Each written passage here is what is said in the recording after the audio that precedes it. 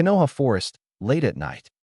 Late at night, in the moonlit forests of Konoha, Irika Yumino ran like the demons of hell were on his heels.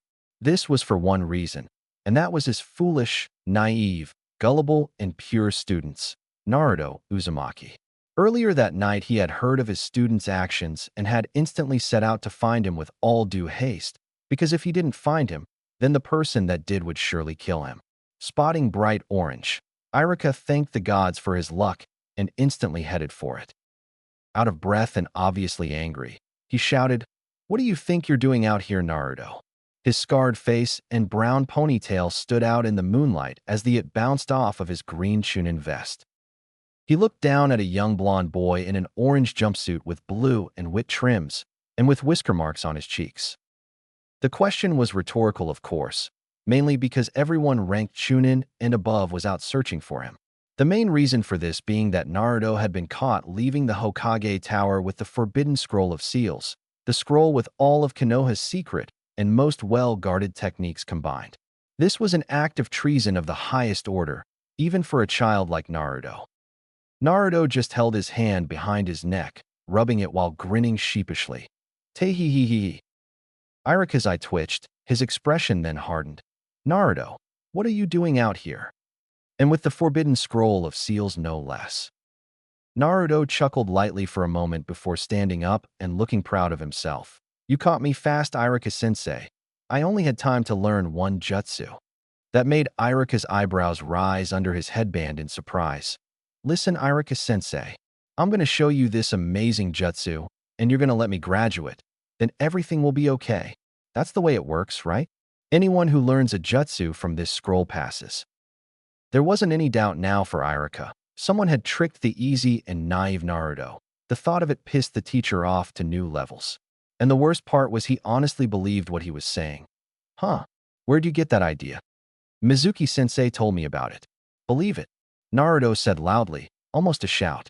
He told me where to find the scroll, in this place. Then it hit Irika. The boy had been deceived. But that wasn't what hit him. What was that he had been deceived by someone who should have had his best interests at heart and was to be used as a scapegoat. And what could Naruto do but to trust his sensei to do what was right? Naruto didn't deserve this treachery of his trust. No teacher should break that trust. Naruto, I'm sorry to say this, but Mizuki lied to you. Irika shut his eyes so that he could think. Naruto was lucky he was the first one to find him. Others would have probably killed him before he even knew what was going on. Naruto looked up at Irika, his eyes on the verge of tears. Irika-sensei, am I in trouble? Naruto had no idea what to do now. Should he give himself up? Run? Fight? No, that was stupid in of itself. How could he possibly beat Irika, a Chunin? No, he had no delusions about his skills compared to that of Irika. Irika would hand Naruto his ass several times over and wouldn't even break a sweat. Irika sighed. What was he going to do? He placed a hand on Naruto's hair. Honestly, Naruto? Yes. But if you come with me now, I'll do whatever I can to vouch for you and help you get out of this, he said with as much conviction as he could. He could see Naruto was having an inner conflict. He was trying to decide whether he would run, fight, or just give up. Naruto looked at Irika, his eyes almost as if they were searching Irika's to see if he was telling the truth. Mizuki had already lied to him today, apparently, so why trust Irika-sensei wouldn't either? But he did give him his word. Do you promise? Irika smiled warmly. I just gave you my word, stupid. He couldn't help but to sigh in relief as he saw Naruto was going to come back. Now, let's get going. Naruto dashed. That's when he heard the telltale whistle of a bladed weapon traveling through the air. Naruto, look out. Irika tackled Naruto to the ground just as a massive shuriken passed right where he had been standing a second earlier. Nice work, Naruto. I see you found us out. Irika, Mizuki stated as he appeared standing on a tree branch looking down at them. They got back to their feet, standing defensively. Now give me the scroll. The game's up, Mizuki. He knows that you lied to him. What you've done is despicable, Mizuki. Just tell me why. That's just what I can't wrap my head around. Why betray the leaf, your home? Irika said, moving his hand down his side, pulling out a kunai. Mizuki just looked at Irika for a moment before bursting out in laughter. Why? You ask why? I'll tell you why. When we were children, we both lost our parents to that demon brat. So I decided to befriend you, Irika. After all, we were the same. That was until other people began treating you better than me, including our friends, the third Hokage, and even people we didn't know. Why did you deserve all that compassion, yet I received none? I was left to rot, practically ignored. Is that fair? No. And now I'll have my revenge on this village by handing over that scroll to, let's say, IWA. I think they'll be pleased with the means to destroy Konoha. As Mizuki finished, he broke into a manic laughter that filled the area with the crazed sound. I'm sorry you felt that way about our friendship, and you may say that everyone ignored, but I didn't. That's because our friendship meant something to me. But now you've forsaken that trust. I have no choice but to kill you, Irika said, launching himself at Mizuki. Naruto just sat there wide-eyed as his two teachers exchanged blow after blow at speeds that Naruto almost couldn't keep up with. So this is a fight between two high-level shinobi. It was almost unreal in Naruto's mind how Irika-sensei was able to keep up, but as he watched more closely, he realized that Irika was lagging behind and taking more and more blows. After a few more minutes, Mizuki scored a knee to Irika's stomach that wrapped him around his leg, just before he used both of his fists to knock Irika to the ground, which caused an updraft of dust and dirt. Irika lay there breathing heavily. He could feel that he'd broken several ribs from that knee and damaged them further on the trip down. He watched as Mizuki walked up to him with a sickening smile on his face. You were never a match for me, Irika, so why bother? Why even protect this demon brat with your life? After all, he is just an annoying little demon who killed your parents. Naruto sat there listening to what was being said and once again was on the verge of tears. Why? Why did people call him a demon? Was it the pranks? No, it was happening before the pranks. And how? How did he kill Irika's parents? Mizuki looked to the side to see Naruto's tear-lined face. Naruto, did you ever wonder why everyone hates you? Why everyone in the village knows about it, but you? Naruto looked at Mizuki. I don't care what you say. You're just another of many who thinks I'm some kind of demon. You tricked me. You betrayed my trust. You're the demon. Naruto shouted as more tears streamed down his face. Mizuki just laughed again. I guess you're right about me. I don't really care anymore, though. But you care very much what people think about you. And that is that you're nothing more than a blight on the face of this village, something that needs to be taken care of. Irika saw that Mizuki's words cut deep into Naruto from the change of expression on his face. Even he knew it was true. Mizuki, Irika growled lowly, stop this. You know you can't talk about this. Mizuki let out a loud bark of laughter. Why would I care about that? I'm already a traitor. Naruto, do you want to know why everyone hates you? I thought so. They've been lying to you your whole life, Naruto. Since the decree 12 years ago. What decree? Naruto said, confused. Why would there be a whole decree based on him? It didn't make sense. Everyone knows except you. Irika's trying to hide it from you, even now. He'd do anything to shut me up, Mizuki said with a laugh at the snarl that escaped Irika's lips. Naruto couldn't take any more. Why was he treated like this? He had to know, what is this decree? Why does everyone else know about it, but me? Don't tell him. It's forbidden. Irika tried to shout, but started coughing up some blood from some internal injuries.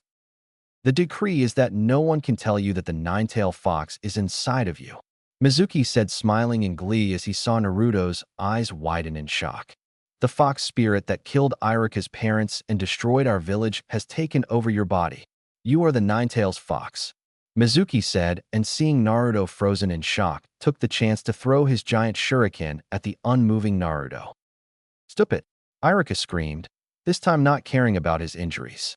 Acting quickly, he grabbed the back of Naruto's shirt and him behind his own body, as shortly after the shuriken hit him in the back, piercing his lung and several other vitals. Ag! Irika screamed as blood flew out of his body and mouth, spattering against Naruto, who stood there staring transfixed at the blood that covered his body. Why, Irika-sensei? Naruto said, his voice breaking halfway through. Why? Because you're the same as me. After my parents died, no one ever complimented me or recognized me. Being the bad student I was, I screwed up a lot during class because I wanted to get everyone's attention. I couldn't get anyone's attention when I was a good student, so I acted like an idiot. Irika said to Naruto, Looking at the tears that were once again flowing freely, it was tough. Iruka tried to continue but found his breath escaping him. Right, Naruto? You were lonely, right? It was tough, right? I'm sorry, Naruto. You didn't have to feel that way if I was more aware. Iruka said with a sad smile. He slowly reached up to his Hitayate before taking it off.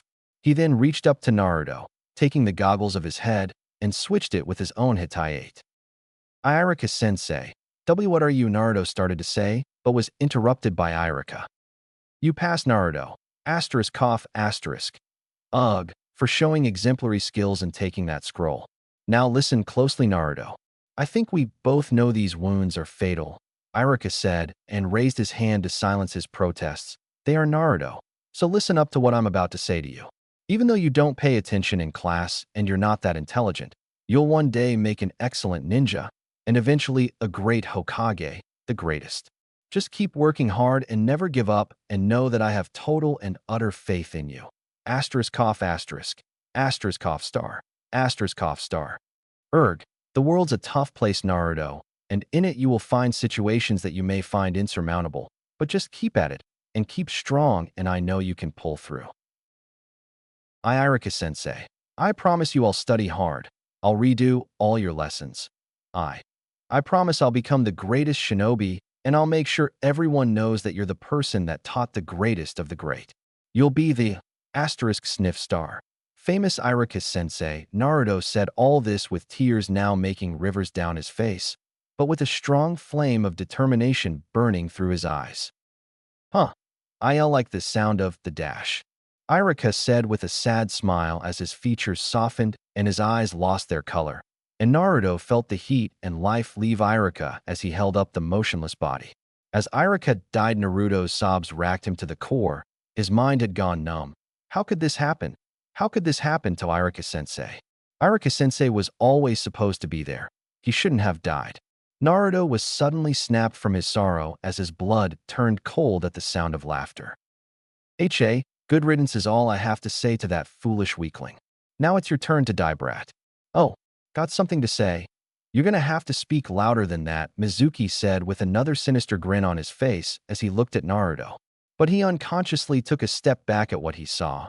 Naruto was looking nothing like his usual self. Instead of the usual happy child, he now looked up with feral eyes that promised death and destruction.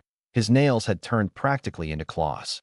But worst of all, he covered in an almost liquid orange that submerged his entire body and had one large orange tail swinging behind him.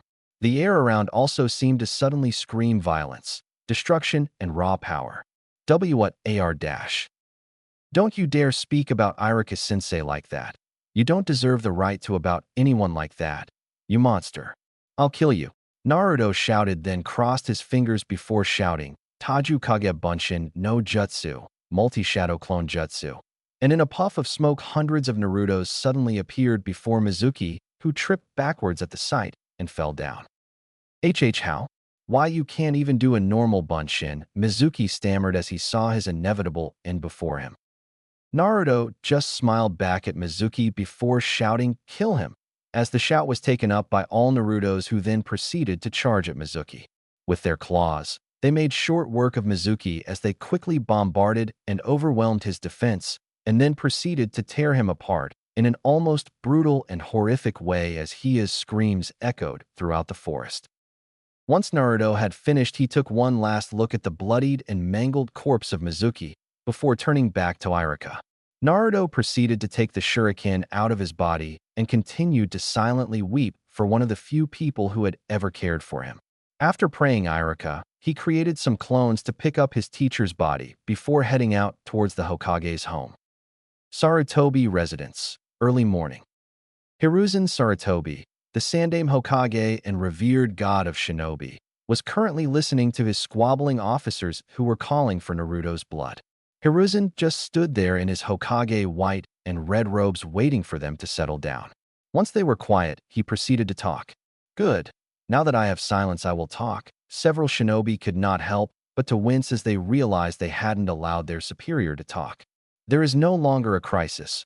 Naruto has dealt with and killed the true traitor and is returning with the scroll. I feel I must also say I am truly disappointed with you all. Instead of focusing on the scroll that holds this village's safety within it, you looked for Naruto's blood instead, which you surely would have unfairly killed for no more reason than for something that was out of his control.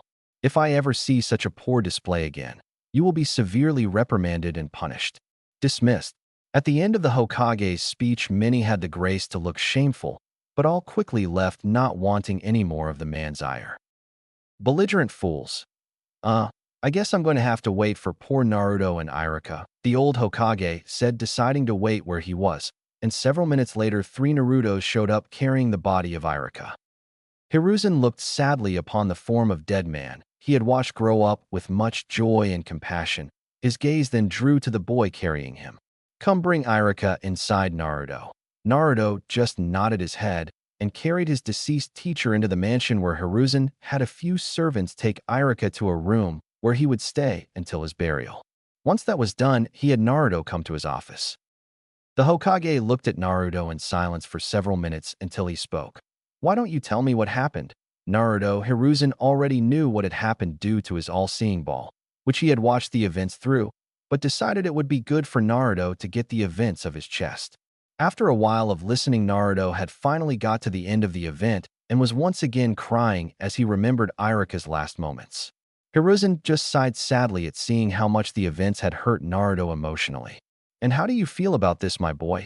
He said, thinking it would be good to know whether or not he blamed himself.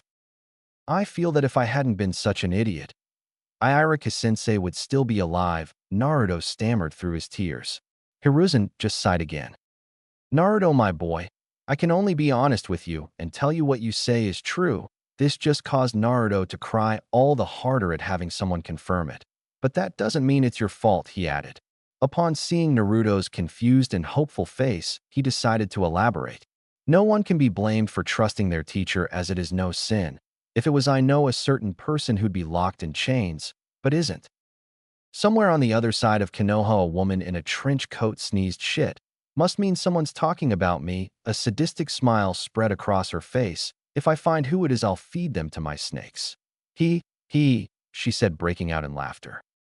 In front of her, a confused prisoner could only feel dread at the fact a madwoman was his torturer. Hiruzen couldn't help but feel a shiver run down his spine for some reason, but carried on. Furthermore, Mizuki was the one that did all of this and manipulated you and went on to kill Iruka, not you. And lastly, Naruto. And remember this, Iruka done his duty protecting you and the village. He chose to save your life at the cost of his.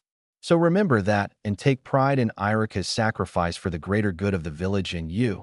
Don't tarnish his decision by wallowing in self-pity. Instead, stand up tall and do what you promised to do and make him proud. As he finished, he couldn't help but to smile at seeing Naruto sit a little straighter and wipe the tears from his eyes. Good. Now what do you plan to do now? I'm going to start becoming a better ninja, and I'm going to study.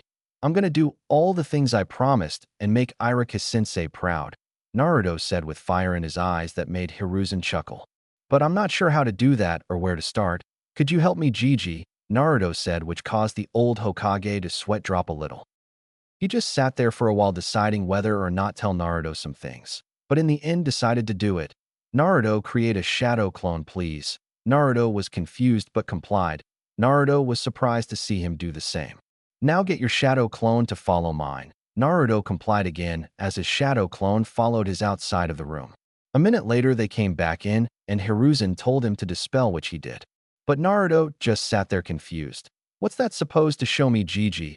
I already knew I could create shadow clones, Naruto said, causing the old Hokage to want to slap his hand to his face, but didn't. Naruto, what did my clone say to yours? Your wife's name was Buwako, but what does that show me?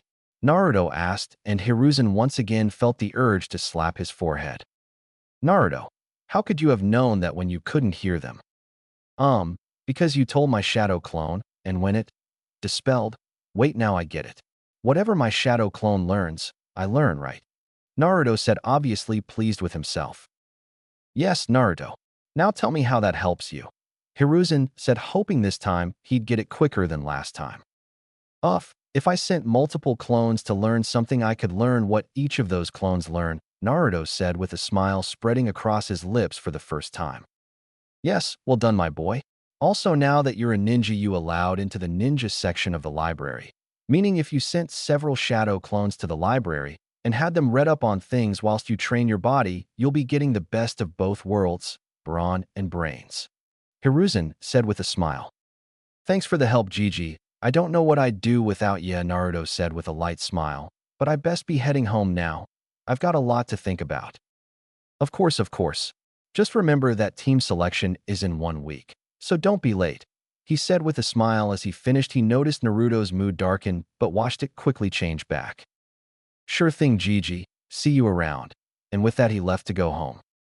As Naruto left, the old Hokage walked to a picture of his predecessor and sighed. Ah, Kushina, Minato, I feel as though I've failed you in so many ways. I hope you can forgive this decrepit old man for his numerous mistakes. Konohagakure no Sato, streets of the Shinobi shopping district. As Naruto walked down the street, he couldn't help but to wonder how he was going to be able to get all the things he needed.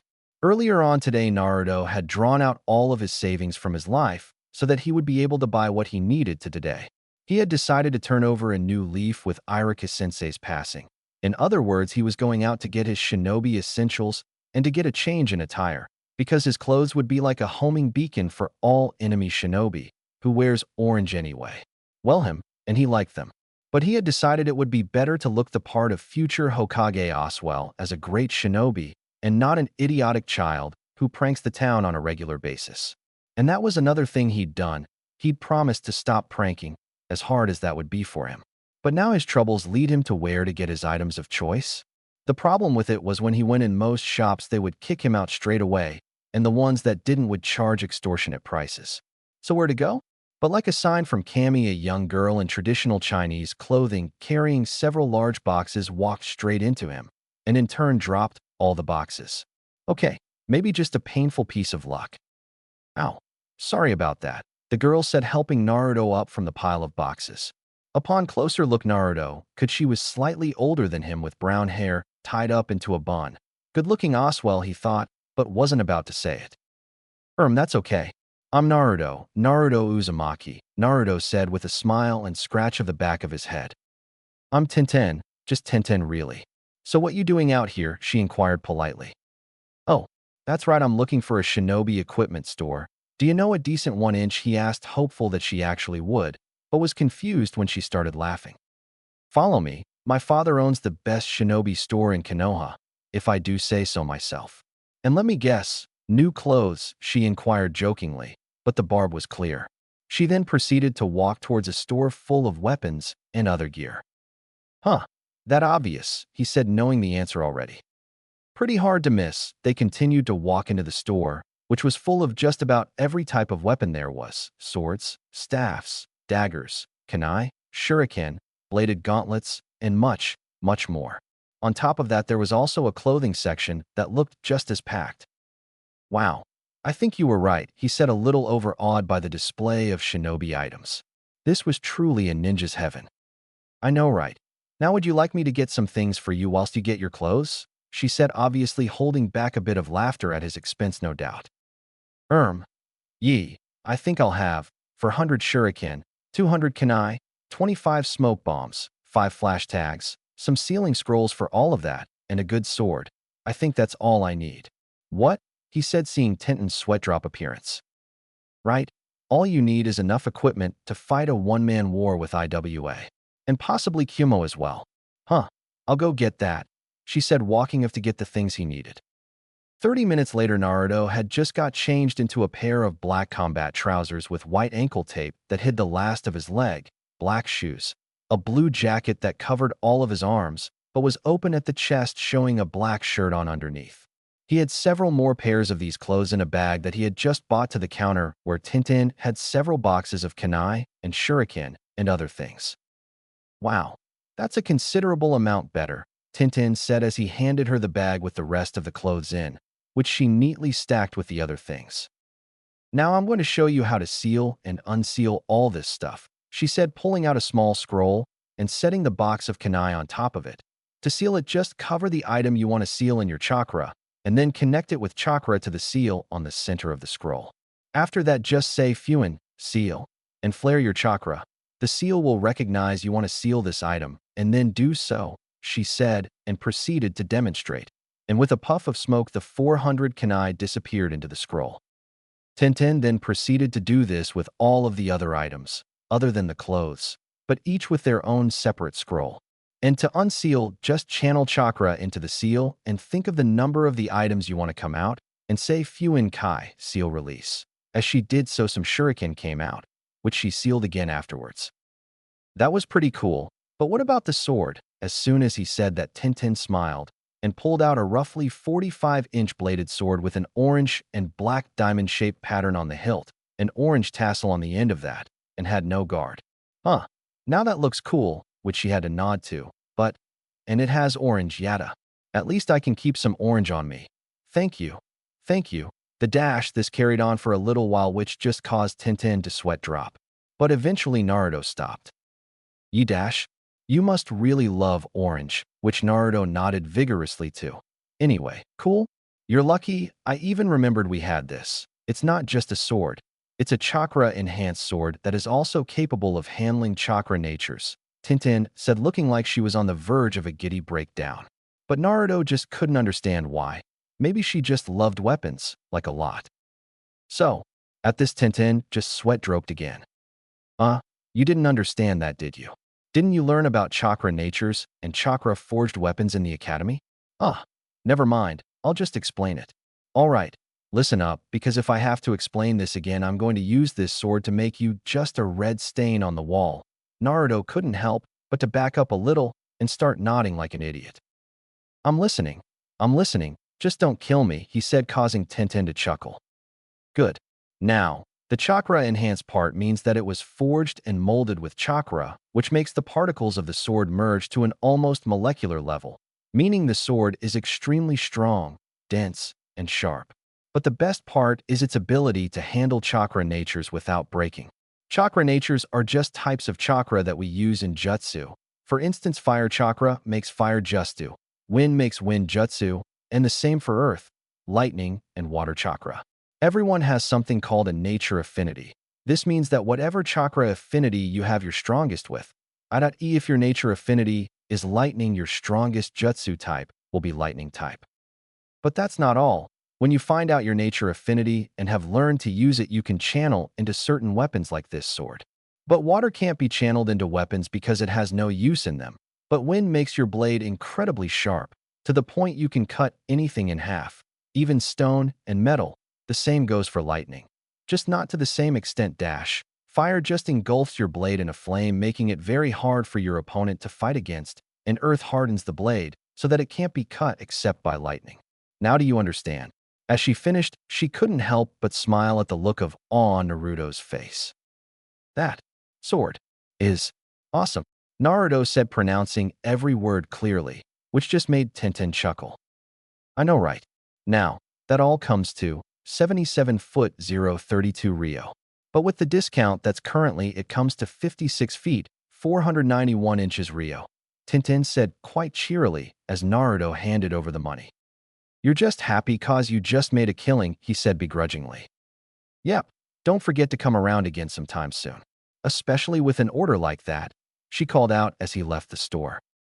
As Naruto came into the street, he couldn't help but to smile. It was happening.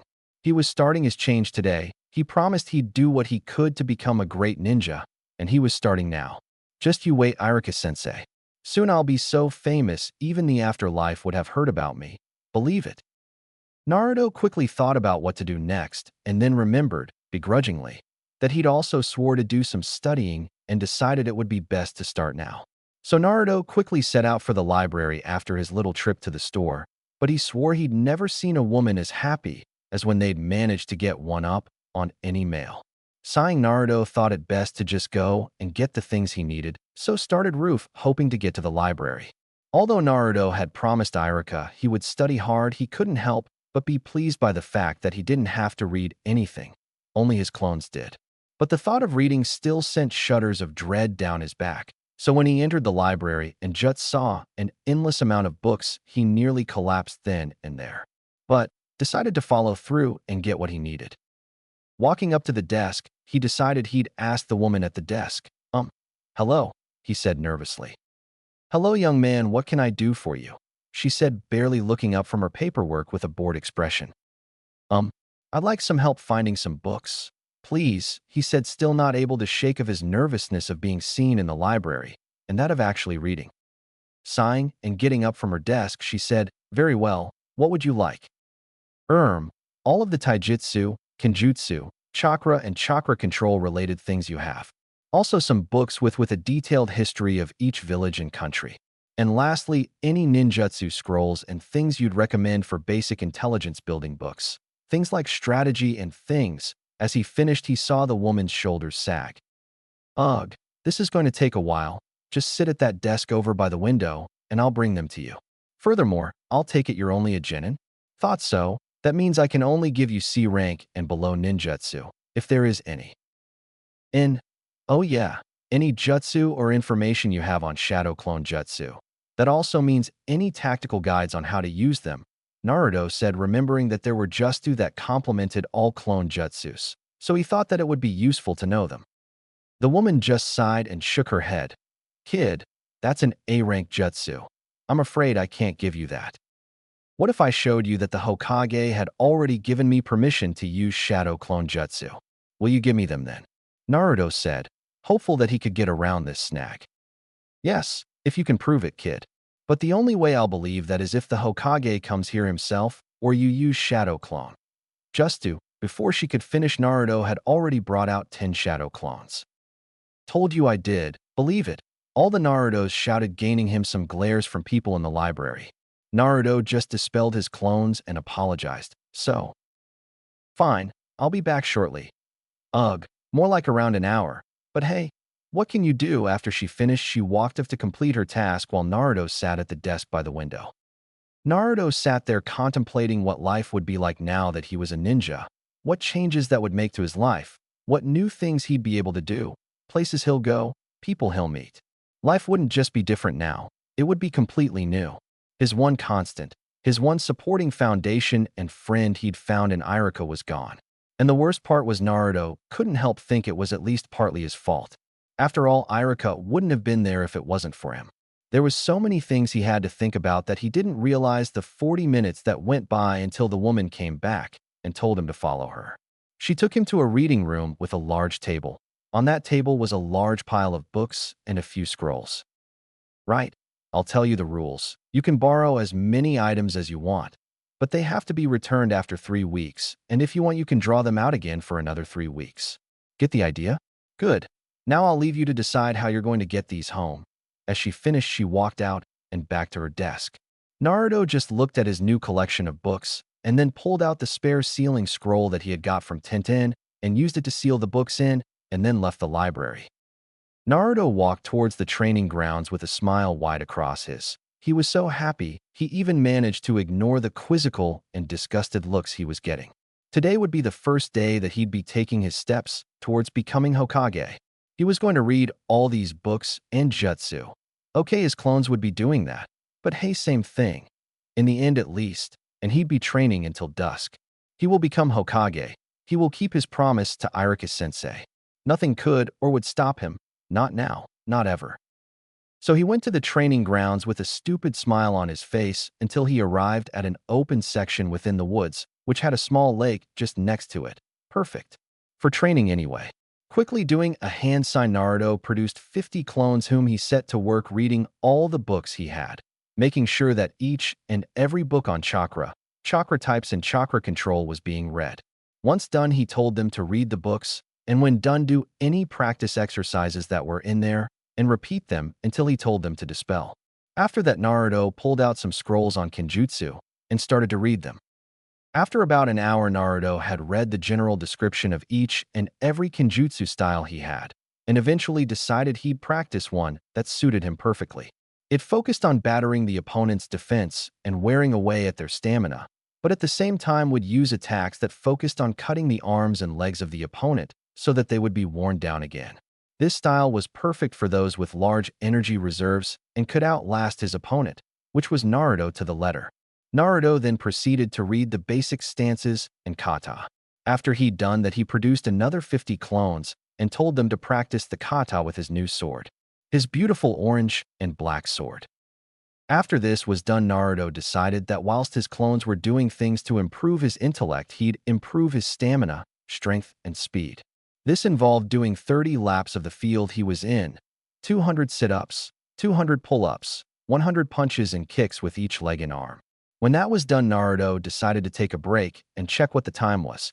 And when he did, Naruto was surprised to find that it was nearly 8 o'clock. Ugh, my body's in agony. Guess I better head back home and get some rest.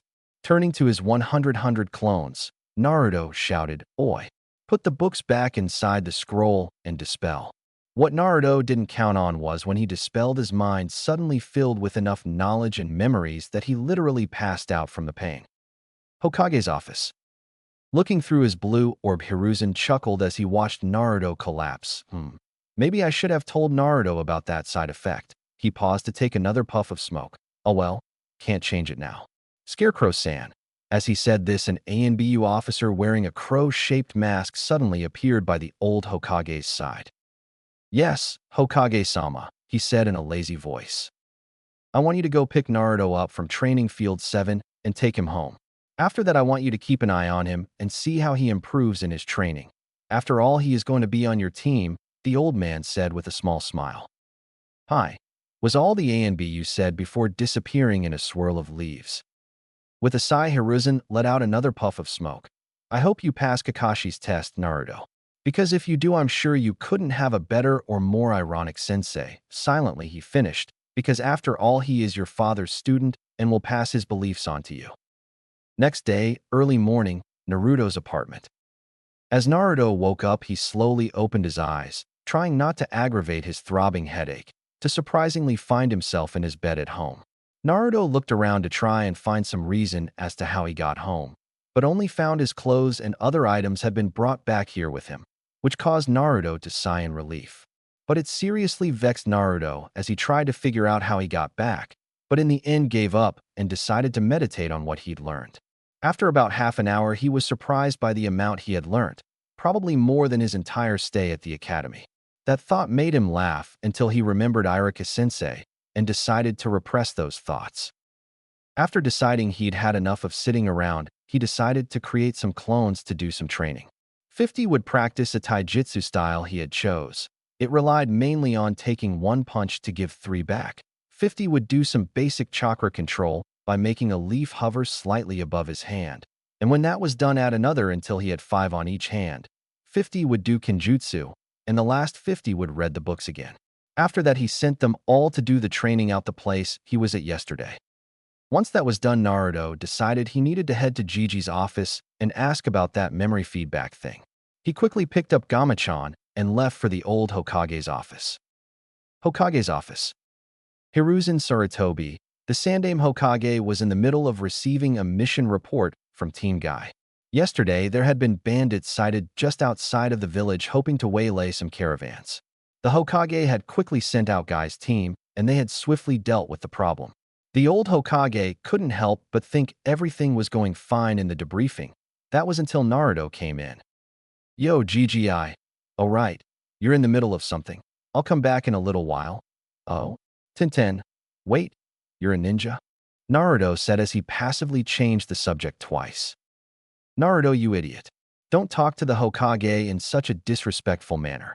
And yes, I am, Tintin said, holding up a threatening fist. Now Tintin-san, it's all right for Naruto to talk to me like that if I allow it. But I do thank you for your concern. Tintin paled slightly at the hidden scolding. Hi, Hokage-sama, Tintin said, acting a little shameful, but stopped when she heard a snicker. And what are you laughing at? What? Don't shout. I was just laughing at how you just got told by Gigi. Oh, and Gigi, are you going senile, or did you just forget to tell me that dispelling all those clones at once would nearly kill me? Because if you are, maybe I should just kick your arse and become Hokage today. At this, Naruto saw Tintin's jaw drop. Her wide-eyed teammate looked at Naruto with interest. The Jounin in a green jumpsuit and his chibi version started spouting of nonsense about youthful flames. The Hokage just chuckled and said, Ah, you never fall short to amuse me, Naruto. I admit to forgetting to tell you about that little detail. Hiruzen chuckled again when he heard Naruto say, Tell that to my little headache. True. but I'm definitely going to have to get a bit stronger to beat me and for me to name you my successor. He, well, maybe not today, but someday. Believe it. Now how do I get around that memory feedback thing? Naruto said, now calming back down. Easy enough. Just don't dispel them all at once. Dispel them in groups of 10 with a few in between each group. That should allow your brain to process the information without overloading, he said, taking a puff of his smoke. Now Naruto, would please come back again later so I can do this debriefing. Sure thing. See you later, Gigi, Tin-chan, Naruto said, waving over his head as he left. Once Naruto had left, Tintin blushed at the suffix he'd used at the end of her name and looked back to the Hokage. So, Hokage-sama, you talked about the side effects of Shadow Clone Jutsu, if I'm not mistaken. Guy waited for the Hokage nod, so he not only has the ability to pull of an A-rank jutsu, but you made like he could create multiple clones. How many can the kid produce? Guy said, generally interested, but when his team heard A-rank jutsu, they were all suddenly interested as well. Hiruzen chuckled before saying, well, all I know is that he can create 300 without even breaking a sweat. At this, Guy suddenly looked unsteady. Why with ease? That puts his chakra capacity at least in between Jounin and Kage. How the hell does he manage that? Guy said shakily, causing all the others to look at him in utter shock. Between Jounin and Kage, and a Jinin no less. He. I think we both know how, Guy, the Kage said ominously, but Guy seemed to understand. Yes, I suppose we do at that, Guy said seriously. I can't wait to see what his flames of youth can do. I think we can all expect great things from him in the future, he finished, to which the Hokage agreed, leaving 3 very curious Genin to wonder what think about this new anomaly that was Naruto.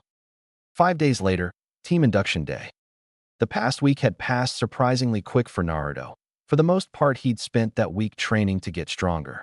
Naruto couldn't help but to smile as he had not only gotten, but also smatter. His mental capacity must have at least tripled so far this week. He knew Iruka-sensei was looking at him from the next life with a proud smile. But Naruto tended to bury any thoughts about his deceased older brother figure. It was still hard to think about him without getting heavily emotional. In his training, Naruto had progressed with his chakra control exercises. He could now levitate 2 leaves on each hand at once. He was trying for 3 on each, but splitting his chakra in 2 directions and then 3 again was still out of his grasp, but he was progressing and would soon have it down. In Kinjutsu, he had completed all 5 levels of novice and was now on level 3 intermediate. 7 levels more, and he'd begin the first level of expert, and then on to master. Then his taijutsu had progressed much more. He was now a level 9 intermediate, his new style. He was very proud of that, along with the old man as well. His knowledge had also improved a great deal, where he was only able to score 41% on his test at the academy. Previously, he could now get 86%.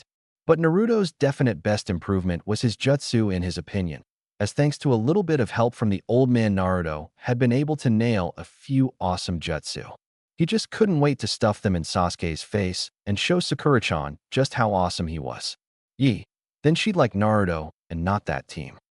But as good as his improvements were, Naruto knew they weren't enough. He had promised Iruka-sensei he'd be the best, and he wouldn't stop until he was. But for now, Naruto just had to focus on team selection. He had read somewhere that as a tradition, senseis would test their team after graduation to see if they really deserved to be shinobi. So Naruto was not going to walk into this blind, for once anyway. But as he walked towards the academy, he couldn't help but to wonder who his sensei would be. They would never equate to Iruka-sensei, that was for sure. But would he be good? Well, he was a jounin, so that was a given. But he just hoped he didn't get some silver-haired lazy pervert. That would just be too awful for words to describe.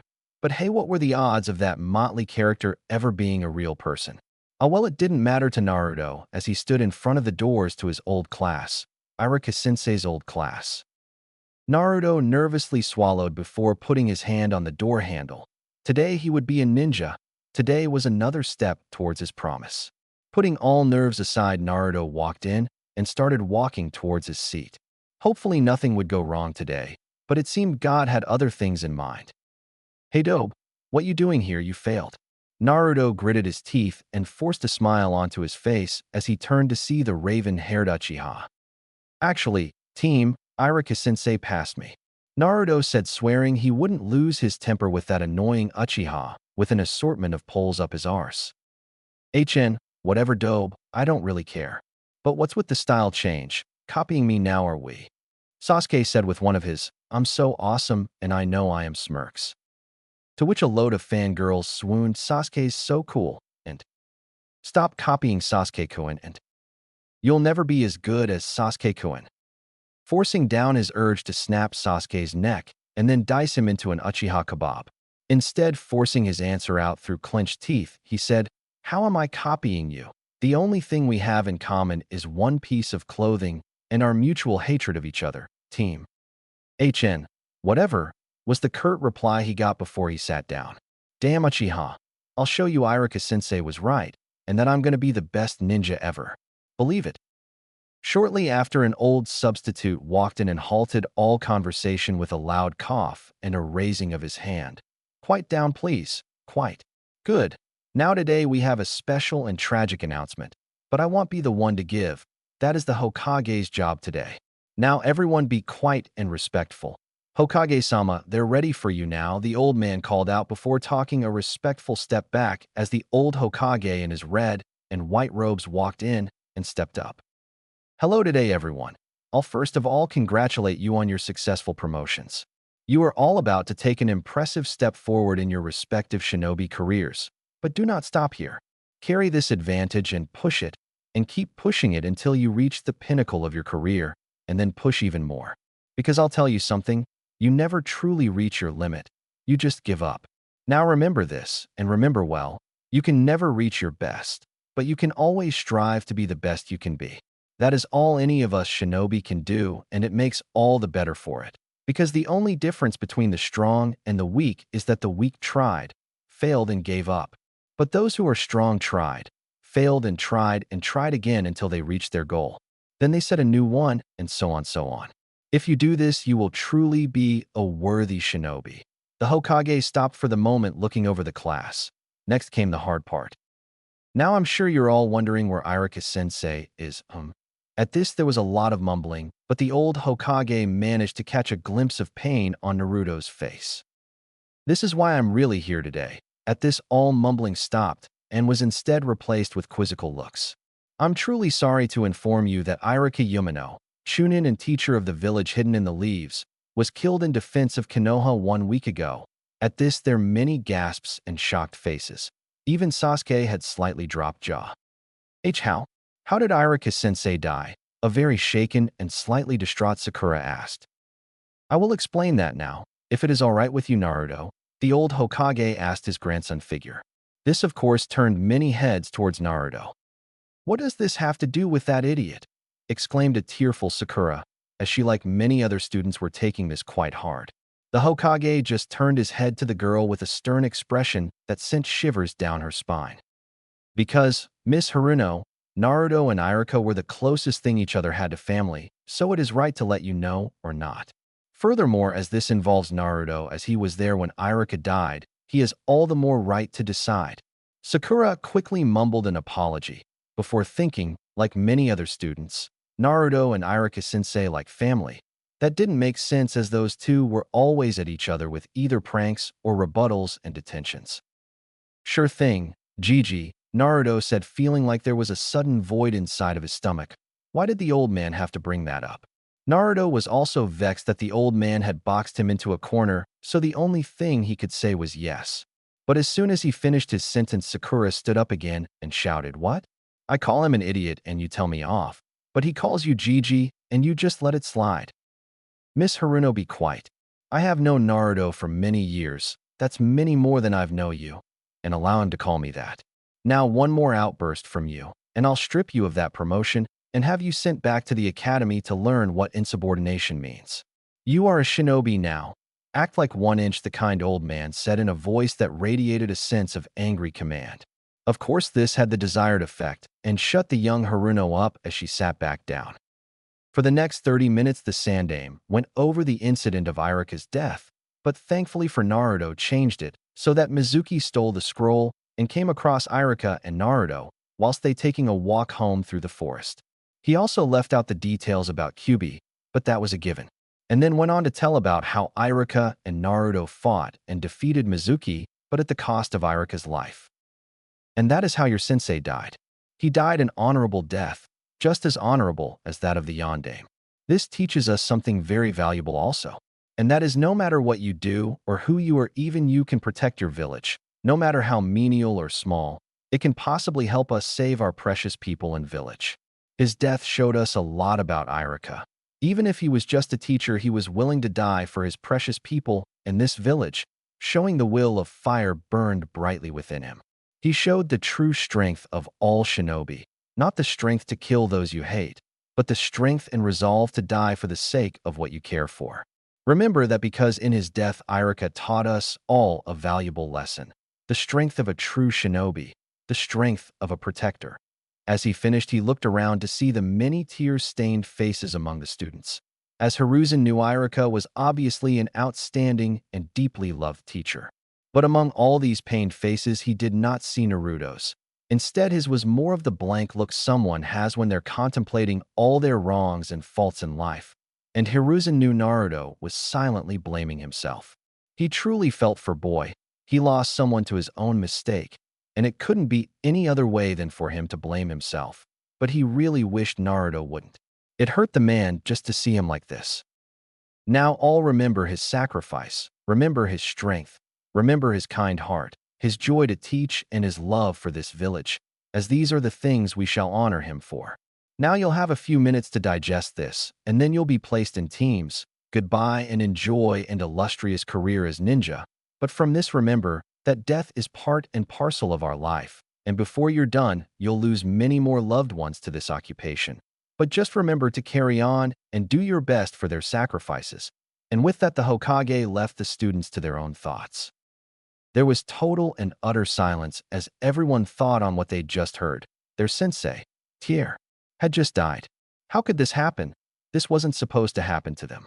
This was the general thoughts for all, apart from two, one being Sasuke Uchiha, and the other being Naruto Uzumaki. Sasuke was thinking on what he'd just heard about his teacher. Sasuke could definitely say the man died an honorable death, but strengthen his will to protect. Please, the only way to gain true strength is to fuel your hatred into weapon and use it to kill all of those who oppose you. That foolish teacher was a prime example. He died protecting his precious people, whereas if he'd just attacked with the hate of an enemy shinobi trying to destroy Konoha, then he would have won. But nonetheless, Sasuke respected the way the man was willing to die for his beliefs, just as he was in his belief that he would kill that man. Naruto looked down at his hands as he thought of the mistakes he had made, the first and most obvious one being how he trusted Mizuki team. If he'd just thought for 1 second, he would have realized just how stupid and obvious the situation was. But no, he just had to be a shinobi even if it cost him, which it did. The price was far too high for Naruto's liking though, but now he had to deal with it and make sure he kept his promise to Iruka-sensei.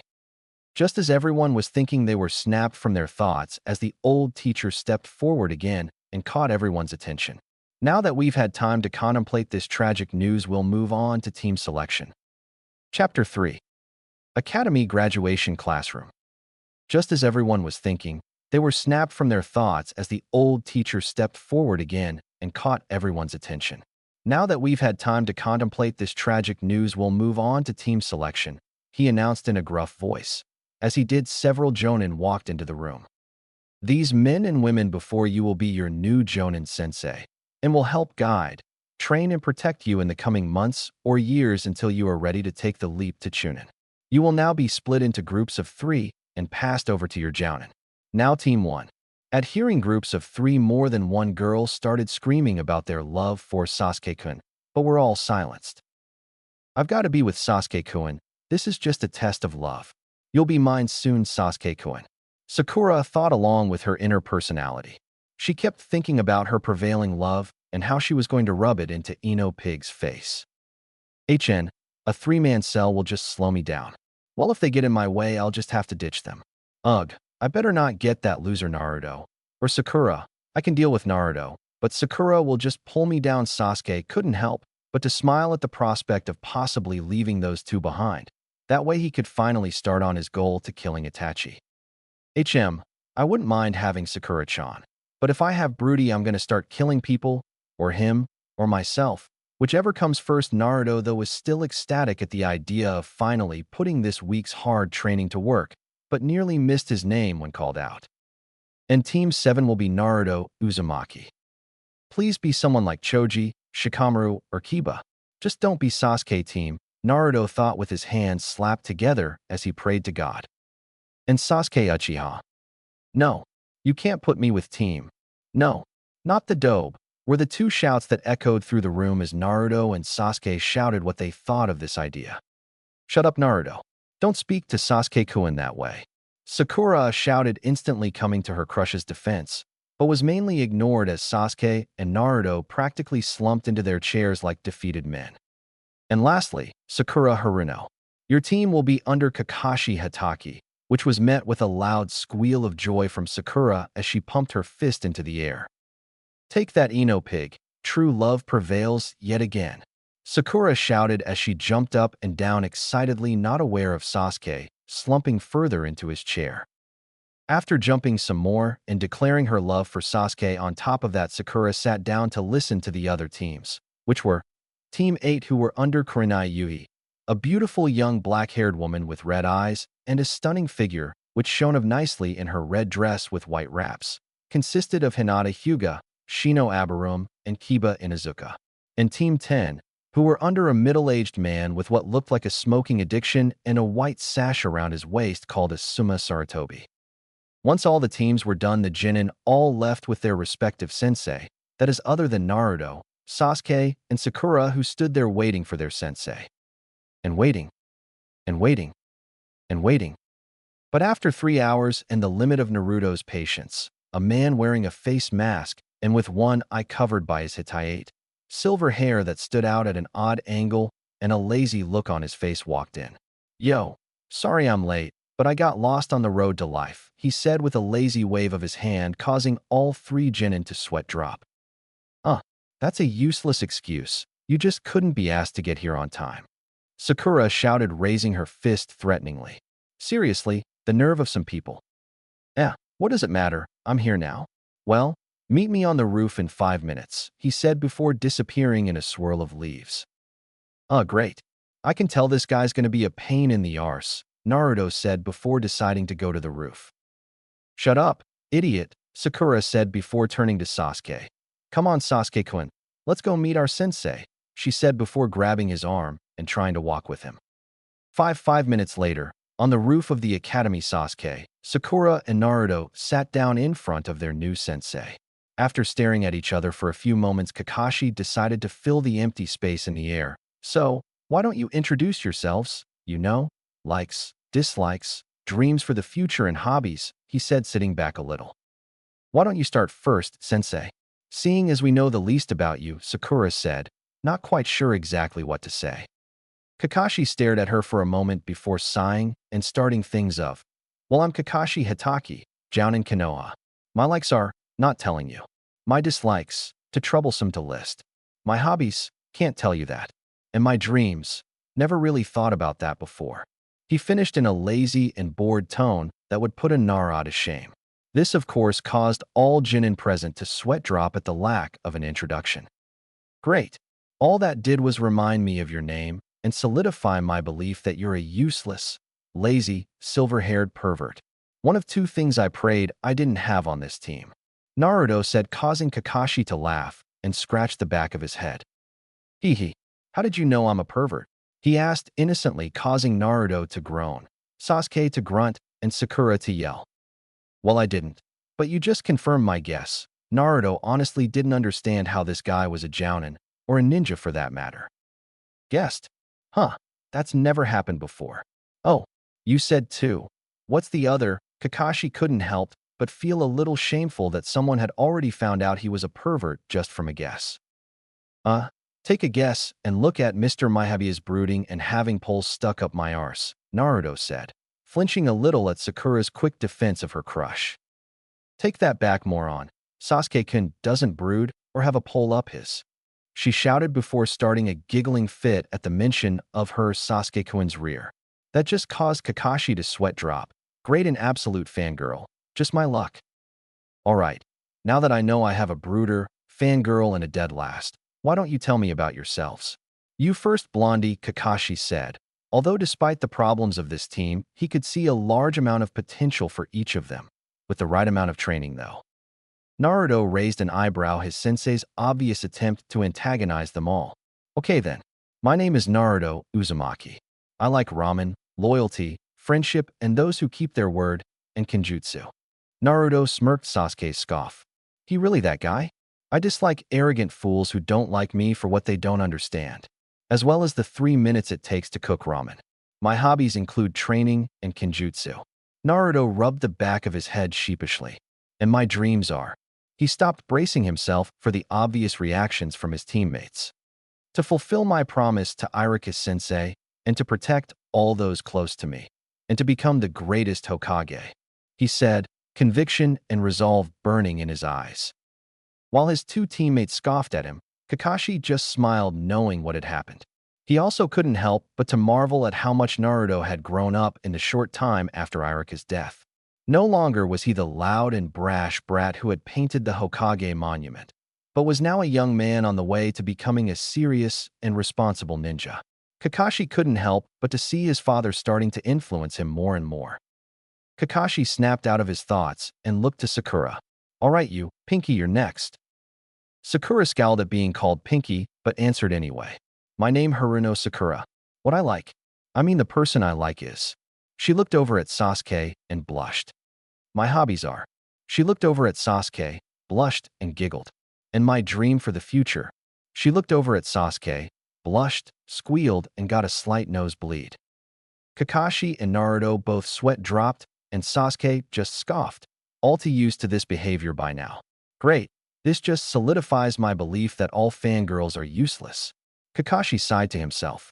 Is there anything you don't like? He asked. Naruto baka, Sakura screeched. All right then. Kakashi picked out his ear with his pinky finger. You, the broody one, you're next. Sasuke's scowl deepened at his sensei's comment, but just carried on as if nothing happened. My name is Sasuke Uchiha. I don't particularly like anything, and I dislike too many things to name. What I have is not a dream, because I will make it a reality. I'm going to restore my clan and kill a certain someone. Oh man, Sasuke-kun is so cool. Sakura thought, squealing in delight. Cha, he's so hot. Inner Sakura let her opinion be known. Naruto just sat there. Broody bastard just got even darker. Well, I wonder if he can get any more darker. Actually, let's not jinx it. I've got to spend at least the next few months with him. It's just as I thought. Kakashi sighed. He had figured that this was how Sasuke would be. I can only hope he'll eventually turn away from this path. Good, he said, snapping the others from the thoughts, keeping his lazy expression on his face. You've all got your own opinions, and you're all unique. He nodded to himself. Now tomorrow we will have our first mission as a team. What kind of mission? Asked Naruto, eager to finally prove he could be a great ninja. Locate some missing ninja, wipe out a fortress? Come on, sensei, tell us. Calm down, Naruto. Kakashi spoke in a lazy voice. When the blonde finally stopped, he spoke again. Our task will involve just the four of us. A survival exercise. Kakashi stood there expecting the verbal abuse, but none came. Much to his surprise. A survival exercise? Sakura questioned. But we already took those back in the academy. This isn't going to be some simple exercise. This is nothing like your training at the academy. Kakashi stated with a smirk, not that his soon-to-be students could see it. Or not. It all depends on if they pass the test. Naruto decided to make his thoughts known. Is this that test to become Genin? Kakashi just looked at Naruto for a moment, completely dumbfounded. Naruto, you're such an idiot. We just took that test a week ago. How the hell did you even pass it? Sakura shouted, hoping to gain some approval from Sasuke. Actually, that was a test to see whether we were ready to take the Genin test or not. The real test to become a Genin is given to us by our sensei. Naruto then looked round to see the looks he was getting and decided to clarify. I read it in a book to do with Konoha teaching and learning guides. Once he finished, he heard the obvious scoff of Sasuke and Sakura. Please, you would never be caught dead reading, Sasuke said with a smirk. Yeah, Sasuke-kun's right. You probably can't even read. Idiot, Sakura chimed in her annoying screech. And what would you two know about me? All you ever do is brood, Sasuke team. And all you do is shout and hit me. I know more about you two than either of you know about me combined. Naruto said, surprising everyone with the amount of venom his voice held. But Naruto was still having the same thought go through his head. How could I have ever liked that screech? It's painful to listen to. Yi, and what's that? There's nothing to know about you. You're a nobody. It would be pointless to know about someone like you. Whereas to know about me is simple. After all, I am an Uchiha. Sasuke said with a smirk. Yeah, Sasuke-kun is right. You're just a nobody, came the monotonous voice of Sakura. Oh, and that's coming from you, Sakura. Don't forget you're a nobody, Oswell. Well, I say Oswell, but really you're on your own. See, Sasuke, you think you're the only person with clan problems. I'm also from a clan, the Uzumaki clan of Yuzushiogakure, the village hidden in the whirlpools, whom were all wiped out in the same way yours were. Naruto was now furious with Uchiha. How can that team be so stuck up? I swear I'm going to kill him someday. Huh, that's probably because they were weaklings just like you, Sasuke said venomously. Well, if you had done your history, you would have found that they were the most feared clan in the world at the time. Their skill in Fuinjutsu was so powerful and unrivaled that the Second Great Shinobi War was started just to wipe them out. This never happened for the Uchiha. Even they weren't as feared as the Uzumaki were, Naruto shouted in Sasuke's, smiling when he saw Sasuke's face change to a visage of rage. Huh, what a load of crap. No clan is as feared as the Uchiha. We are the greatest of all clans. It was clear by the way Sasuke was shouting that he was now angry that any clan could compete with the Uchiha, and this made Naruto smile in pure joy. Oh, I seem to remember the Senju wiping the floor with the Uchiha. That got the desired reaction as Sasuke stopped for a second, realizing that Naruto was right. Come on, team, just bite and see what happens. All right, maybe that was true, but you're no Senju, he replied, going back to his smug smile, but was confused when Naruto started laughing. Wrong. The Uzumaki are descendants and close relatives of the Senju clan. We just split apart during the time that Konohagakure was created. Take that, you smug bastard. Naruto couldn't help but put on a smug smile as Sasuke was at a loss for words. Got you, bastard. Sasuke, though, quickly regained his cool. I can't let Naruto pick me apart like this. It's embarrassing. Well, as true as that is, I have the Sharingan. What does your clan have? Apart from some speciality in Fuinjutsu. Naruto just smirked all the more. Well, team, my clan was famous for our longevity of life and strong life force. This means that we live for a very long time, where a normal person may live to the age of 70 and their prime lasts from their teens to late 20s, and Uzumaki can live to about 110 and their prime can last from their teens to 40s. And the life force means we are born with and develop an insane amount of chakra. Usually all Uzumaki get enough chakra for a Jounin all the way to Kage. Every single one of them. Even me, as mine is currently at the level of low Jonin or high Chunin. Huh, that wiped the smugness right off of your face, you useless bastard. Naruto thought, looking at the shocked looks on his teammates' faces. What? That can't be true, could it, sensei? Sakura said, looking to her new teacher. Kakashi, who had been sitting there listening to this series of events with amazement, was snapped out of it as he heard Sakura and saw she, along with Sasuke, were looking at him with a look of disbelieving on their faces. Well, yes. Yes, it is all true, but I'm more amazed at the fact you knew Naruto. How did you? Naruto just smiled and looked at his sensei. Well, I decided to read up on clans, seeing as our class was predominantly clan members, and when I did, the Uzumaki came up. So I did some research on it at home and in the library. I'm planning on going to ask if the Uzumaki have anything here in Konoha that were left behind before they, went deceased. Naruto finished, slightly upset at the fact that he just remembered his deceased clan's outcome. He must have looked them up when I wasn't watching him. I'm just glad he didn't find out who his mother was. That would have definitely led him to his father. I mean, it didn't take me long to figure out after the QB attack. It would have only taken a small amount of digging for him, he thought, sighing to himself. Well done, Naruto. That was a good idea to research the clans of Konoha. I suggest you all do the same for clans for inside and outside the village, Kakashi said. Now, before any more arguments break out, let me say I want you all to meet at Training Ground 7 at 5 a.m. Bring all your gear and weapons. Oh, And I'm the one who gets to decide whether you three pass or fail. And I would suggest not eating breakfast tomorrow morning. And with that, he shined away, leaving three students, one smug, one furious, and the last confused. I'm out of here, Sasuke muttered as he stood up. Oh, Sasuke-kun, maybe we can spend some time together. You know, to make a plan to pass Kakashi's test. Sakura said in a hopeful voice, but got rejected point blank. Naruto just shook his head as he watched them leave.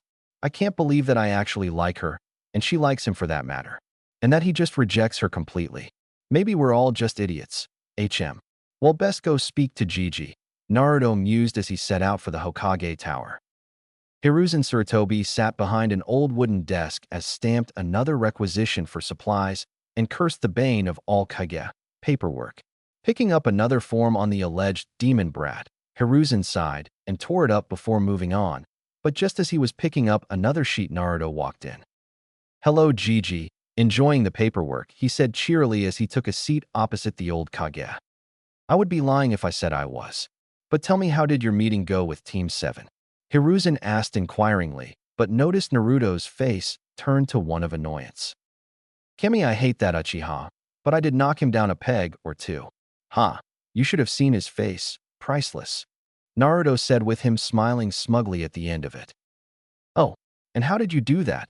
The Uchiha have always had a smug arrogance that's hard to get around. He said, wondering just how he managed to do it, and praying that he didn't hit him. Well, I just told him all about my clan history, and then told him how we are related to the Senju that seemed to constantly kick Uchiha arse. After hearing this, Hiruzen's ever-present pipe dropped out of his mouth and hit the desk with a loud clack, and he went wide-eyed. What? How did you find out? The old man stumbled through his sentence. Huh, I knew you knew about this. Why didn't you tell me? Naruto said, smiling as he pressed the surprised Kage. Hiruzen sat there for a few minutes before sighing. Well, Naruto-kun, I think I'll tell you I know about your clan, and parents for that matter. But, he said, stopping Naruto's quick questions, I can't tell you about them. Not until you're old enough anyway. And before you say anything, it's because if I told you, you would be in a lot of danger, and so would the village. Naruto sat still for a minute before looking Hiruzen in the eyes. Huh, so my parents were important, I'll take it. I can't say I don't like not being told who they are, but I guess I can wait a while if it's for the safety of me and the village. After all, it's my dream to become Hokage, and that means protecting all the people of this village, even now. Naruto said with a sad smile. I am sorry I can't tell you yet, but I can tell you on your 16th birthday, that I promise you. But I can tell you about your clan. After all, I did meet a lot of them, especially during the wars, I might add. So ask away. Hiruzen said, smiling once he saw the light come back into Naruto's smile. Well, first of all, what were they like? Also, what were they like in battle? And lastly, did they leave anything behind in Konoha before they all died? Naruto said with giddy excitement as he rushed through his questions. Hiruzen smiled as he put his elbows on the desk and rested his head on his hands. Well, where do I start? I guess I'll start with the first and second question. First of all, tell you what your clansmen looked like. They were all generally tall, strong people with red or ginger hair. You're the first I've known that is blonde. They were also famed to have the most handsome men and beautiful women in all of the elemental nations. Also, with my experience with your clan, I can tell you they were very kind and loving people. They all sought peace and world happiness. Never in my years did I meet an evil or twisted Uzumaki. They were all kind and peaceful to the core. As he stopped for a moment, he closed his eyes and smiled deeper. But saying that doesn't mean that they wouldn't retaliate when their loved ones or friends and allies were in danger. And when they did, Kami have mercy on the souls of the fools who did. In battle, the Uzumaki were one of, if not the most cunning and intelligent people on the battlefield, always excellent strategists. Only matched by the Nara of Konoha. Also, their Fuinjutsu was sublime. They could do things with seals that you would think impossible. For instance, they had seals that could cast large-scale Jinjutsu, which they did so that people couldn't find Yuzushogakur dash, bring statues to life, fire high-level jutsu, absorb the chakra out of ninjutsu, make weapons come to life, and shape-shifting one's Oswell. And so much more. That doesn't even begin to describe how they were in battle. They all had Jonin to Kage and higher chakra reserves. They all were masters of either wind, water, or lightning affinities. For this, they gained the nickname Arakuru Arashino Kami, which means gods of the raging storm, because when they used these elements in conjunction, it was like the heavens themselves were answering the call of the Uzumaki. But seeing as they were only a small clan of usually around 50, they weren't enough to hold back the combined forces of IWA and Kumo. I'm sorry to say that Konoha arrived too late to aid Yuzu, and they fell. But from what I can generally tell, they never got into the village. Yuzu's Fuinjutsu traps made them too much of a risk to enter, because if you weren't an Uzumaki, it was suicide. Even for a Kage. But even so, Kumo and IWA starved them out as well as using long-range jutsu to kill of many of the citizens and shinobi. And after a while, the last few Uzumaki ordered the citizens to retreat and scatter into the world as they held of the invading forces along with the last of their shinobi. Truly the most heroic of deaths, as even today the people of Yuzu live on in the world thanks to their brave sacrifice. Never in my time alive have I met such great people. As Hiruzen finished, he looked up to see a smiling Naruto. They both sat for a few moments in silence to take in the things that had been said, almost out of honor for the dead. I'm glad I come from such a great clan, not for their power but strength in beliefs and ideology. I'm truly proud to be an Uzumaki. Thank you for telling me what legacy I have to live up to, Gigi. I'll make you and the people of Yuzushiogakure proud. Just you wait, I'll be the greatest Uzumaki. Believe it, Naruto said proudly as he put his fist to his heart. That's the promise of a lifetime. Upon hearing this, Hiruzen couldn't help but to chuckle. I'm sure you will, my boy. But now to answer your last question. Yes, they did leave some things here. Follow me. It's time you got some of your inheritance. You were supposed to get this when you were 16 Oswell, but I can give you most of it today. You'll get the rest the day I tell you about your parents. He then proceeded to walk out of the Hokage's tower, setting a brisk pace. For several minutes, they walked through Konoha's streets, Naruto getting less glares than usual as he was with the Hokage, but some still did it anyway. After a few more minutes, they arrived at the Sarutobi compound, and the Hokage proceeded to walk on through until he came to a large building with 2 doors at the front. This is the Sarutobi vaults. In here I have stored your inheritance, the Hokage said before walking in. When they did, Naruto couldn't help but be impressed. All around there were stacks of scrolls, unique-looking weapons, some jewels, and many more things. Cool, Gigi. This is all yours, Naruto said, impressed. No, my boy. This is everyone's in the Sarutobi clan. Now follow me. Naruto did as said and followed him. They quickly walked over to a door at the end of the room and opened it. Inside the room was about 30 pull-out containers, all with kanji on for different names, but one caught Naruto's attention, the one that said Uzumaki. Naruto looked up at the old Hokage with an unasked question, to which he nodded. Go on, my boy. It's your right after all. Naruto quickly walked up to the container and put his hand on the handle. Taking a few calming breaths, Naruto prepared to take his first step towards his clan, his family. After so many years, even though it wasn't going to tell him who his parents were, it felt great to finally be so close to them that he could almost feel it.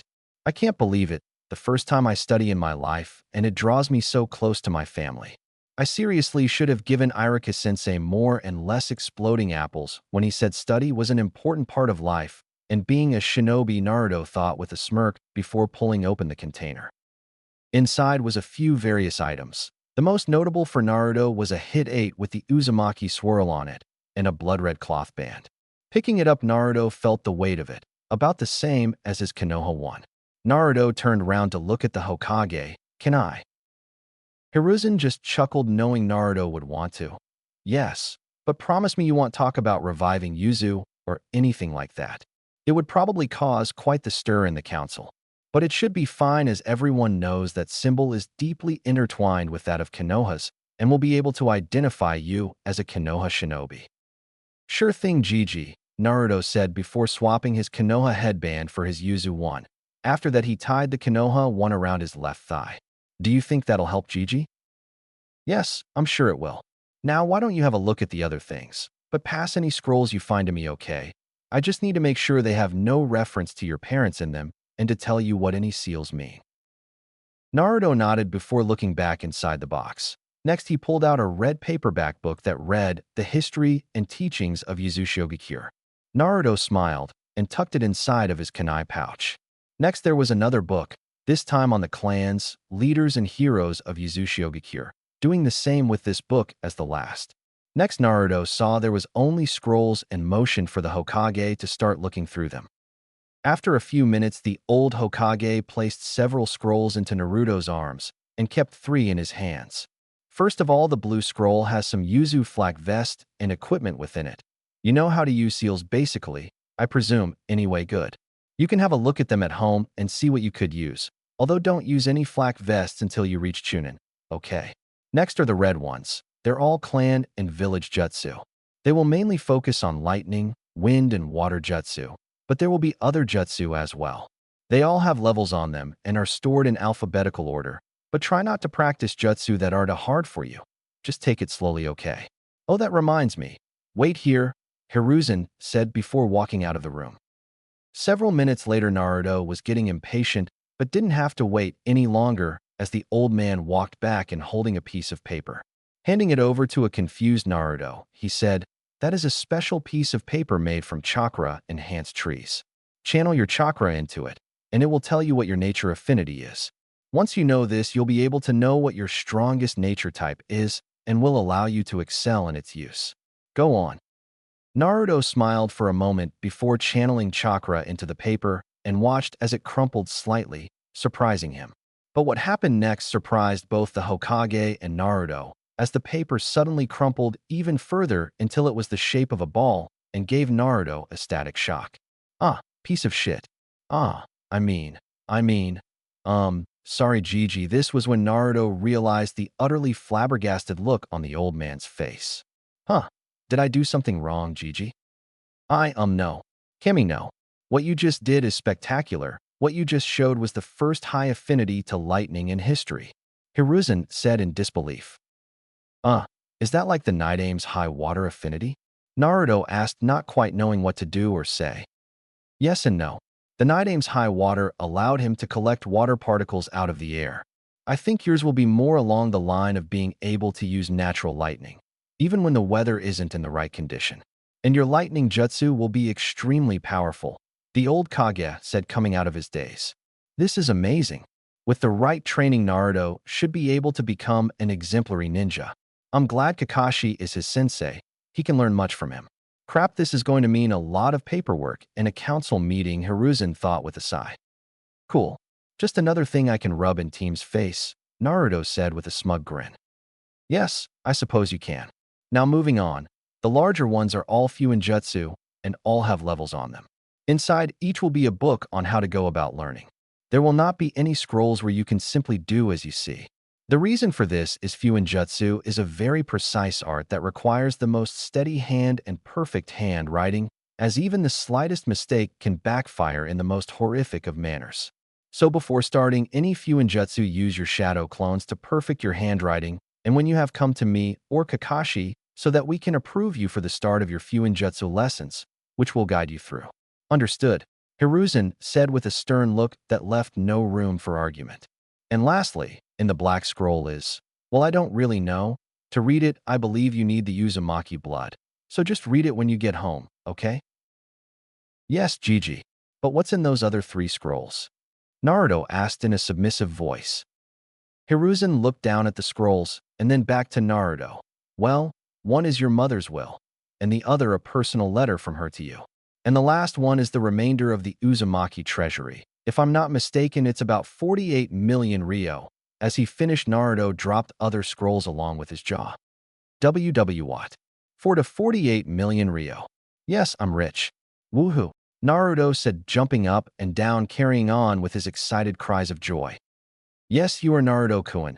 I'm going to take this scroll to the bank and open up an account for you so that no one tries to take it from you on false claims. But do not waste this money. Use it wisely and sparingly like you would any other time. Don't forget that money turns wise and good men into arrogant and evil fools. So don't change just because the figures in your box has, okay? Hiruzen said, offering his sagely advice. Sure thing, Gigi. I just can't believe I can finally buy what I want and move out of that apartment complex, Naruto said happily. The prospect of living in a quality home with whatever he want was almost as good a feeling he had from finding out about his clan. Yes, I suppose it is. Although, If it's all right with you, may I be in charge of the property you are to buy? Because seeing as you are a special clan of Konoha, you have the right to buy a clan complex, not just one home. And I have the perfect one in mind. Hiruzen said with a smile.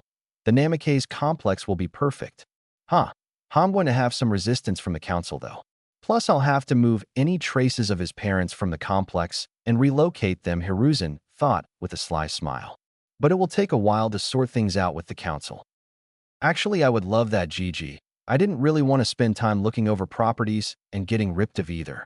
So I'm glad you can do it, Naruto said, scratching the back of his head with a small chuckle, which was met with one from the old Hokage. I'm sure you didn't. Also, I'll now be setting you a weekly allowance to keep an eye on your balance. Other than that, you're free to go now, Naruto-kun, he said, stepping out of the way of the door to let Naruto pass.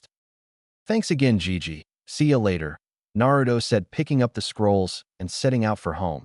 He was going to have so much fun going through all of this. He knew that he'd be late home after all the training he'd be doing tonight. As Hiruzen watched him leave, he couldn't help but sigh, glad that something good had finally happened for the boy. His life had had too many hardships for someone his age, but then again, even if he'd had a bad life, Naruto had turned out fine. Much to the delight of the old Hokage, he knew that one day he'd be hearing and seeing great things from Naruto. Chapter 4. The Dobe, the Team, and the Fangirl. It was early morning.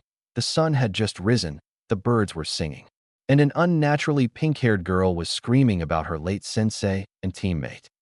I mean, seriously, they're both 2 hours late. Where are they? I swear if I get my hands on them, I'm gonna kill them.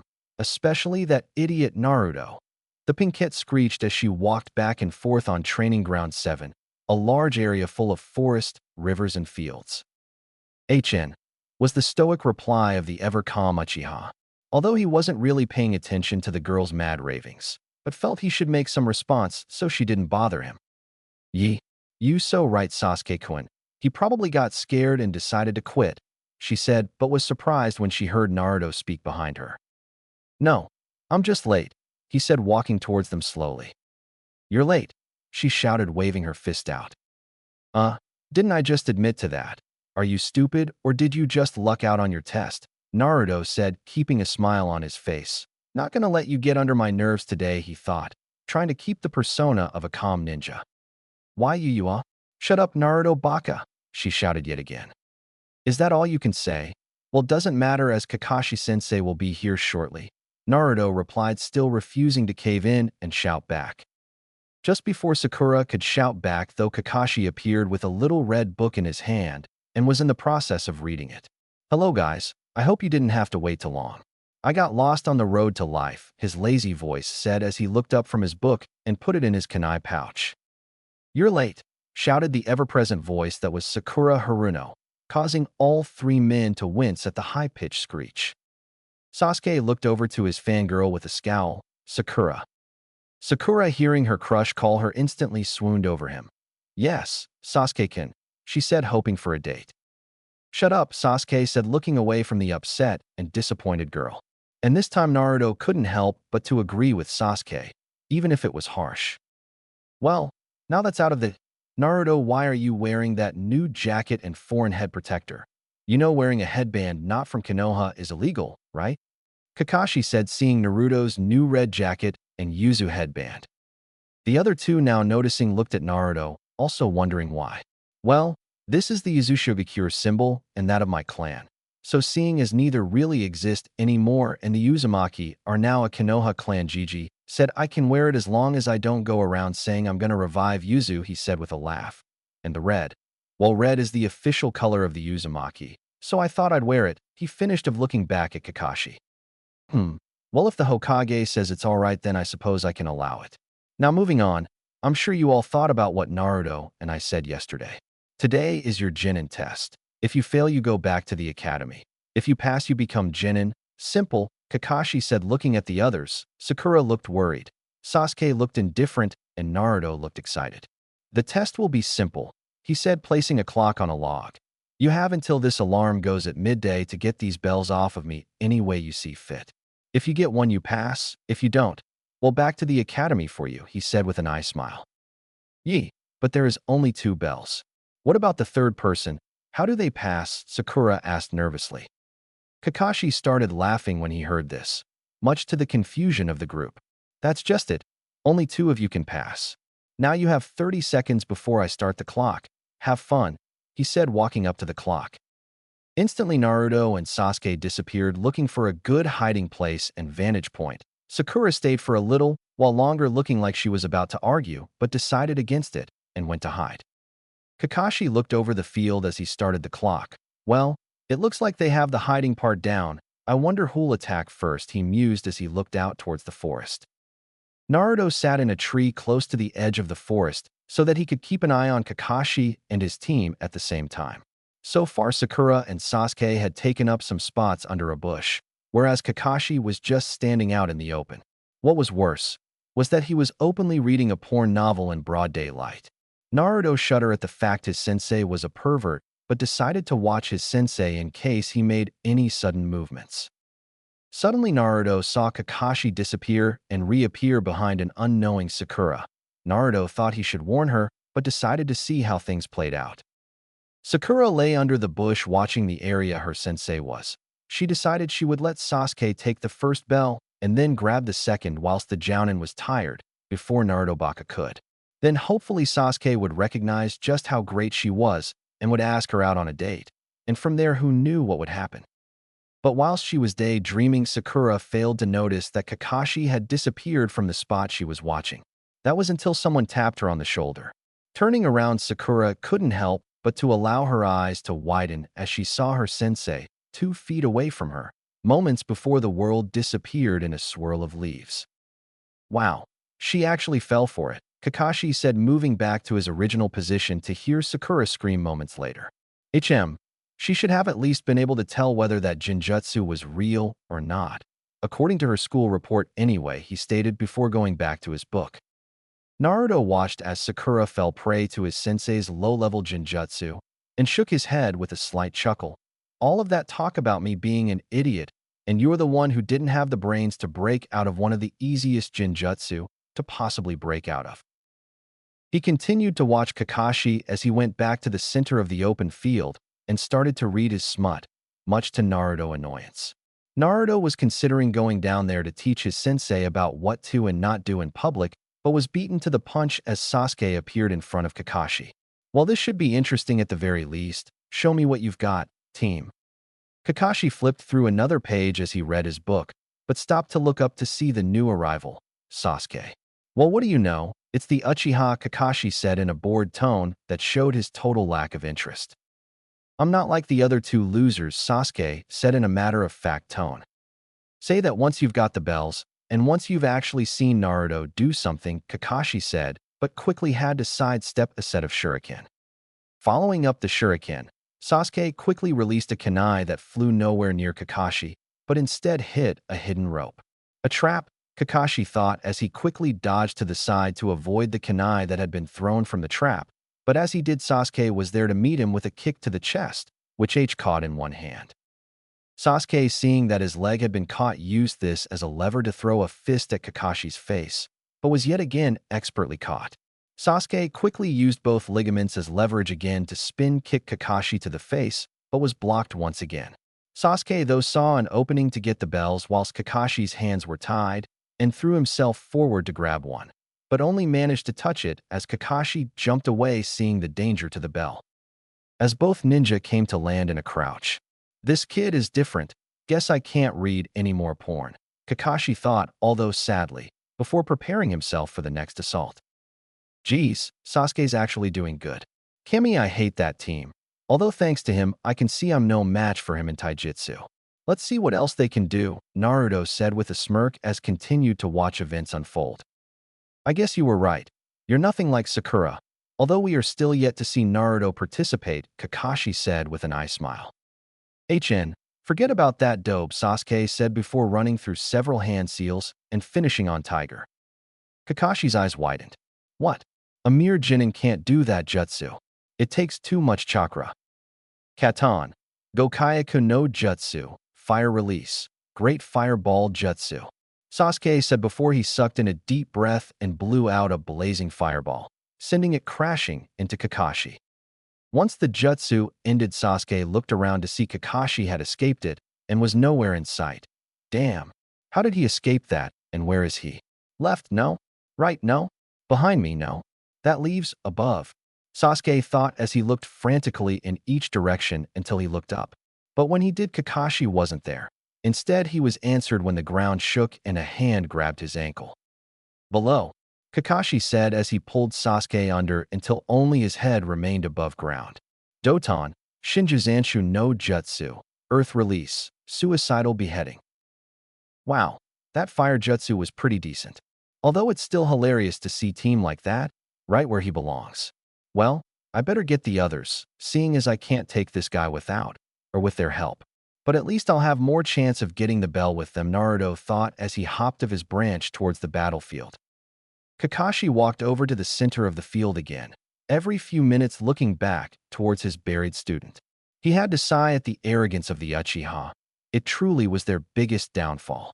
He only hopped. It didn't cost the 3 students their spots as Jinin, but the way things were going seemed all too likely that it would. They've got talent, but they refuse to see that's meaningless in the face of unbeatable odds. Unless they team up, that is, he thought with a sad smile. He was about to continue reading when he felt a presence in front of him. Ah, I was wondering how long it would take you to show up. You going to attack me? Kakashi said, putting his book away. Sorry, I got lost on the road to life. There's so many turns in the goddamn thing. They should really put up signposts. Hee. And yes, I am here to fight you, Naruto said, dropping into a ready stance. Well, I'm glad you seem to be such a good student. Learning from me already, Kakashi said with an eye smile. But he quickly dropped into a more serious manner. But I'm afraid that's where this ends. As soon as he said that, he quickly rolled out of the way of some kunai that hit the tree behind him. Coming up into a crouch, he looked to see a kunai hit the floor in front of him, but was surprised to hear the sizzling that he so hated. Shit. Explosive tag, he said, springing backwards towards into some trees until he had to dodge several more projectiles. What's going on? You're not attacking me seriously. What are you planning? Kakashi said to Naruto as he appeared a small distance away. Naruto smiled at Kakashi's question and pointed to his side. When he looked round, Kakashi was surprised to see all the trees surrounding him were covered in explosive tags. Boom, Naruto said just before a large explosion rocked the earth. Meanwhile, what do you want, dope? Sasuke spat venomously as Naruto walked up to him with a smug smile. Well, I've come to help the almighty Uchiha. Obviously, he said, his tone full of joy and laughter, much to the annoyance of Sasuke. I don't need your help, weakling, Sasuke said, looking away. Okay, Naruto said before walking away. Sasuke just looked at him dumbfounded as he walked away. Hey, I thought you were getting me out of here. What's with the giving up straight away? He said furiously. He knew he couldn't get out without Naruto's help. Naruto stopped and looked over his shoulder with a victorious smirk. I thought you didn't need my lowly help, Uchiha-sama, he said, pouring as much sarcasm into his words as possible. The raven-haired teen took a few calming breaths before answering. Okay, I admit I need your help. But once I'm out of here, I'll never need your help again, dope. Man, you know how to thank a guy. You know that. Anyway, I'll help you out as long as you do me a favor and listen to what I'm about to say. After that, you can do what you want, K? Naruto said, looking down at Sasuke. I can accept that, he replied. Now say what you need to. I thought you might. Now what do you think about this test? Don't you think it's impossible to beat for a lone genin? Heck, all 3 of us couldn't do it, Naruto said, looking down at Sasuke as if he was a piece of evidence. Yes, I think you're right, for once at least. But don't start getting any ideas that you're better than me, dope, Sasuke said in his usual voice that radiated arrogant. Ah, I hate this. He's actually right about something I couldn't see. Damn, I hate that dope. Wouldn't dream of it, Naruto replied dryly. Geez, this guy really thinks he's Kami. Man, I'd like to beat him to a pulp whilst he can't move. Anyway, that's not important. What is that I think we should work together, me, you, and Sakura. Because if we can't beat him on our own or together, I say we at least make him remember who we are. After Naruto finished, Sasuke remained silent for several minutes. The dope's right. If I can't win, I might as well make sure I do as much damage as possible. But then there is the fact of working with her. But I guess I should. Fine. You've got me to play along. I'm not going down without a fight. After all, I'm an Uchiha. I can't afford to be shown up by the likes of you. Now get me out of here, and let's go get Sakura." Sasuke said begrudgingly before he heard a loud explosion that shook the earth that held him. "Dope. What the hell was that?" "That was a little trap for Kakashi-sensei. Now come on. Let's go get Sakura," Naruto replied as he pulled Sasuke out of the ground and set off in Sakura's general direction. Sasuke looked over in the general direction of the explosion, seeing a large cloud of smoke. Little trap. What the hell does he consider a large one? He thought before following Naruto. Kakashi stood inside of a field of destroyed trees, many on fire and many more blown away. Wow, overkill on the explosive tags much. It's lucky I used Suiton, Suijin Hiki, water release, water encampment wall. Before the explosion hit, I would have been toast otherwise, But the question is why the distraction, Kakashi thought, coming to the conclusion of why it was Naruto had been staying out of his range. It had to be a distraction, but why? Of course. He's going after the others. This is getting interesting. Maybe I should go wait for them where we started, Kakashi mused with a smile hidden below his mask as he set out. Several minutes after Naruto and Sasuke had freed Sakura from the Jinjutsu, and after her ranting about how her beloved Sasuke-kun was alive and how it was all Naruto Baka's fault, the makeshift team sat on separate branches. "You know the plan. Let's go," Naruto said, and without a second thought headed out. "Stop acting like the leader, Naruto Baka. That's Sasuke-kun's job." He heard the telltale screech that could only be Sakura, followed shortly by a HN that could only be Sasuke. Naruto just smirked as he started to reach the open field they had started at, and with Kakashi standing in the middle of the open field reading his smut. "Looks like I might get a chance to get you out of that habit, sensei," Naruto said to himself just before he landed in the clearing, Sakura and Sasuke appearing slightly later. Well, I guess I should thank you for saving me the time of looking for you. So now you can all fail together," Kakashi said, looking up from his book as he put it into his kunai pouch. "Shall we get this party started?" "I was about to suggest the same thing, but you better be careful. If we're going to fail, we're going to sure as hell make you sorry you failed us," Naruto said with a smirk as he pushed off to attack Kakashi, whilst pulling out the scroll that had his sword sealed into it. Head on, while Sakura and Sasuke ran in a large circle around him and threw some kunai at his sides. Quickly pulling out a kunai, Kakashi deflected the projectiles thrown at him before turning to Naruto and blocking a vicious sword strike aiming to spit him from head to toe. I see you had a sword hidden on you. Let's see what you can do with it," Kakashi said before going into a series of blows against Naruto. He pushed Naruto with little amounts of speed and power, but he still managed to hold him off. "I see you can handle novice-level Kenjutsu. Let's try intermediate," Kakashi said, but quickly jumped out of the way of several more kunai, which he deftly deflected before jumping back. You doing okay, Kakashi-sensei? You seem to be having difficulty," Naruto said with a smirk. Sasuke, as Naruto said his name, Sasuke jumped in to fight Kakashi as Naruto jumped out towards the place Sasuke had been. Kakashi blocked several punches and kicks from Sasuke as he observed the teamwork that had suddenly appeared. Dodging several more kunai, Kakashi looked at the three genin with a hidden smirk. "Clever. You're hoping to switch who fights me and who acts as long-range support, hoping to tire me out. Clever, but not going to work as I can last another several hours like this. And I'm sure you can't," Kakashi said as he blocked a spin kick from Sasuke to his head. Sasuke stood there for a second with his back to Kakashi before turning around to show his hand on the tiger's seal. "Shit, if that hits me at point blank, I'm a goner," Kakashi thought as he desperately started jumping backwards to get some room to avoid the jutsu. "Katon, Hozenka no Jutsu, Phoenix Flower Jutsu," Sasuke shouted just before firing at about a dozen head-sized fireballs. Kakashi quickly wove in and out of the jutsu, but had to quickly jump back to the center of the field as some shuriken followed in the cover of the flames. Once he did, he looked round himself to see he was encircled by the three genin to be. "Well done so far, but you don't think that will be all it takes to defeat me," Kakashi said as he stared at what he knew would be his future team. Like you'd go down so easy. But like we said, we're going out with a bang at least." As Sasuke finished, he ran through several hand seals. Kakashi saw Sasuke starting to go through the hand seal and was shocked. How much more chakra does Sasuke have? This must be a last-ditched attempt, he thought, and then turned to see Naruto doing some hand seals as well. Shit, I've seen that before. I need to get off of the ground.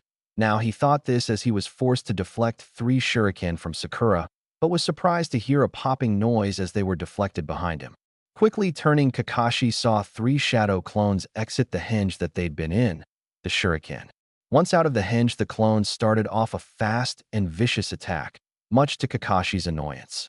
Quickly blocking their ferocious attacks, Kakashi was about to dispel them, but was forced to jump backwards as he heard the distinctive roar of fire from one side and the crackle of lightning from the other. As he landed, he looked to see Sasuke's Keton Gokyaku no Jutsu fly past where he had been, tearing up the ground in the process before it dissipated into nothingness. He also saw Naruto's Raiton Jabashi lightning release, electromagnetic murder, crackle, and jump as the lightning it produced shot through the ground until it stopped where he had been. Kakashi looked at his 3 soon-to-be students as the ring of the bell for the end of the session went off. Clapping, he said, "Well done, you done far better than I could have hoped. But as you know, you haven't got the bells, so you fail." But was confused when he saw all 3 of them smile. "What? I missed something?" the silver-haired shinobi said before looking to see the bells in Naruto's hand. "Actually, we pass, sensei," Naruto said, placing extra emphasis on the word sensei. "You got them with the clones when I had to evade that Raiton and Katon jutsu of yours, didn't you?" Kakashi said with a smirk. "Well, there is a surprise. No team has ever got the bells before. Kurenai and Asuma are gonna love this when I say a bunch of genin beat my test," he thought with a chuckle. "But it's time to see if they can pass the real test. Well, you did, so 2 of you can pass. Decide amongst yourselves who that is," he said with a grin hidden below his mask. Naruto just started laughing when he heard that, much to Kakashi's confusion. That was until Naruto pulled out a red and orange book and held it up. "Like I said, we all pass. Either that, or I get to blow the book to pieces," Naruto said, sticking an explosive tag to it. "I had a little talk with Gigi and asked him what you were like, mainly because you refused to tell us. But he mostly said your most treasured possession was this book, so what will it be?" Everyone had to sweat drop as they saw their soon-to-be sensei drop to his knees and start crying. "You pass. You pass. Just don't hurt Precious," he shouted with a slightly garbled voice when he said, "Precious." "That's fine with me, catch," Naruto said as he threw the smut book away, glad to be free of the filth. Turning to his new team members, he looked at them with a huge grin. "Told you it'd work," he said with a laugh. "I mean, I knew he was a pervert, but that's a little scary. Like I care. I could have done it without you if need be. It was just easier this way," Sasuke said before walking away with Sakura in tow begging for a date. "I've said it many times before, and I'm sure this won't be the last time. But Kami, I hate that guy," Naruto said, shaking his head as he walked away, deciding to go get some ramen as a celebration, leaving the crying ninja to his precious smut. Later that day, Naruto was walking back from the ramen stand after celebrating with Aim and Old Man Tsuchi.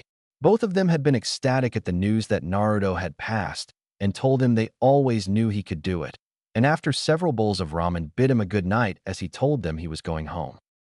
Naruto kept walking down the now empty streets, wondering what it would be like to be a genin, a ninja. His whole life he had dreamed of this moment, and now it was here, but he didn't know what to do now that he had. Jump up and down and shout at the top of his lungs. No, he had left the life of a total fool behind. But that didn't mean he didn't want to do something fun. But what? In the end, he decided that he would head home and have a read of the scrolls that had been given to him. Last night, he had only been able to read the history and teachings of Yuzu Shogakure, which had mainly been about the ideals of the people of Yuzu and seemed to constantly drag up quotes, sayings, or poems about how love and peace conquers all.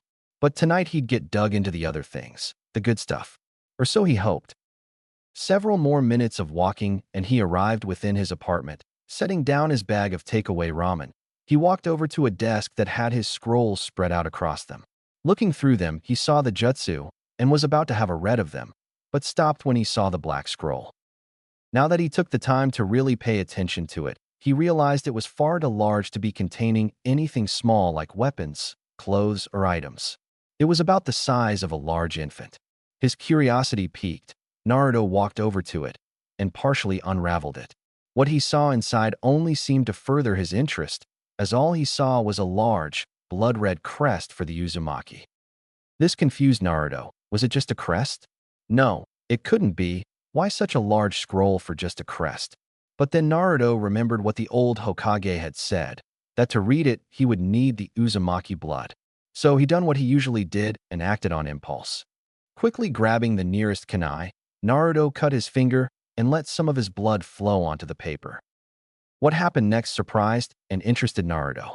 The blood hit the crest dead center, and once that happened the crest seemed to turn into liquid blood. Next the blood moved around for a few seconds before finishing in a totally different place as to where it started. It had created a row of columns with a paw print at the top and bottom. Furthermore, the paws seemed to be imprinted in blood, but he didn't understand why. Maybe it was some sort of animal paw print recognition thing. Like if this paw matches, then it's this animal. But the only problem was it didn't say what animal had made the paw print, but instead the columns were filled with loads of different names. Each name filled one column and was written in blood. Naruto also spotted that several names ended in the name of Uzumaki, but why? Why would his now dead clansmen sign their name in blood on a piece of paper?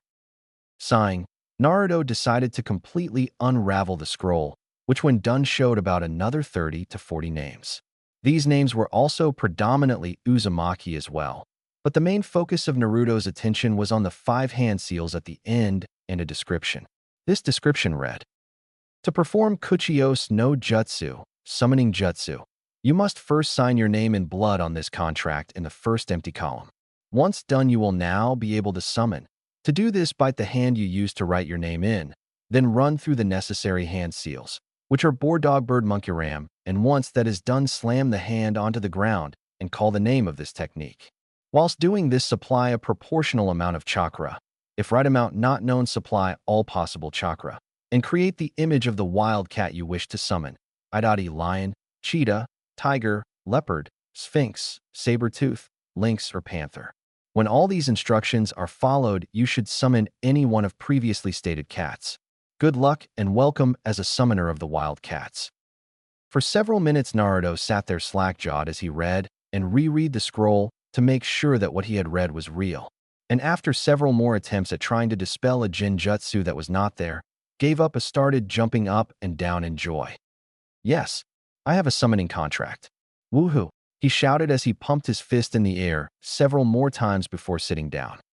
Once he was over the shock that he was in the possession of a contract, Naruto decided to sign it, his only thoughts being, why not?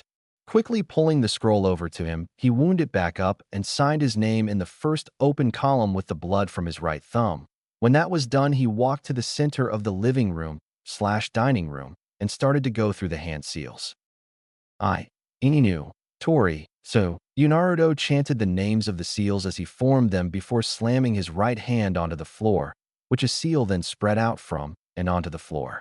"Kuchiyos no Jutsu," Naruto shouted and pumped about 2/3 of his chakra into the jutsu, just as a large cloud of smoke enveloped the room, causing Naruto to cough. "Gah? What the hell is this smoke for?" Naruto said before coughing some more as he waved his arms around to clear the smoke. My, who has summoned me? They must be very strong and brave either way. That or very foolish. Came the deep rumble from within the cloud of smoke. The voice itself made Naruto take a step back from the cloud. "Aka, lion!" Naruto yelled, now thinking this may have been a bad idea, and took another couple of steps back as he set his eyes open the golden-coated lion that was now laying in the middle of Naruto's flat. It was roughly 7 foot in length and looked nearly 4 foot tall. It had broad shoulders and back, with a strong muscle body that showed even as it laid down on his floor. Furthermore, his fur coat was immaculate, and his mane was a golden brown that went perfectly with his golden fur. His claws and fangs looked as though they could tear through anything like they were wet paper, and his eyes seemed to be slightly amused, whilst looking as though they could kill just as well as the teeth and claws. Even knowing what he was trying to summon, when he saw the feral grin of the loin as it showed its great canines, Naruto couldn't help but to feel a tremor of rear course through his body. An idiot. Where is my summoner, boy? Or was it you, I wonder? I definitely hope it wasn't. The lion's deep voice boomed in a lazy drool through Naruto's flat as it raised an eyebrow at the slowly retreating form of said boy. Naruto gulped down his fear and quickly mastered himself. That would be me, Naruto Uzumaki, Mr. John? He said, hopefully trying to guess the right name, but knew he had got it wrong as he heard the lion chuckle. Boy, I'll give 3 points for humor and 4 for being able to talk to me without pissing your pants. And no, my name is not John. If it was, I would most likely change it or kill myself. My name is Nemos, the lion of the impervious fur. My only question for you, though, boy, is how did you manage to summon me and look as if you still have chakra to spare? It usually takes someone with Jounin-level chakra to do that, and I can't see you being a Jounin yet, so answer me, Nemo said as he looked at Naruto whilst resting his head on his paws. Well, I come from a clan that is known for large reservoirs of chakra, which mine is, with it being around that of a high Chunin to low Jounin. But, Naruto said as he looked at the lion. Are you my summon, or will I get a different lion every time I use this jutsu? Nemo's just chuckled once more and showed a toothy grin. Boy, I am not the only wildcat summon there is. There is others, but you can summon me again. In fact, it should be easy, now that you know exactly how much chakra it costs to summon me and that you've also seen me. Next time, just use the same amount of chakra and picture me, and I will come. But know that if you summon me and there isn't a battle to be fought, I at least expect a payment of some game, rabbits, deer, and similar things. Now I really must be off, things to hunt, things to kill, and then eat. You know how it is, he said as his tongue came across his lips before he disappeared in another puff of smoke. Ugh, damn smoke. I hope I don't have to actually hunt for him. I mean, how much food would it take to satisfy him anyway? Naruto said before heading towards the kitchen to reheat some more noodles for his ramen. Hee, that can all wait until I've finished my ramen at least anyway. 2 weeks later, Konohagakure, Training Field 7. Naruto sat cross-legged in a meditative position as he sorted through his newly collected memories. His first group of clones had now been able to levitate 3 leaves on each hand at the same time, and Akaki clone had even managed to levitate 1 from his nose whilst doing 2 on each hand, much to his own amusement. His second group had just about mastered handwriting, meaning he could now begin his Fuinjutsu lessons with Kakashi-sensei or Gigi. Furthermore, his other clones had taken his Kenjutsu and Taijutsu test, and had found in both he had completed the intermediate phase of his learning and was now capable of moving on to expert-level techniques in both, but had decided to keep practicing his kata, stances, and swings until he had completely mastered this level and not just passed it. Smiling to himself, he stood and decided to go do some physical training and to ask Kakashi-sensei something. Today had been a training day for Team 7, and Kakashi had allowed Naruto to go of and do his own thing whilst he trained Sakura and Sasuke, but it had confused Naruto as to why Kakashi had allowed him to do his own training. Shouldn't a teacher always maintain, moderate, and monitor their pupils' training? But then again, Kakashi was no ordinary sensei, so Naruto just shrugged it off and went to head back to his team. Hey dope, I thought you were training. I guess that was too hard for you. Turning, Naruto saw Sasuke walking out of a group of trees with a smug look on his face. Oh look, it's a rare species of team. This one's known to have a rather large number of poles stored up its arse, and has the characteristics of a homosexual, Naruto said, as if talking to a large group of people on a bird-watching tour. He also smiled when he saw a large tick mark appear on Sasuke's head. Anyway, I was training, I just finished. Sasuke snorted derisively and looked at him as some piece of evidence. You expect me to believe that when you're not even sweating? What do you take me for, dope? I'm an Uchiha, not some common fool. It may be true that my body didn't train, but my clones did, Naruto said in a matter-of-fact tone that grated on Sasuke's nerves. And what would that do, dope? Clones can train, but in the end they dispel, and new ones are created, and would have to start all over again. And I was starting to think you were no longer an idiot. Maybe I was wrong. Sasuke replied with a short chuckle. You laugh it up, team. Because you don't seem to understand what I'm saying. My clones aren't training themselves, they're training me. Whatever my shadow clone learns, I learn. That's the secret that makes the shadow clones such a good tool for me. Naruto said as he started walking towards Sasuke. What? He learns what they learn. How is that possible? It doesn't matter. They would be the perfect tool to supplement my training for killing Itachi. I must have it, he thought as he looked at the approaching form of Naruto. Dope. Teach me that technique, Sasuke hissed as Naruto neared him. Naruto laughed as he heard Sasuke ask him to teach him the shadow clone technique. Looking up, he saw Sasuke with his fist clenched at his side and a look of anger on his face. No, I won't teach you it. Firstly, why should I? Secondly, try asking instead of demanding. You act as if you have the right and actually deserve shadow clone. But you don't, so take a hike. Now, why did you come here? Naruto said, loving the rage that now plastered Sasuke's face. Sasuke clenched his fist for several more seconds before calming down. Chin, like I even need it. The Uchiha wouldn't use a jutsu used by a weakling like yourself. But to answer your question, Kakashi-sensei sent me to collect you. He said something about another mission. As he finished, he turned and left to go back to where Team 7 usually met. Holding in a groan for another detestable D-ranked mission, Naruto decided to head back to the meeting place, albeit very, very slowly. After another 15 minutes, Naruto arrived in the clearing where the team met and quickly dodged a vicious swipe from Sakura. You're late, came the screeching monster that was known as Sakura. Ah, don't hurt me, please, Naruto mocked in a childish voice as he ducked another swing from Sakura, but she stopped when their sensei spoke. Enough, Sakura. But she is right, Naruto. What took you so long? Kakashi said, looking at his student. Naruto scratched the back of his head and laughed. Well, you see, there was this chick that had fell from a tree, so I decided to put it back in its nest. But when I climbed the tree, I found a broken bird nest and decided to build it a new one so that it would be safe. He said with a small chuckle, but had to duck another swing from the pinkette. That was worse than Kakashi-sensei's excuses, idiot. Sakura said, holding up a threatening fist, but stopped at the sound of crying. Turning, they all saw Kakashi with tears in his eye. Wonderful. Naruto, you are truly the perfect student, he said with an eye smile, which caused everyone to sweat drop, but quickly went back to his casual, serious demeanor again. Anyway, I've called you all here to tell you we're getting another mission, he said, but was met with universal groans. Sensei, can't we do a C rank now? I mean, we have done the minimum D ranks to apply for a C, so why not move us on to more difficult stuff? Naruto complained in a whiny voice. Hearing this, Kakashi looked at his team with a thoughtful expression. Do you two agree with Naruto? Kakashi asked and received a yes from them. Sighing, he turned to walk towards the Hokage Tower. Fine, if that's what you want. I also believe you're ready, so let's get going. Our first C rank awaits us after all. Upon hearing this, there was 3 very similar but different thoughts and one very different one.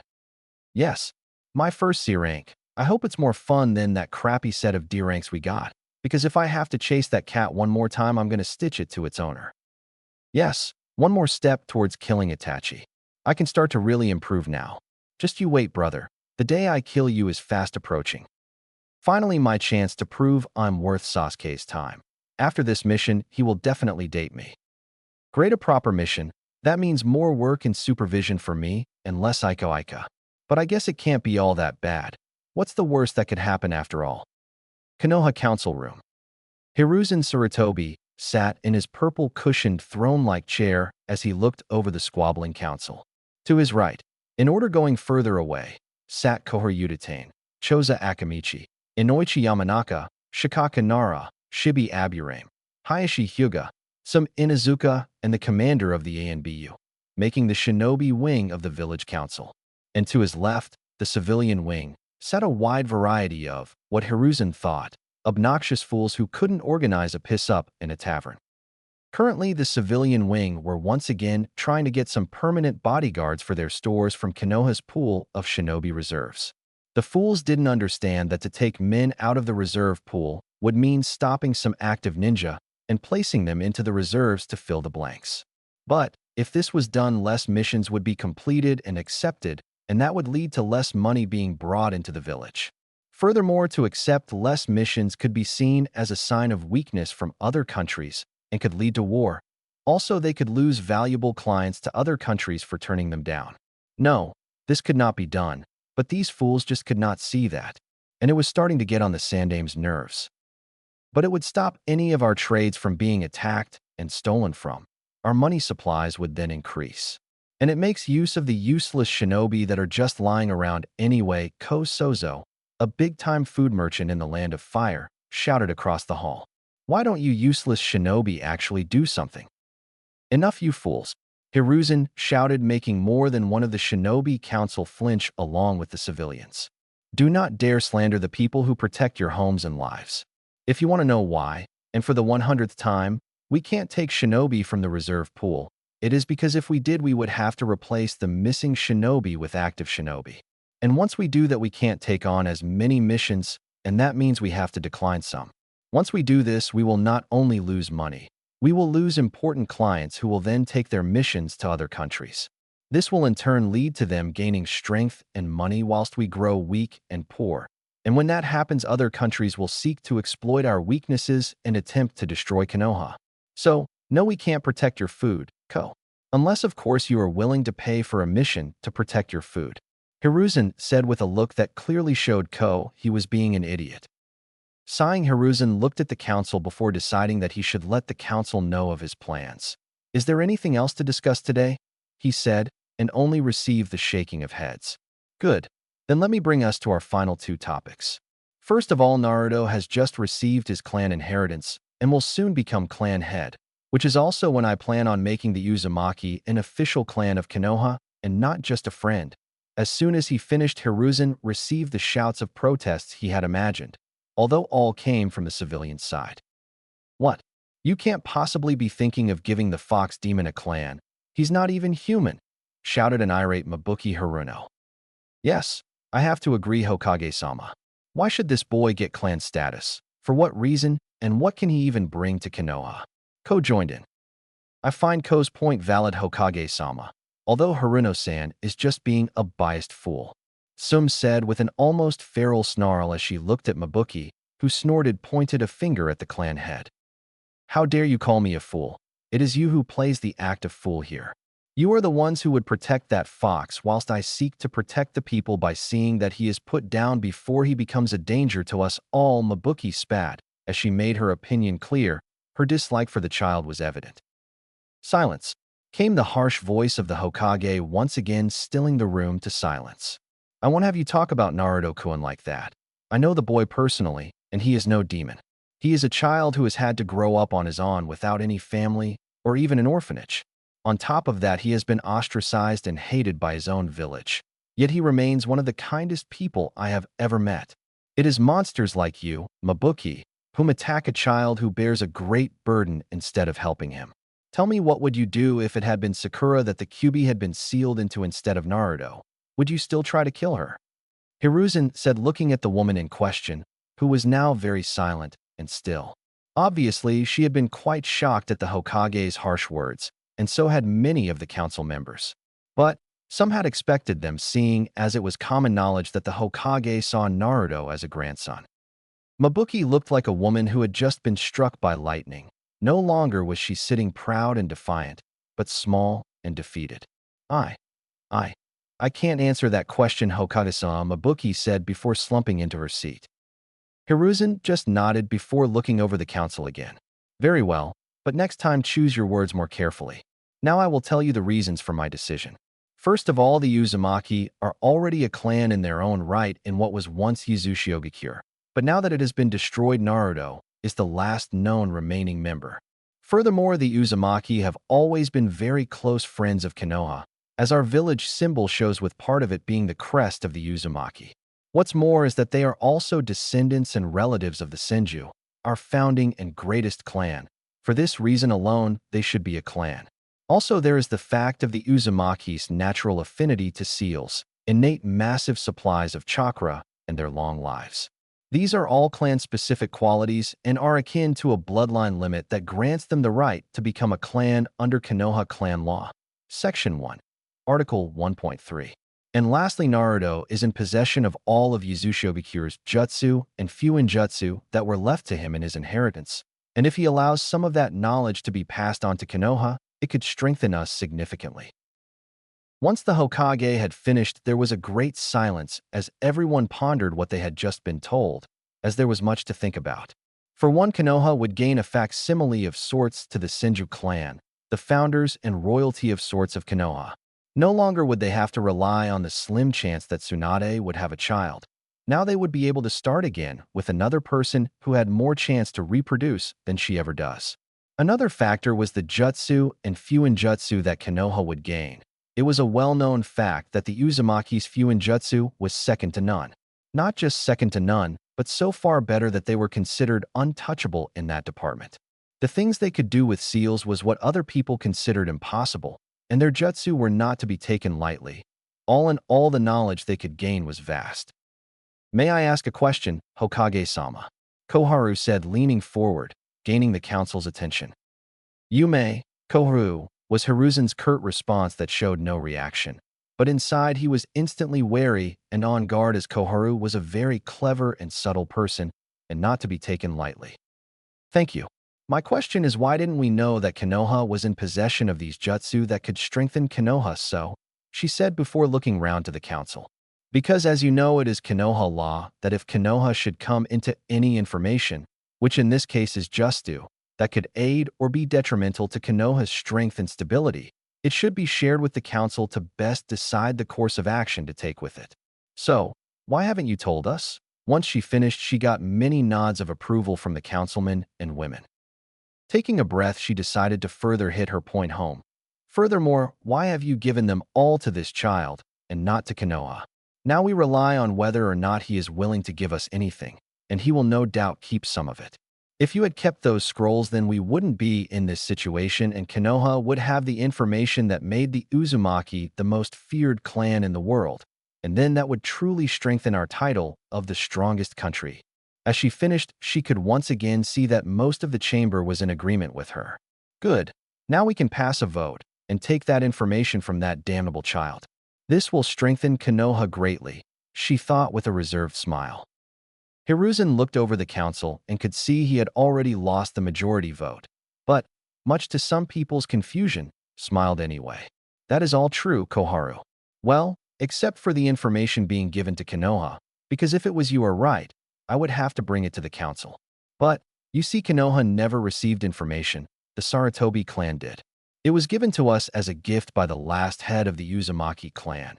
And as you know, all clans have the right to exchange things and not be susceptible to Konoha law, due to the Konoha clan law charter that states we all have the right to privacy and anything we own is not considered property of Konoha, but of the clan in possession.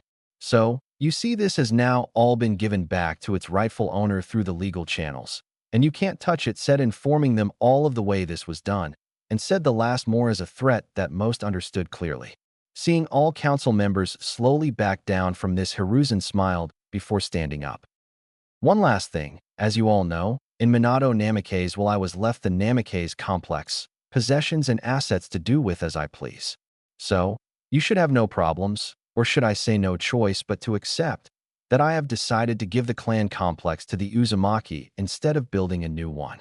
Good day," Hiruzen said with a smile on his face as he walked out of the door to a loud chorus of shouts and protests. "Let them eat that down. It feels liberating to finally get back at them for trying to hurt Naruto-kun so much," he thought as he walked towards the Hokage Tower. "Now all that's left is to clear out all of Minato's things and clean the place up a bit before I give it to Naruto. It'll take a while, but I think he'll like it." Hokage Tower. As Team 7 walked up to the doors to the Hokage Tower, there was a lot of anticipation in what was about done as they were on their way to gather their first C-rank mission. Although each team member was anticipating this mission for their own various reasons. Walking up to the Hokage's assistant's desk, Kakashi placed down his team identification badge. "Team 7 to collect a mission," he said, knowing this formality was only in place for safety measures, and quickly walked through the Hokage's door. Looking up from his paperwork, the old Hokage saw Team Kakashi standing to attention. "Ah, Kakashi-kun, Naruto-kun. What brings you and your team here today?" "Another D rank. Let me just get that for you," he said, pulling open his drawer that contained his D rank missions, but stopped at Kakashi's abrupt cough. "Excuse me, Hokage-sama, but we are in fact here for our first C rank mission today," Kakashi informed the old man. Looking up, Hiruzen entwined his fingers and rested his chin on them. "Are you sure about this, Kakashi-kun?" he asked questioningly with a raised eyebrow to show his disbelief. "Very, Hokage-sama." As you know, my team has done the minimum amount of D ranks to apply for a C rank. I also strongly believe they are ready for this, as they are all coming along individually and as a team, Kakashi confirmed. For a few minutes, the Hokage sat there silently, before sighing and reaching for a C-rank scroll and throwing it to Kakashi. Very well, your mission will be to guard a bridge builder from water country from any possible threats, such as highwaymen and the such. Now I think it's best you meet your client, he said with a smile before turning to look at the door and shouting, "Bring him in." As he said this, the door behind Team 7 slowly opened to show an old-age man holding a bottle of sake in each hand. As the man walked in, he looked with an appraising expression at the group of Jinin, before his face suddenly turned sour and he looked at the Hokage. "What the hell is this? I pay good money and get a bunch of weak children. What do you take me for, an idiot?" he said with a slight drool and slosh of his sake. Now Tazuna-san, I assure you this team of individuals are more than adequate for your needs. Plus, if they can't handle anything, their sensei, Kakashi-kun there, can handle it, as he is a high-ranking jounin and experienced veteran of war, the Hokage said, trying to placate the client, although he was a little annoyed at his remarks. Kakashi just gave his usual eye smile and light-hearted wave. "Hello, Tazuna-san. It's good to meet you. When do you plan to leave?" he questioned, hoping to get this show on the road. Tazuna grunted and turned to leave. 2 hours at the east gate. "Be there," he said before leaving through the door.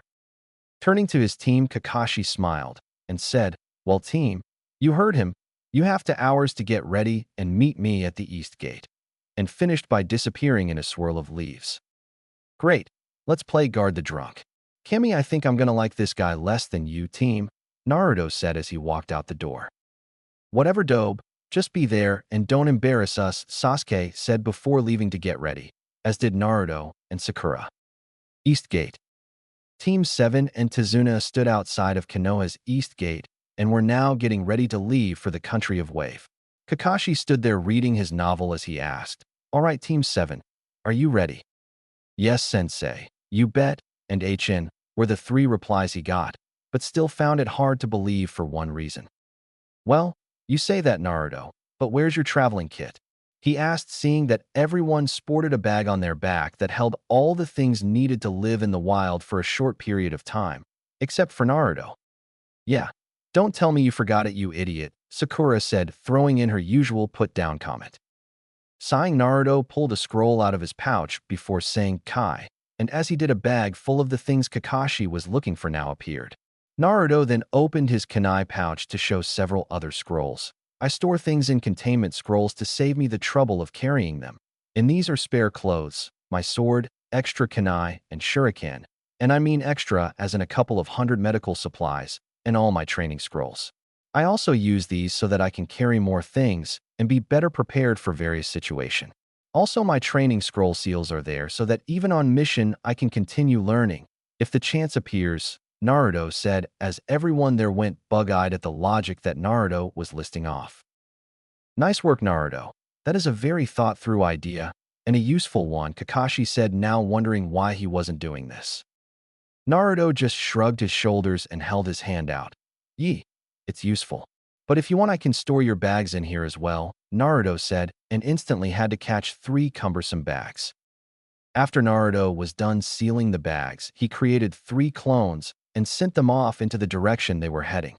This, of course, drew everyone's curious attention, but was answered by Kakashi. "He's sending them out to scout ahead. After all, it was the reason the shadow clones were created, to become scouts," Kakashi said as he started walking towards Wave. "I'm impressed you're taking this mission seriously, Naruto. So far you have been very impressive today." "Yee, all the books I'm reading generally say that no matter the mission it pays to be prepared. Now shall we get going?" Naruto said as he set off at a sedate pace. Sasuke just ignored them and walked up beside Naruto as they headed towards their destination. Several hours from Konohagakure. The group that was Team 7 all walked in a comfortable silence as they trudged on, no one knowing what to talk about. So, they all just fell back on their own thoughts of what things might happen on the mission, things to expect, dangers they may face, people they may have to kill. To all young Jinin, the last thought was one that sent a small shiver down all their backs. After all, taking a life was no small feat, But as the silence wore on for a few hours, Naruto grew more and more bored, until the point he was willing to start a conversation with Sasuke. So, team, what have you been training on lately? Anything special? Naruto asked as he walked next to Sasuke. What's it to you, Dobe? Sasuke said, but was a little surprised that Naruto was opening a conversation with him. Nothing much, just trying to pass the time. Tell you what, tell me what you've been training on, and I'll tell you what I've been working on, deal, Naruto said, blowing of Sasuke's earlier comment. Sasuke was now intrigued and decided to accept. All right, I've been practicing my fire jutsus, trying to make them more potent and cost less of my chakra, whilst at the same time working to increase my chakra capacity and control through using it until it's empty.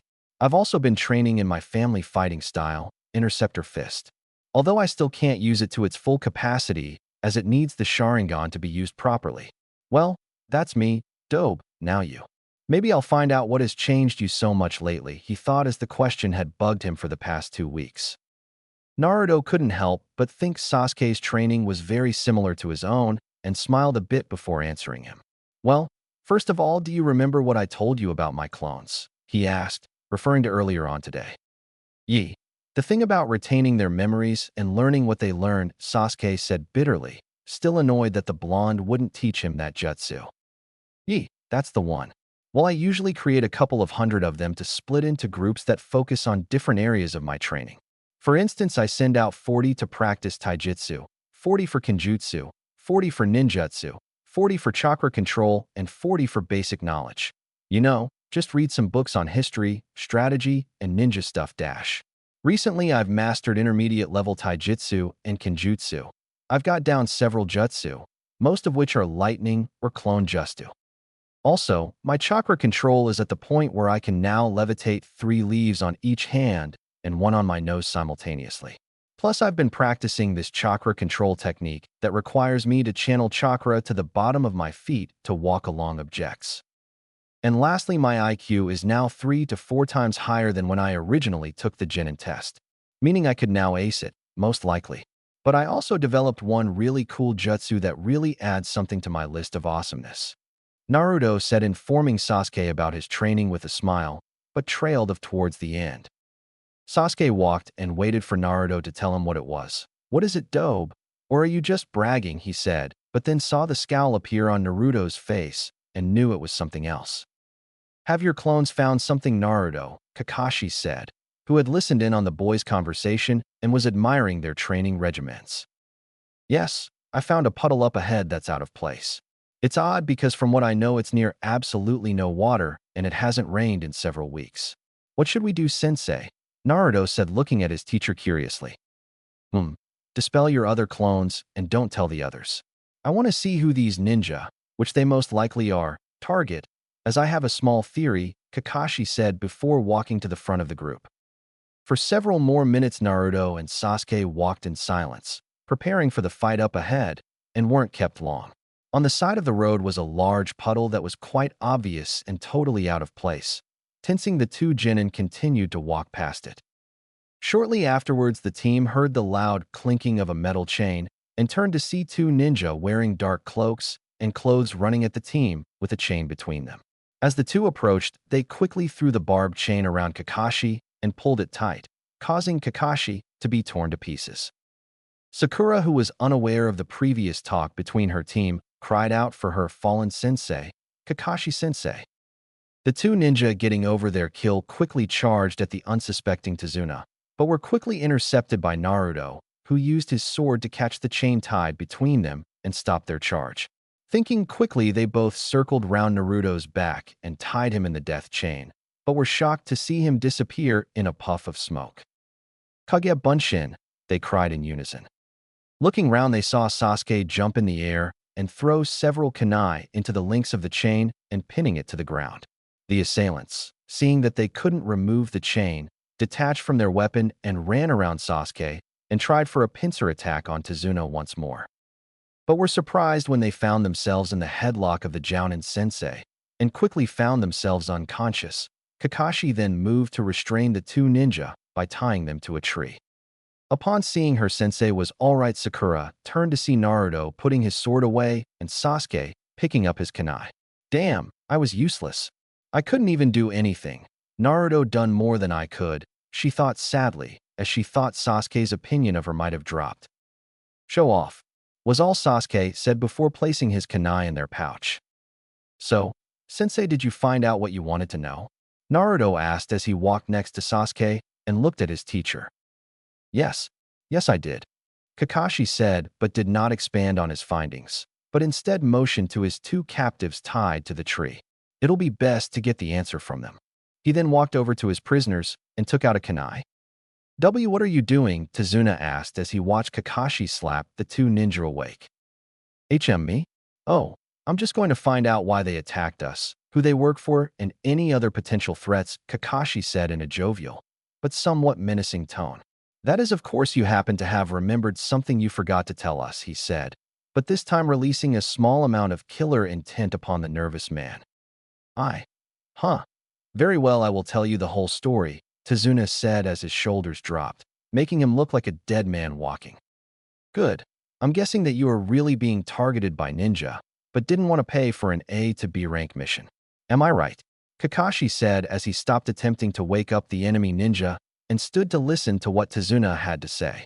The other members also gathered around Kakashi to hear this. Yes. Well, I guess I'm a dead man either way now. To know why I didn't tell you this, I would like you to bear in mind why I'm doing this as well, Tazuna said with a sigh as he looked at his protectors with a weary and tired gaze. Wave, as you know, is situated away from the mainland of the 5 great elemental nations, and because of this relies solely on its shipping industries and trades for its economic welfare. But recently, an evil man named Gato used his large company to buy out all of our shipping industries, and whoever controls the sea and port trade controls Wave. So, once he had control over Wave, he used his power to squeeze us dry of money through taxes and insanely increased prices, thus making us an extremely poor country on the brink of bankruptcy. Even the daimyo is very poor. The team knew how bad it was when they heard the last, quite shocking, revelation. The daimyo was supposed to be the ruler and financial leader of their country, so for him to be poor meant that Wave must have been in a terrible state. So, I resolved to build a bridge that would connect the land of Waves to the mainland to help restore its economic stability, which is against Gato's interest. I knew that Gato would try to kill me, but couldn't afford proper protection. It was because of this that I hired you under the false pretense of protecting me from bandits so that the mission was considered a C-rank mission, thus reducing the cost. I did all this in the hope to free the land of Waves from the slavery that was forced upon us and to give my family a chance of better life. But I will understand if you turn around and leave me to my death and Waves and my cute little grandsons and my precious daughters, Tazuna said with a sad smile, but with a twinkle in his eye that everyone missed. Everyone knew that he was milking the guilt trip to the maximum, but they all knew he was right as well. Could they really leave a whole country to their deaths? No, they couldn't. And the worst thing was they all knew it, and knew Tazuna knew it. Kakashi looked to his team sheepishly whilst he rubbed the back of his neck. Well, what do you think? Naruto looked at Tazuna with a smile. Of course I'll carry on. I won't let people suffer just because I was scared of a little danger. After all, I am a ninja. Believe it, he said with his almost like his old goofish self. Can't be outclassed by the dobe now, can we? Sasuke said, not willing to admit he felt it was the right thing to do.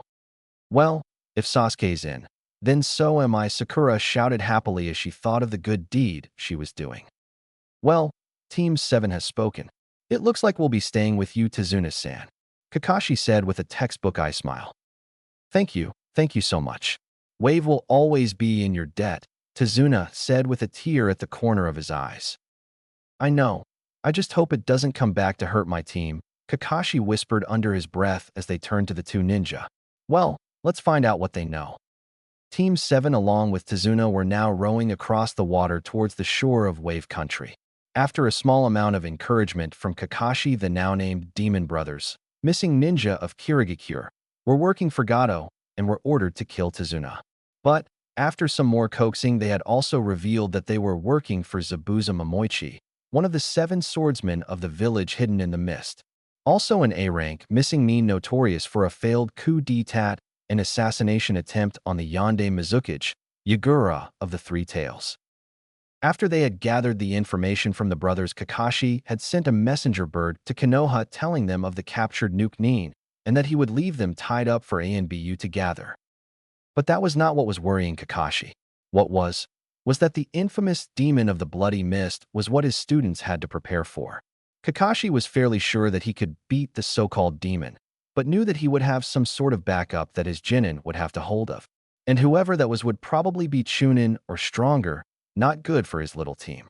Hopefully, though, he could get in some last-minute training that would at least make them survive until he could help them. We're almost to the shore now, just through and past this bridge, Tazuna said as they passed under the large bridge. I can't believe an old drunk like you actually managed to build something like this, Naruto joked as he looked on a little awed at the massive structure. I don't know whether to take that as an insult or a compliment, so I'll take it as both, you little shit, Tazuna said before taking a sip of sake. Quite you bitching.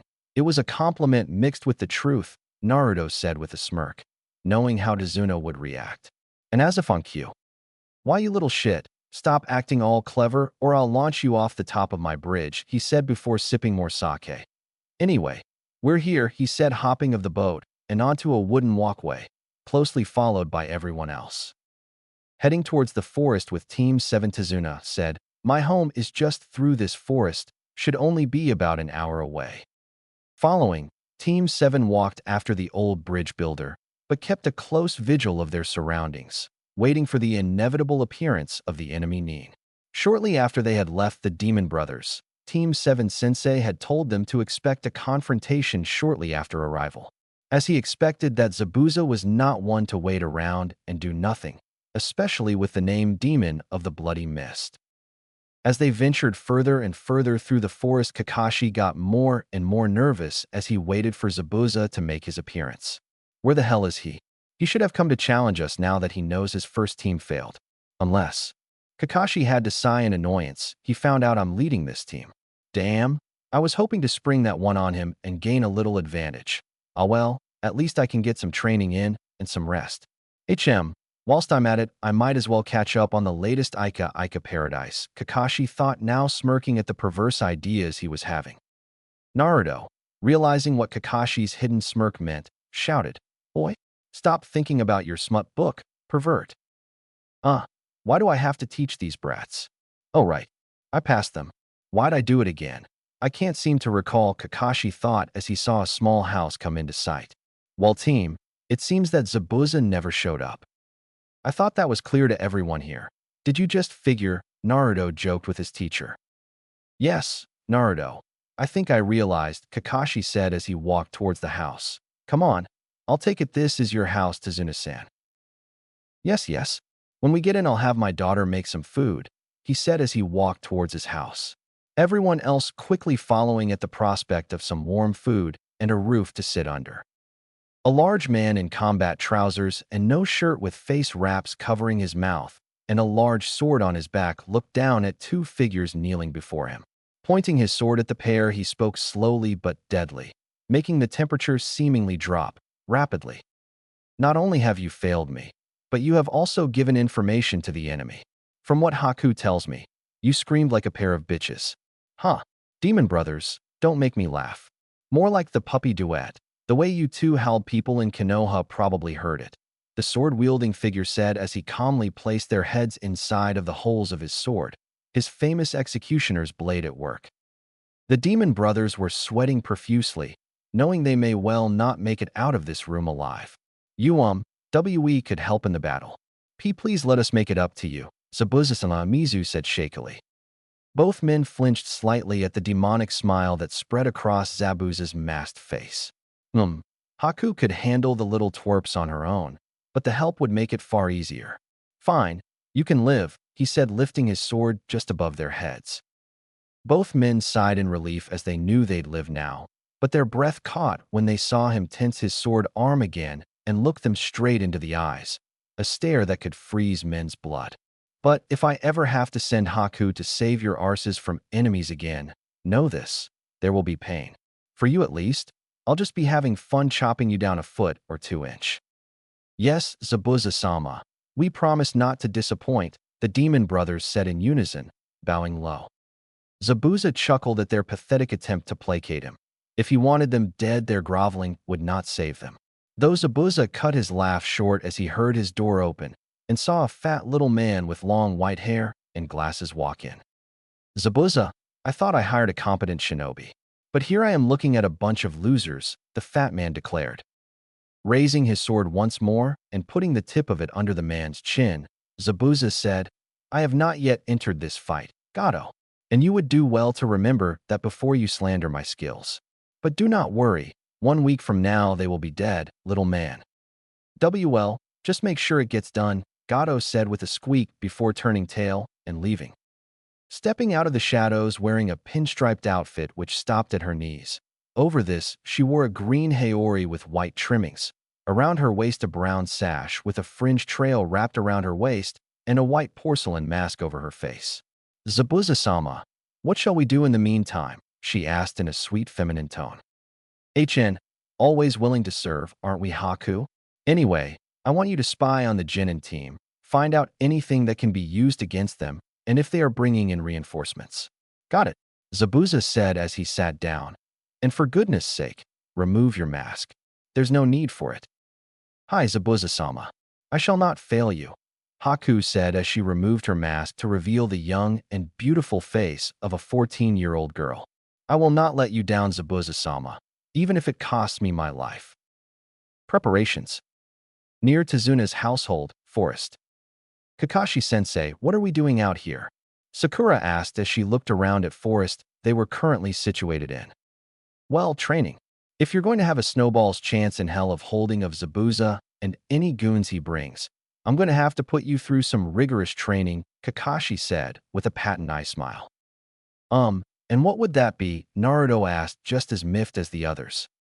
Kakashi seemed to smile all the more before pointing to the tree. You are going to increase your chakra control and capacity by climbing that tree. With no hands, he said. I smile, always present. Sakura and Sasuke just looked at their idiot sensei and blanked. How the hell was that even possible? Maybe they should all just petition for a new sensei. Surely the Hokage would understand their plight and help them. Surely? Ugh. Okay, I'll bite. How? Sasuke said, not wanting to waste time on any pointless exercises. He needed to focus on getting stronger and not just gaining pointless skills. Naruto, to everyone's surprise, just laughed and started walking vertically up at a slow and sedate pace. Well, first of all you send chakra to your feet, and then you walk, Naruto said as he backflipped down, landing next to a stunned Kakashi. Naruto, when the hell did you learn that, and how? Kakashi asked, not quite sure what to think of what he just saw. Damn, every time it's just more and more surprises. Ugh, I need a break from this. All this teaching and actual work is going to give me a heart attack, Kakashi thought with a sigh as he looked expectantly at Naruto. Naruto scratched the back of his head and laughed nervously, blushing from embarrassment. Well, as you know, my chakra control is shoddy and overpowered. So, I decided to get as many books on chakra control as I could, and this just happened to be one of the exercises. I'm working on water walking at the moment. Naruto sighed and shrugged, but that's going awfully. Sakura was looking at Naruto with bug eyes. In the matter of 2 months, Naruto had went from dead last idiot to just as clever, if not more so, than her, and was catching up to Sasuke in terms of ability. What had happened to the annoying, stupid, weak guy that used to love her? The last thought also hit her quite hard as she just realized Naruto no longer loved her, the one person who always boosted her self-esteem after being rejected by Sasuke. But now he no longer boosted her self-esteem. All she got was point-blank rejection, and that thought truly depressed her. But she would just have to deal with it and move on. After all, what else could she do? Sighing, Sakura said, so, how do we do this then, sensei? Looking to Kakashi, who was now snapping out of his reverie.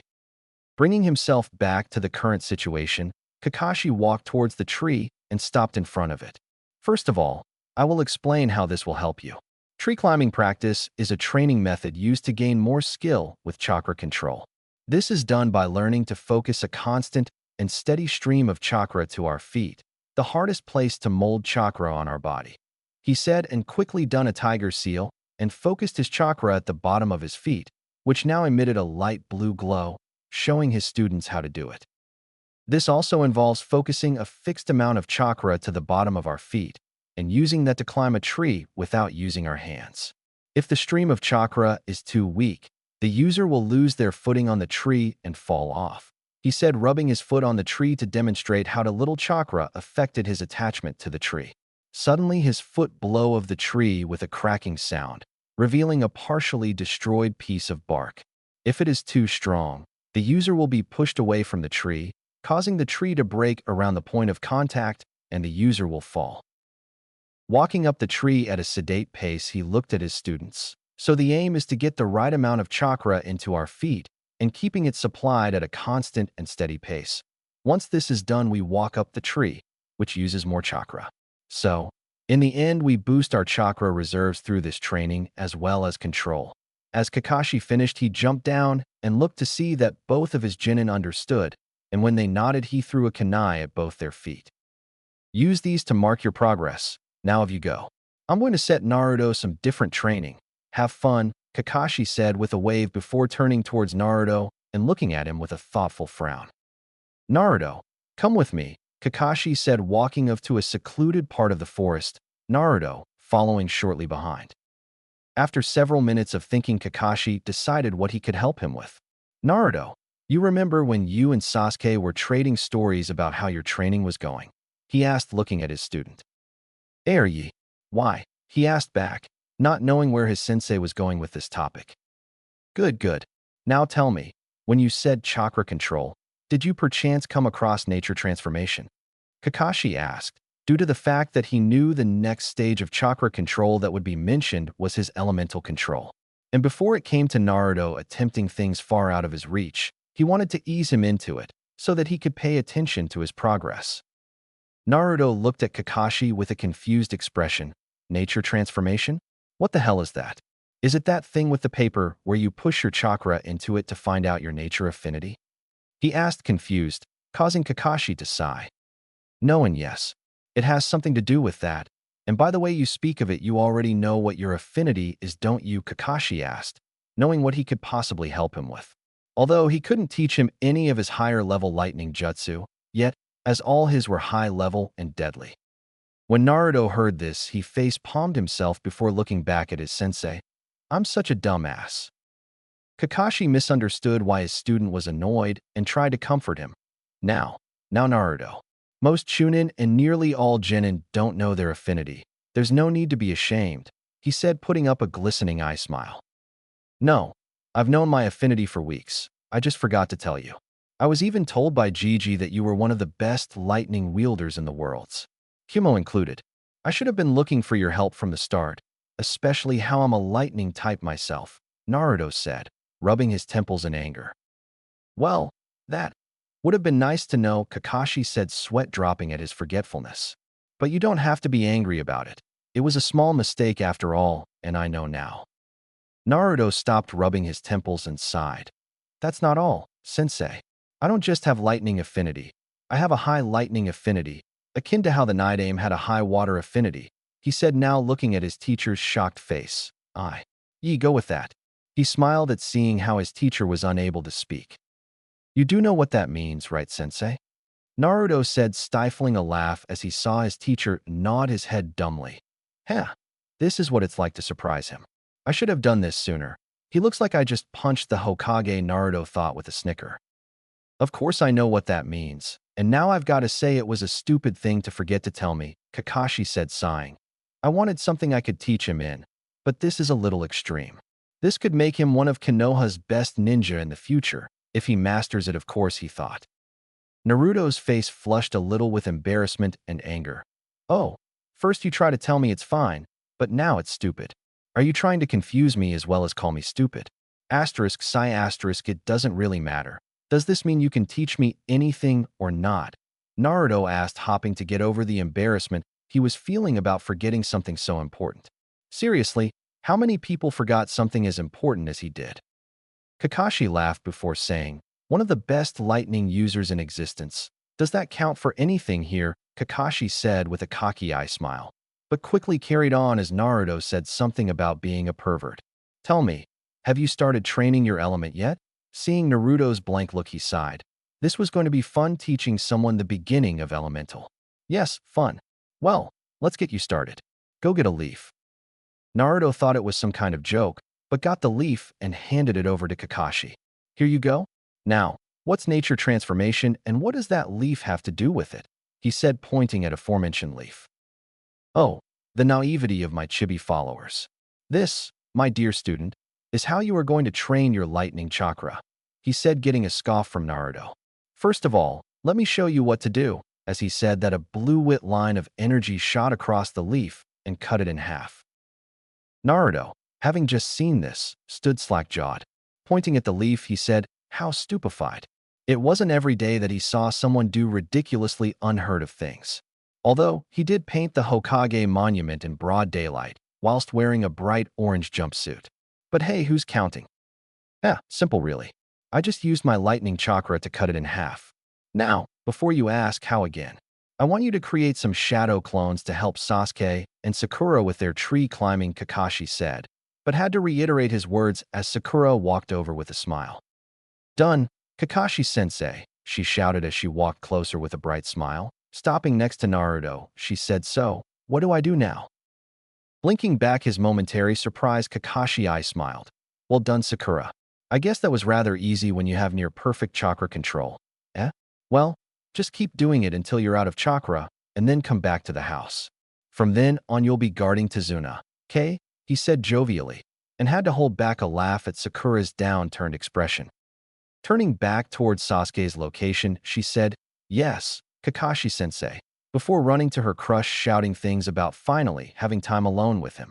Kakashi watched as two Narutos also ran towards the location, joining Sakura and Sasuke. Turning back to Naruto, Kakashi smiled under his mask. Thank you, Naruto. Now, to answer your question. Picking up a leaf in one hand and placing the other above, Kakashi said, now watch what happens, and proceeded to create a line of lightning between each hand that cut the leaf in half like a laser. You created a mini lightning bolt. Naruto guessed. No. Well, yes. But what I was really doing was focusing my lightning chakra and using it to make the particles in between my hands vibrate very aggressively and very fast. This action created a lot of random electrical and static energy that sits in the air. I then focused these particles together and uses it to create some lightning, which I in turn manipulated to cut this leaf, Kakashi said, whilst once again demonstrating to Naruto, but a lot slower. There is also several things you should remember when manipulating your element.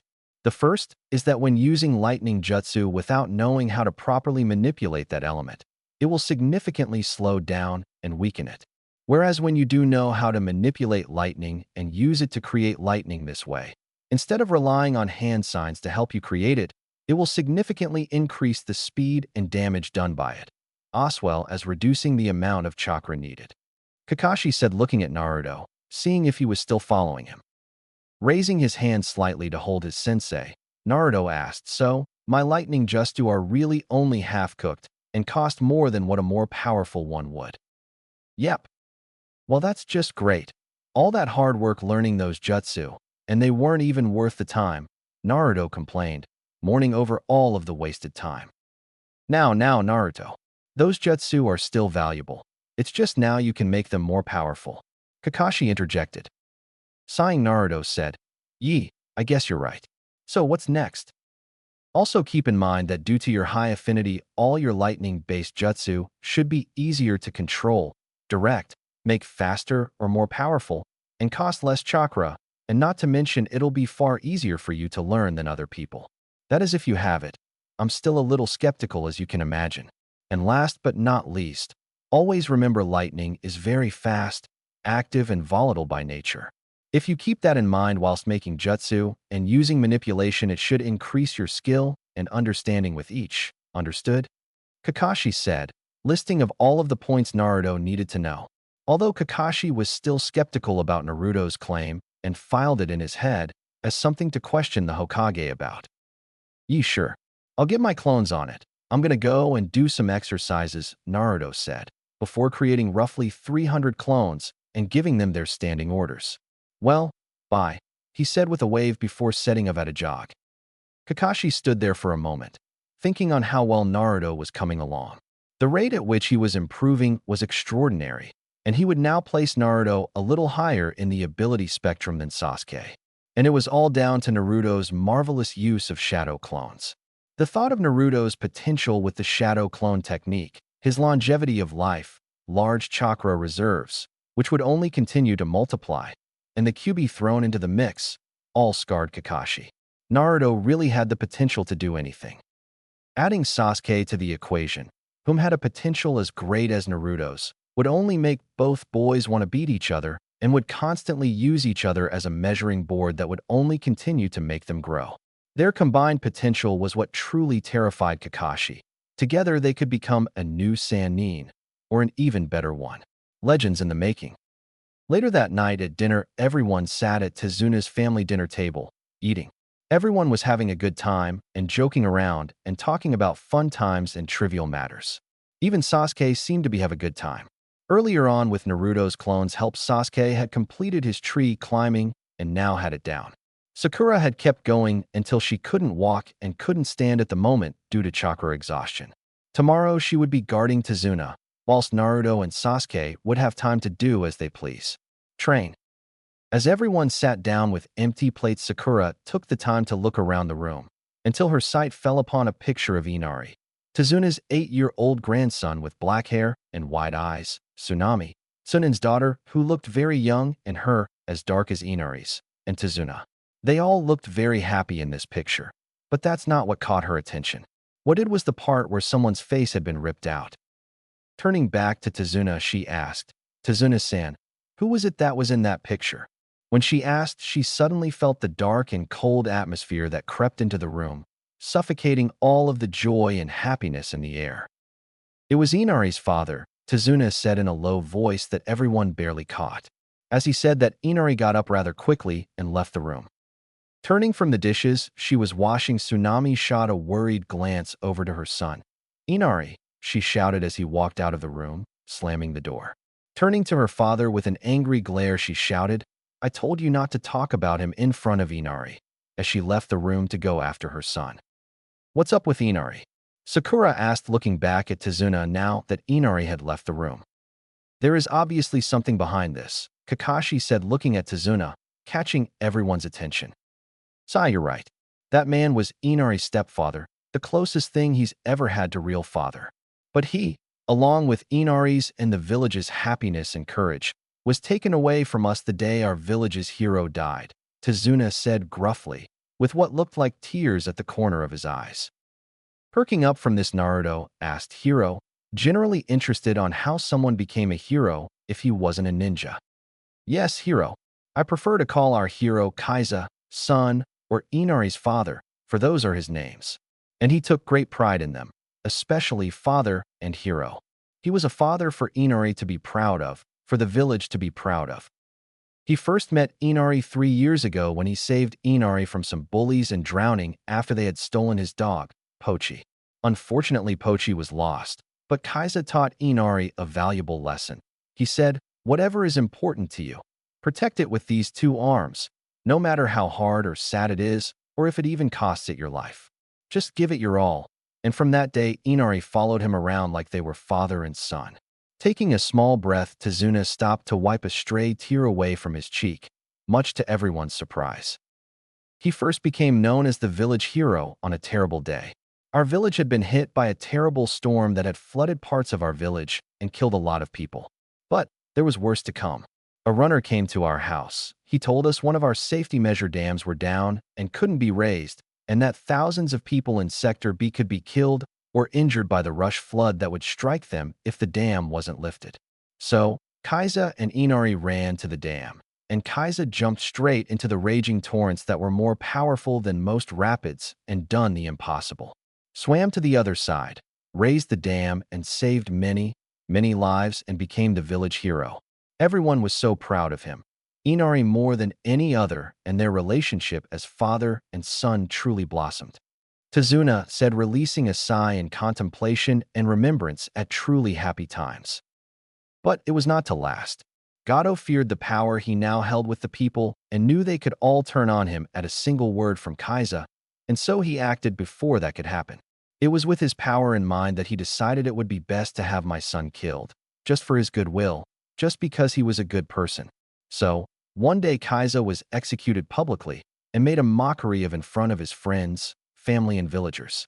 Gato's words were, "I heard you say you should protect what's important to you with your own two arms. Let's see you do that without them." And cut his arms of and left him to bleed to death in front of us all. That was the day that Inari changed, I changed, Tsunami changed, and our entire village changed. It was that day the village gave up and I carried on in his name. As Tazuna finished, he cried freely, truly distraught over the loss of such a great man. Everyone couldn't help but to think the same thing as they thought about how a man could stand up to such a person, such a monster, and still carry on, even willing to risk his life for those around him, no matter what. It was men like him that inspired others to do great things, to be great people. It was heroes like him that deserved greatness, but sadly never got them. Everyone was snapped from their reverie when Naruto suddenly, "Excuse me, I'm going for some training," Naruto said before turning to Sasuke. "Want to spar, team?" he said with a smirk. Sasuke didn't know why, but he smiled and said, "Sure, but you still can't touch me, dope," getting up and walking to the door. Naruto raised an eyebrow and laughed. "Prepare to have your pretty face rearranged, team," Naruto said before walking out with Sasuke close behind, leaving a bemused Sensei and Pinkette. Sensei? What the hell just happened?" asked an amazed Sakura, after all the impossible had just happened. Kakashi just shrugged with an eye smile. "Call it male bonding, Sakura," he said calmly, but inside he was jumping up and down with joy. Yes, yes, yes. They might finally start working together, and if they do, Sakura will instantly fall in with Sasuke. Hee, I did it, he thought, patting himself on the back for a job well done, while Sakura just continued to stare at the door in amazement. How? How the hell did they become this friendly with each other? Well, if you can call punching each other's faces of friendly, but still, was all she could think, but decided to go to bed and hope Sasuke wasn't acting strange in the morning. Forest, land of waves. Naruto opened his eyes and scanned the area. He realized that he'd slept outside last night after sparring with Sasuke. Or did he pass out? Naruto couldn't really remember, so decided to get up and go back to Tazuna's. Turning around, he saw Sasuke sleeping on the first branch of a tall tree and gained a smile on his face. Cupping his hands to his mouth, Naruto shouted, "Oi team, get up!" and nearly laughed so hard that he passed out when he saw Sasuke shoot wide awake and stumble out of the tree and land on his arse as he hit the floor.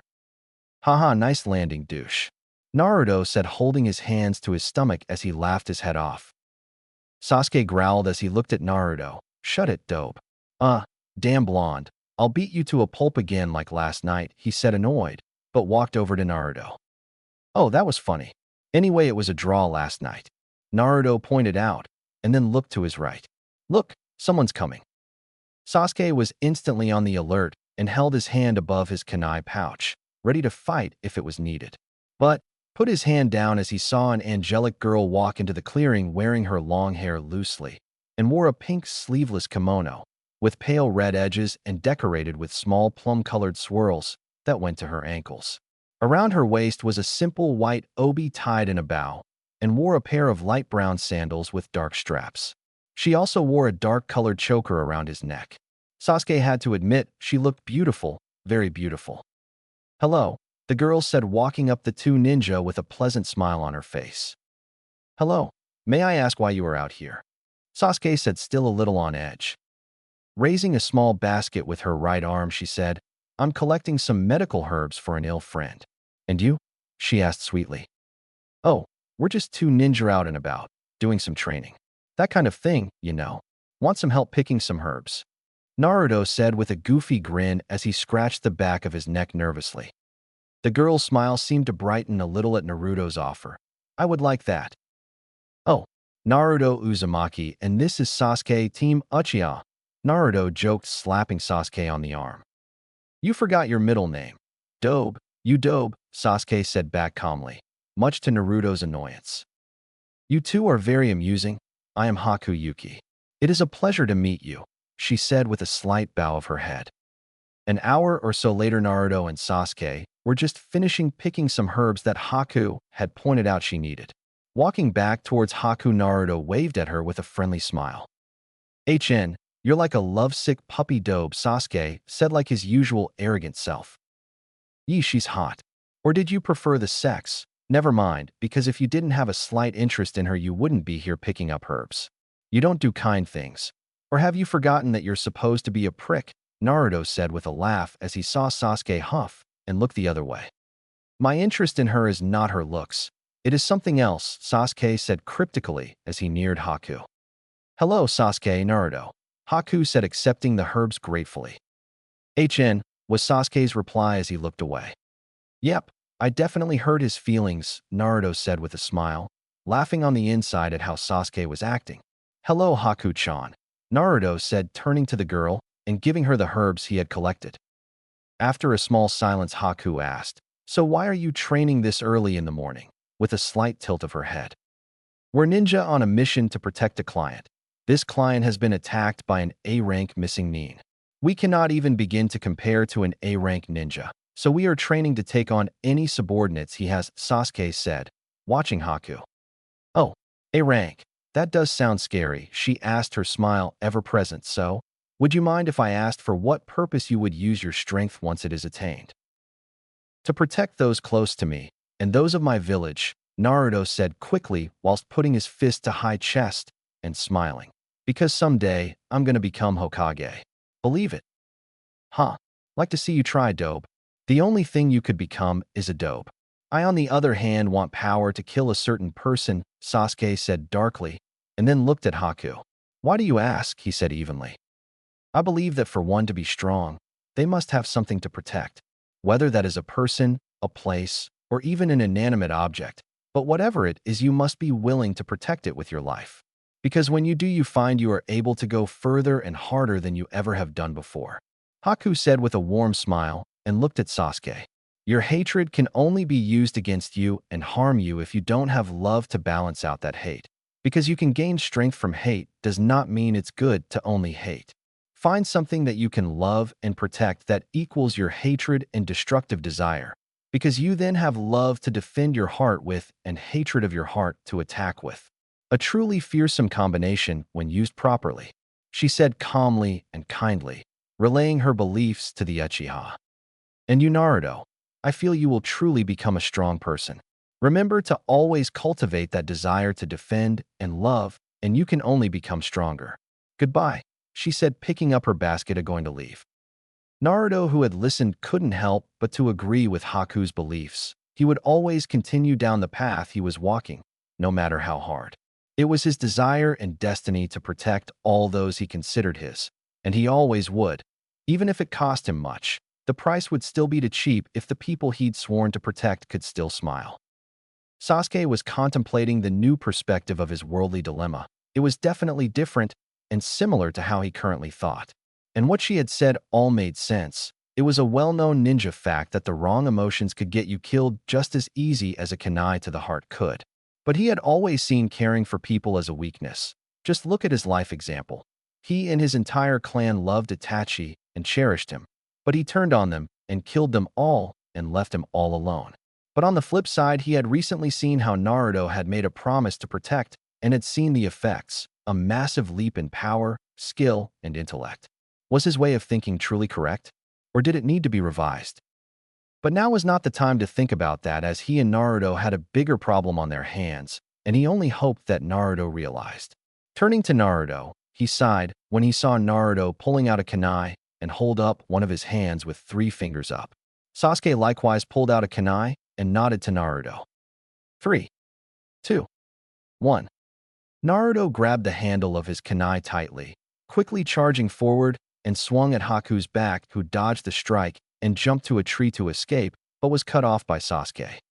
"Stop now," Sasuke said coolly as he looked at Haku, who now had several senbon in her hand. "How did you know?" Haku asked, not knowing where she had went wrong. "The herbs we picked, I recognized them. They are all poisons, and some even require chakra to use, proving you have ninja training. Added to the fact that you had lied to us, saying they were for healing someone, makes me come to the conclusion you're the enemy ninja." Naruto said, and saw the questioning look on Sasuke's face. I eat a lot, so I decided to find out what was poison and what wasn't so I knew what I could eat and what I couldn't. Had my clones do it last week. He saw Sasuke nod in understanding. I figured it out when you said Yuki. When we joined Team 7, our sensei suggested that we look up all clans, friendly and not, for future reference. The Yuki clan is a clan of Hayaton, ice release. Users, you match their usual description, dark black hair, very feminine features, and brown eyes. Furthermore, that was a Kiri clan, and due to the bloodline purges you would have had to flee Kiri. Add that to the fact Zabuza comes from Kiri, and it all fits perfectly. Now, surrender and we won't hurt you, Sasuke said, standing a little straighter, obviously proud of himself. Smug bastard. Sighing, Haku tied her hair up into a knot and placed a senbon through it. I'm afraid I cannot do that. Zabuza-sama would be rather disappointed if I did. What's more is that you are 2 low-level Genin, and I'm a high-level Chunin. You can't beat me. As she finished, she launched several senbon Sasuke and attempted to rush him as he dodged the deadly needles. As she got closer, she dodged backwards as a clone jumped over Sasuke's shoulder and attempted to kick her. Sorry, Haku. You'll have to kill us to get past. But that's unlikely as we have the number advantage. We're better equipped as you're wearing that kimono that constricts your movement, and there is also no around here. So that means you can't use Hayaton or Suidan Jutsu. That only leaves wind. Sasuke has several fire-type jutsu, so we can negate those jutsu as well. Face it, you cannot win. It also helps us that one of my clones has already told Kakashi-sensei about you and is on his way. Naruto said. I'm sorry, but I still can't give up. I will not fail Zabuza-sama. She shouted once again, charging Sasuke, but this time at a very surprising speed. Sasuke quickly backtracked and began blocking and redirecting any strikes that came his way, only throwing attacks in when his opponent was of balance. Ducking under another swing, Sasuke found Haku's knee coming towards his face, but it was deflected at the last moment by Naruto, who quickly took the offensive while she was of balance with fast and strong attacks that were meant to keep knocking her down. But, unfortunately, Haku was deceptively strong and was matching Naruto blow for blow.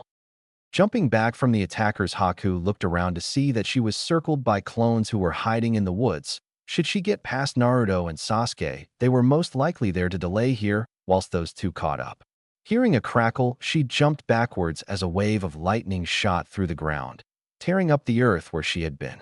Whilst in midair, she turned to see a large fireball attempting to catch her whilst she couldn't move. Doing 2 quick hand signs, she breathed out a burst of air using Futon.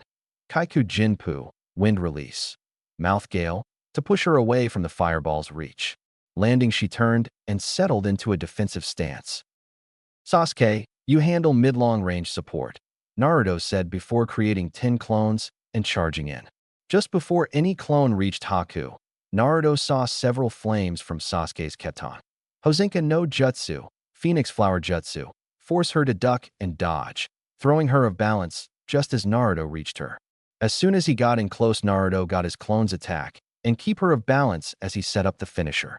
Throwing 4 kunai at equal distances from each other, creating a square, Naruto ran through several hand seals and through several shuriken above Haku, who was now standing inside of the square of kunai.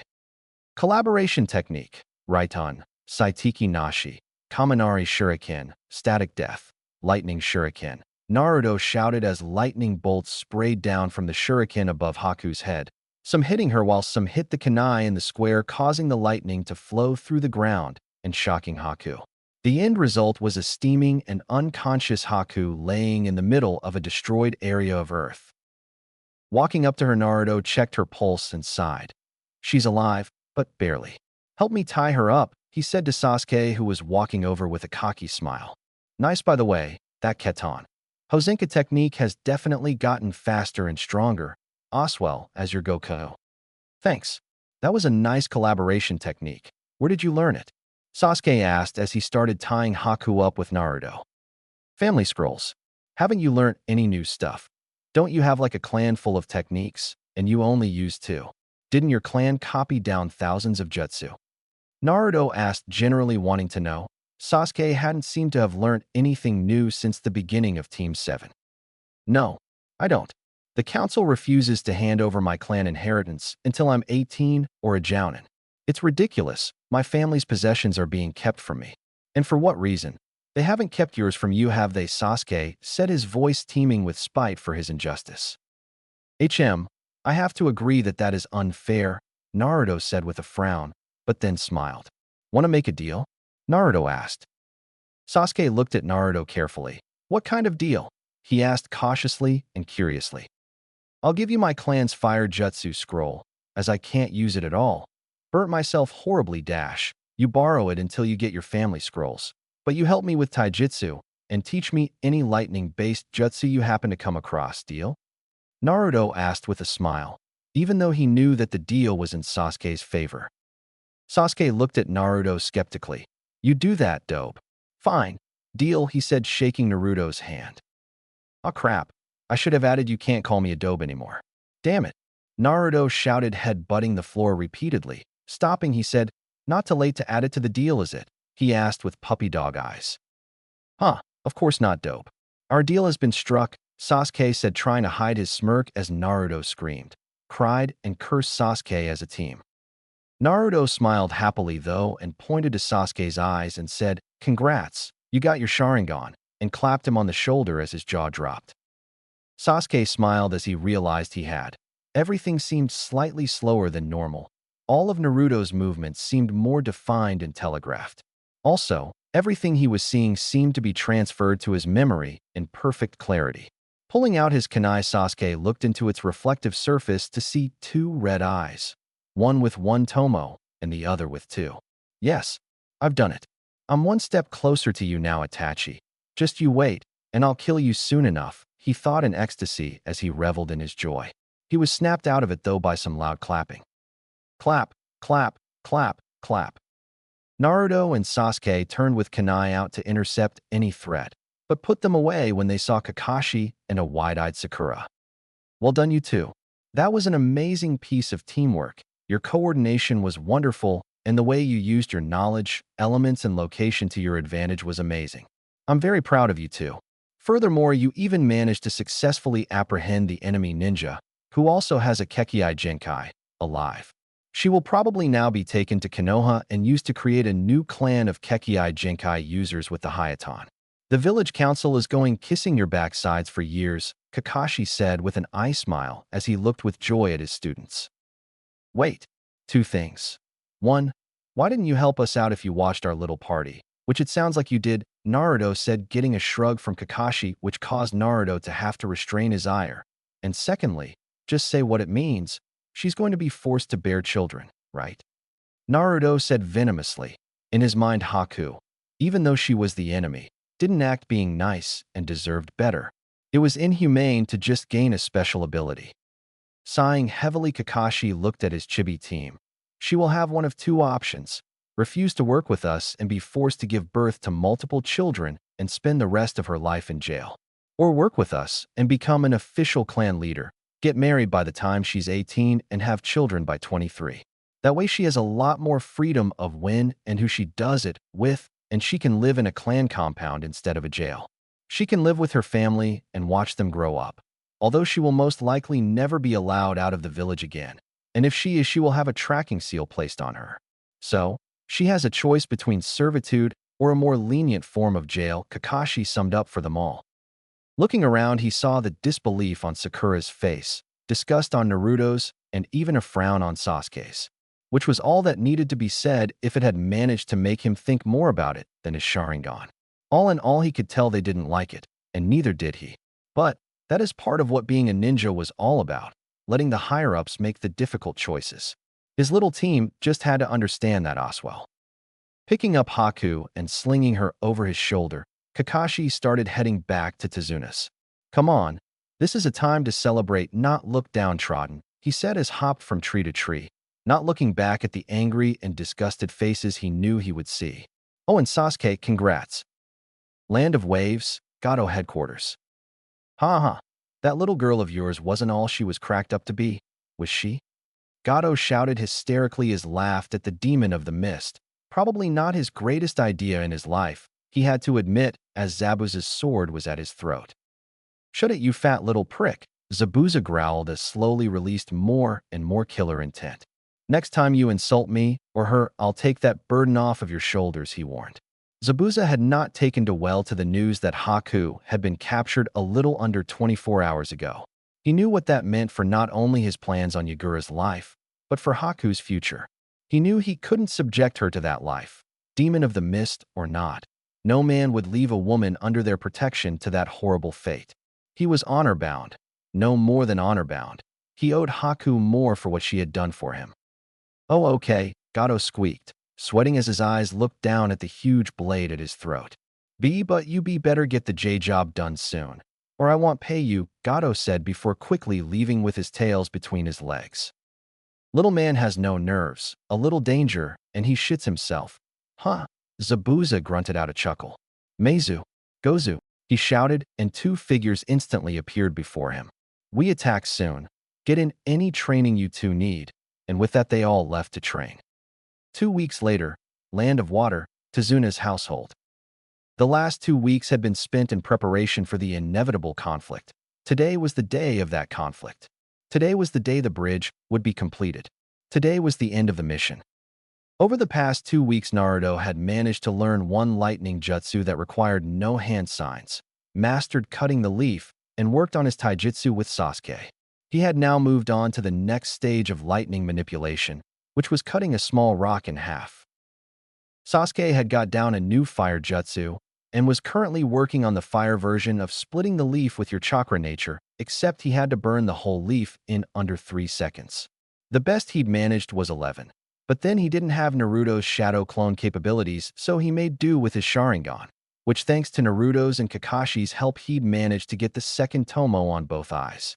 Kakashi-sensei had said the third tomo would most likely take a couple of years from all the study and experience he'd had with it, but told Sasuke to get used to using it in battle with Naruto so that he could get his timing right whilst using his Sharingan. Due to the fact that everything seemed slower and easier to read, made most new Sharingan users move too quickly and mistime their attacks, so he needed to get his timing to his best standard so that he truly got the best out of his Sharingan. Sakura had been working on her chakra levels and taijutsu with Kakashi-sensei, whilst Naruto and Sasuke had been bonding with their fists, as Kakashi-sensei liked to put it. Furthermore, Naruto had given her a book on beginning medical ninjutsu, as he had tried it, but needed considerably higher levels of chakra control and decided to give it to Miss Perfect Chakra Control, and she's managed to start it up, but wouldn't be doing much healing anytime soon. Kakashi had watched his team grow over the past 2 weeks and could happily say that he was proud of his new team and was truly glad that he had accepted them, fighters in their prime, legends in the making. Unfortunately, his mood was a little soured by Haku had said nothing but how she had failed as a weapon to serve her master and was now worthless and deserved to die. Not even Naruto had managed to sway her opinion, and they all knew what that meant for her future. It wasn't good. But now he stood in front of his team with a bright eye smile and his hands on his hips. Watching over you the past few weeks has been one of the greatest times of my life, Kakashi said happily. Seeing you all come together, Naruto snapped out of his stupid and hateful streak with Sasuke, gaining strength, skill, and intellect just as rapidly. Sasuke, you have achieved your Sharingan, learnt that teamwork is as important as your single ability.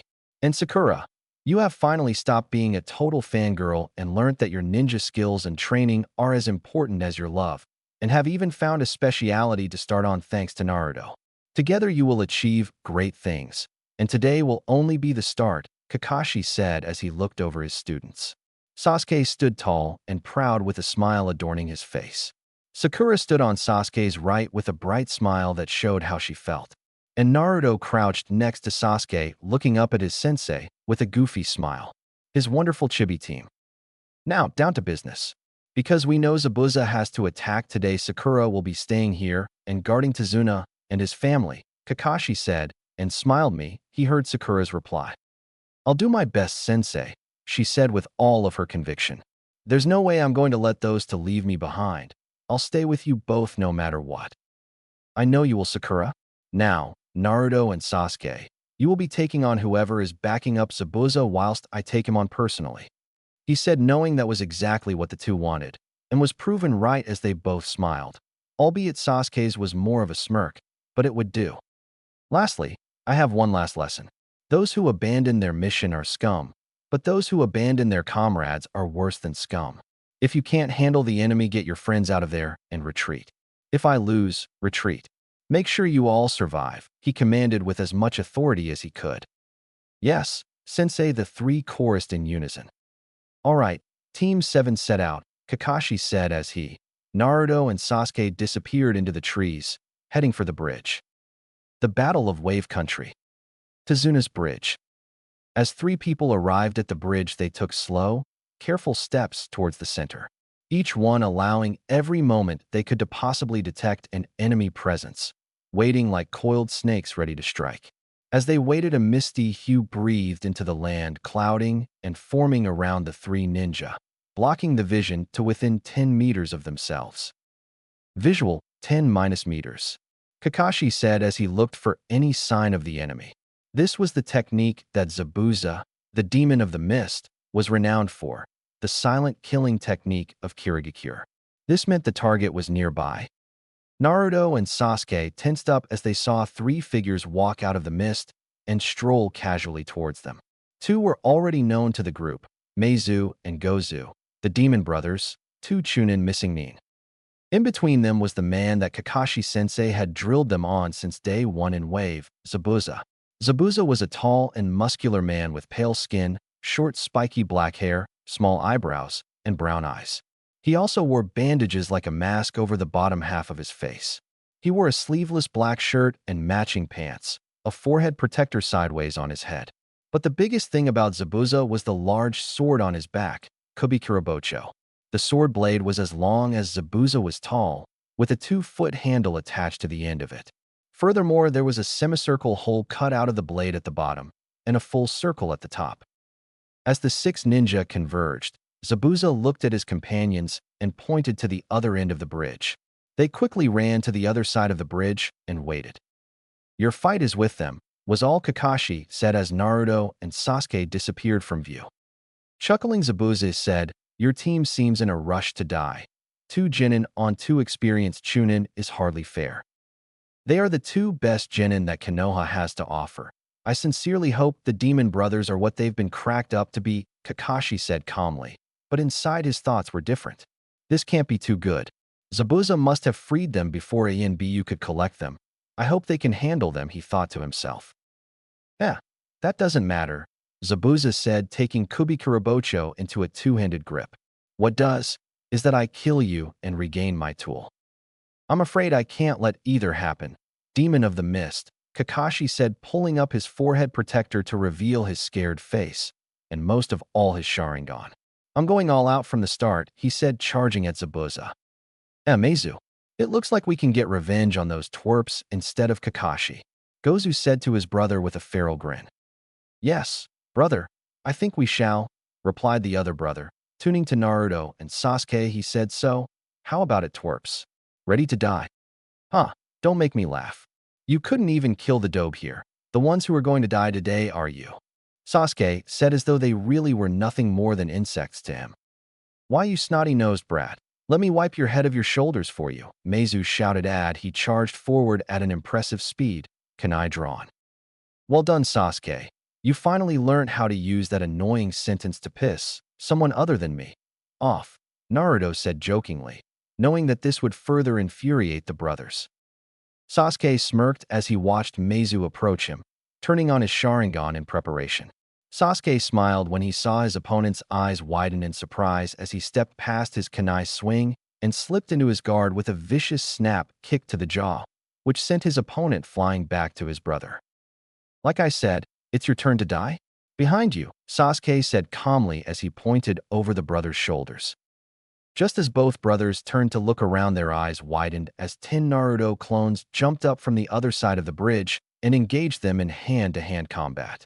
Hands and legs flashing, the demon brothers blocked, dodged, deflected, and redirected multiple attacks, and burst clones with quick one-hit counterattacks. Turning back to Sasuke and Naruto, smirking, they said, "Is that all, twerp?" But their smirk faltered as Sasuke finished some hand signs.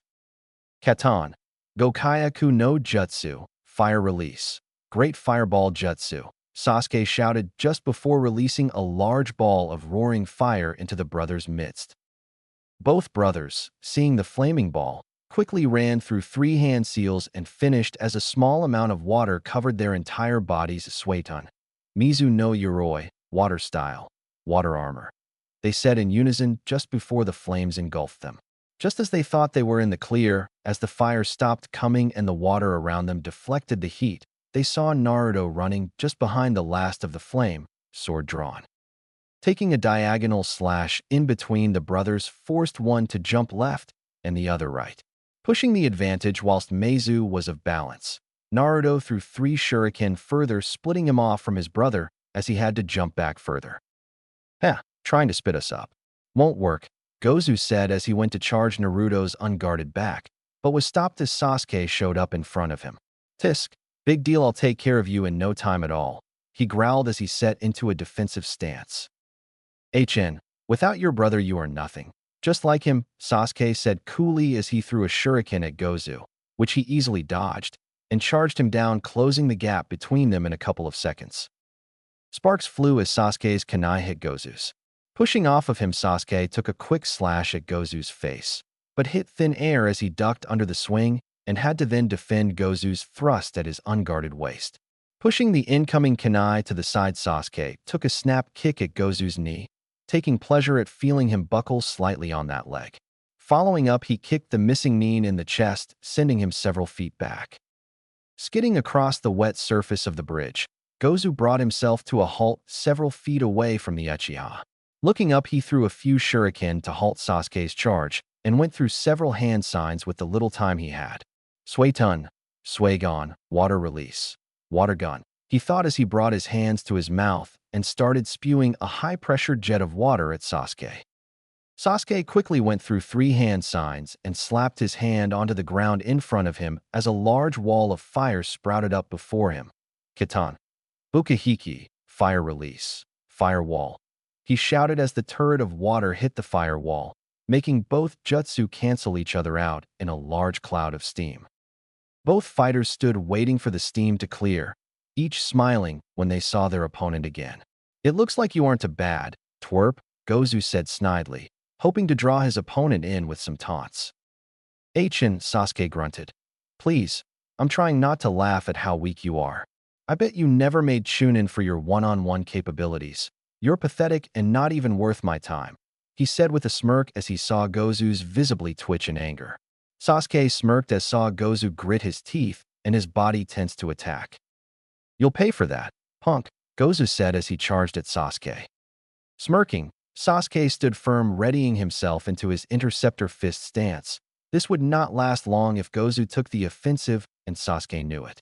His style of fighting was designed to be used on the defensive and then to counter when you see opening. Pair that with his new Sharingan capabilities, and he would be untouchable for this low-level Chunin. But he would use this chance to further his skills with his Sharingan at least. Might Oswell make something good come of the fight. Meanwhile, you managed to separate me and my brother. Clever, but not good enough for you, unfortunately. I'm still a rank higher than you with about 6 years extra experience. This will be your end, Meizu said with a smirk as he looked at Naruto. Smiling, Naruto locked eyes with Meizu. I really hope so, for your good. Because if I get my hands on you, I'm going to tear you apart for what you've done to Haku, he said in low voice. Naruto still couldn't get how Haku thought she deserved to die for failing, like she was some mere kunai to be tossed aside once used. He found how Zabuza had twisted her loyalty to such an extent, just for his own good, an abhorrent thing to do. Good joke. She's always been like that. We had nothing to do with it. She was probably just Zabuza's little toy or something, so stop barking up the wrong tree. Twerp, Meizu said with a laugh. Pulling out a kunai for each hand, Meizu beckoned him forward. Time to die, twerp. With a feral grin, Naruto got ready. I knew you'd make this fun, and charged. Closing the distance, Naruto used the extra reach his blade provided, just staying out of Meizu's kunai's range, but still taking glancing swings meant to just cut the enemy multiple times and slow their movements. The problem was, though, every time Naruto looked to be gaining some advantage with the length of his blade, Meizu showed his superior speed by the way he kept redirecting his blade away from him, throwing Naruto slightly off balance and stopping his constant flow. When Naruto even became open in the slightest, he found himself back on the defensive as Meizu came twirling in, uses his dual weapon wielding capabilities to great effect as he tested and poked Naruto's guard, not relenting for a second and keeping Naruto on his toes, aiming only for vitals.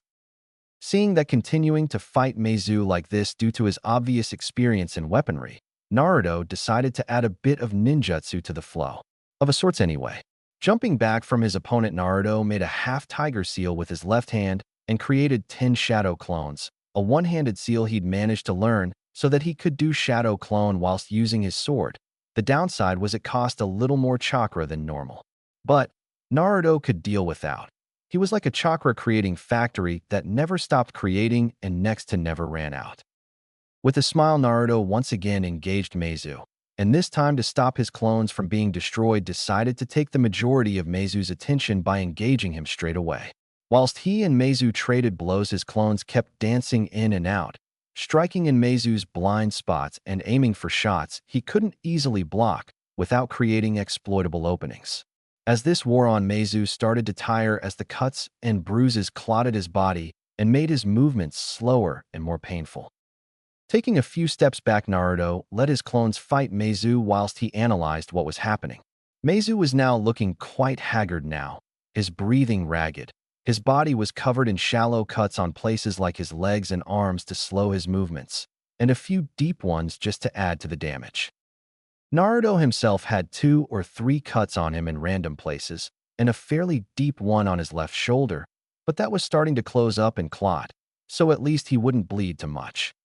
Looking over at Sasuke, Naruto could see that he was keeping up with Gozu's speed better than he had with Meizu, and was even starting to pull in head due to his Sharingan and ability to anticipate his opponent's attacks. In a little while, Sasuke would wear down his opponent, or at least Naruto thought so. Turning to Kakashi-sensei, he saw, missed. He'd be alright in that. Who wouldn't? It was only a death trap that was feared throughout the elemental nations for its efficiency in killing and difficulty to escape from. He'd be fine. The only person Naruto worried about was Sakura. She had no backup or possible help. If a ninja of the Demon Brothers' caliber attacked her, she'd lose. It's not that he thought she was useless, it was just he knew how strong she was and knew she couldn't handle a Chunin. Although she did have a surprisingly good right hook, he pitied the fool who thought otherwise. Naruto turned around and looked at Meizu in time to see him dispel the last of his clones. Meizu looked just as bad as few moments ago, but now he looked like a bull who had seen red and decided to hit the bastard holding the red instead of the cloth, unluckily for him. You know, this killing me thing. So not going in your favor, is it? Naruto asked with his lips upturned in a smirk. You're all talk without your brother, aren't you? Maybe you should quit being a ninja and become a professional punching bag. You don't seem to be doing a bad job of it. Naruto joked, trying to get a rise out of his opponent, but then thought for a second. Even though I'm using a blade. Who cares? It's time to end this, he said and charged Meizu down. My thoughts exactly. Meizu growled as he charged at Naruto. Meanwhile, Tezuna's house. Sakura sat at the Tezuna family dinner table with Tezuna, Inari, and Tsunami. For some reason, she had an itch to find Naruto and beat him into a bloody smear, but shook it off. Since the others had left, everyone had just sat at the table in silence, an eerie silence. No one wanted to talk about what was going on at the moment at Tezuna's bridge. Everyone knew what was happening and how much weighed upon the outcome, so sitting here doing nothing was killing everyone. To help her pass the time, Sakura had decided to list all the good things about Sasuke, but had eventually ran out. So, she decided to list the bad things about Naruto, but had surprisingly come up short on that list. She then decided to think about how Naruto and even Sasuke were starting to change. Since Naruto had become more serious and started taking his learning and being a ninja a serious level as well, Sasuke had found Naruto more bearable and something of a rival and measuring stick, and to some extent a friend. That had also become more obvious since Naruto had given Sasuke some scroll just after they had captured, which intrigued her to no end about what was inside of it. But once Sasuke had seemingly opened up to a friendship with Naruto, he'd even started replying with more than one word when she talked to him. And he had even given her a tip during her training. A tip. Sakura couldn't help but to think that her team was becoming better and better, and it was strangely all down to Naruto. She never thought she'd ever be thinking those sorts of things, Sasuke being kind-ish, Naruto being serious, smart, and bearable. And she was starting medical ninjutsu, once again thanks to Naruto. Things were changing for the better, and she knew it. Sighing, Sakura stood up from the table, drawing everyone's attention. "I'm going to go check on our resident prisoner," Sakura said as she walked to the room Haku was in. When Naruto and Sasuke had brought her back, Tsunami had said it was wrong to take someone so young, and a girl to top it off, prisoner. Naruto had given of a dark laugh and said, "That's nothing compared to what's really going to happen," surprising her. But once she had heard the whole truth, she had called it barbaric, given Kakashi the evils for the next 2 weeks, and told him he can cook his own food from now on. She remembered the argument they had next. Tsunami looked at Kakashi with disgust. "This is barbaric. How could you do this?" she shouted in his face. After the incident, she had blamed Kakashi and not the Genin children as they had to follow his orders, much to Kakashi's chagrin. Sighing, Kakashi closed his Aika Paradise book. "Look, it goes against my morale code as well. I don't like doing it, but it's my duty to my village. When I took up this headband," he said, flicking the metal plate, "I swore to always follow Konoha's law and whatever it orders me to do, not just protect it. I swore on my word and life to do as she asks of me. And this is one of those things," he explained calmly and truthfully, because he really didn't like it. Tsunami's face had softened a bit at hearing that. "Then why not just let her go, before your village finds out? What's wrong with that?" she asked almost pleadingly, because as a woman she had to totally disagree with this to its fullest. "I can't. I swore I would abide by Konoha law. And this is Konoha shinobi law. If I let her go, I would be breaking my oath and solemn promise to my home. I can't do it. It's not even near the worst thing shinobi like me have done. Believe me," Kakashi said with a tired voice, showing how much this was wearing on him. "How could anything be worse than this? It's barbarism to its worst," Tsunami said, not believing there was much that could be worse. Standing up and walking to the door, Kakashi said, "Off of the top of my head, assassinating an entire family, children younger than Inari included, because the Fire Daimyo ordered it. And just because they thought he made a wrong decision," Kakashi said, leaving a stunned Tsunami as he walked out of the room. Sakura flinched a little, remembering the calm and level tone he had said it in. It made her think of what she might one day have to do for Konoha. The thought frightened her a lot, until she put it down. Tsunami hadn't brought the topic of Haku up afterwards, though. Walking into Haku's room, Sakura saw Haku on her knees with her hands and ankles tied behind her back. It looked really uncomfortable to her. "Hello, Haku. Would you like me give you some food?" she asked kindly. Due to being tied up, Haku had to be fed by others ever since she'd been here, forcibly more than once, as she had tried to starve herself to death at first, but Kakashi just kept feeding her until she gave in. "Today is the day of the battle, is it not?" Haku asked without even looking at Sakura. "Yes, it is. My team left a while ago," Sakura said evenly. Dropping her head, Haku said, "I have failed you, master." She then looked at Sakura. "Why do you not kill me? I have no more purpose in life," she said, as if talking about the weather. Somewhat used to Haku's remarks about failure and purpose in life, Sakura sighed and sat down next to Haku. "How can you say that? As long as you are alive, you can always find a different and new purpose. Just because you failed does not mean you have to die. For instance, my purpose as a ninja is to complete any mission given to me, but I failed one. Albeit it was to track down an annoying cat. But just because I failed my purpose doesn't mean I have to kill myself. What I did was reapply for that mission, hunted down that stupid cat, and brought it home. All I'm saying is don't give up on life because you failed it. Find a new one and start again," Sakura said, and then stood up to leave. "Think about it, okay?" she said as she strode out of the room. Haku sat there silently for several minutes before smiling as the ropes around her wrist fell away. "I would. But you have just supplied me with a back to my old one," Haku said as she held up the shuriken she had managed to take from Sakura. Getting up, she stretched out her cramped limbs and body until she was satisfied. She then left through the window, rushing off towards Tezuna's bridge. "I'll be there soon, master. I have not failed you yet," she said with a smile. Tezuna Bridge. Well, Kakashi.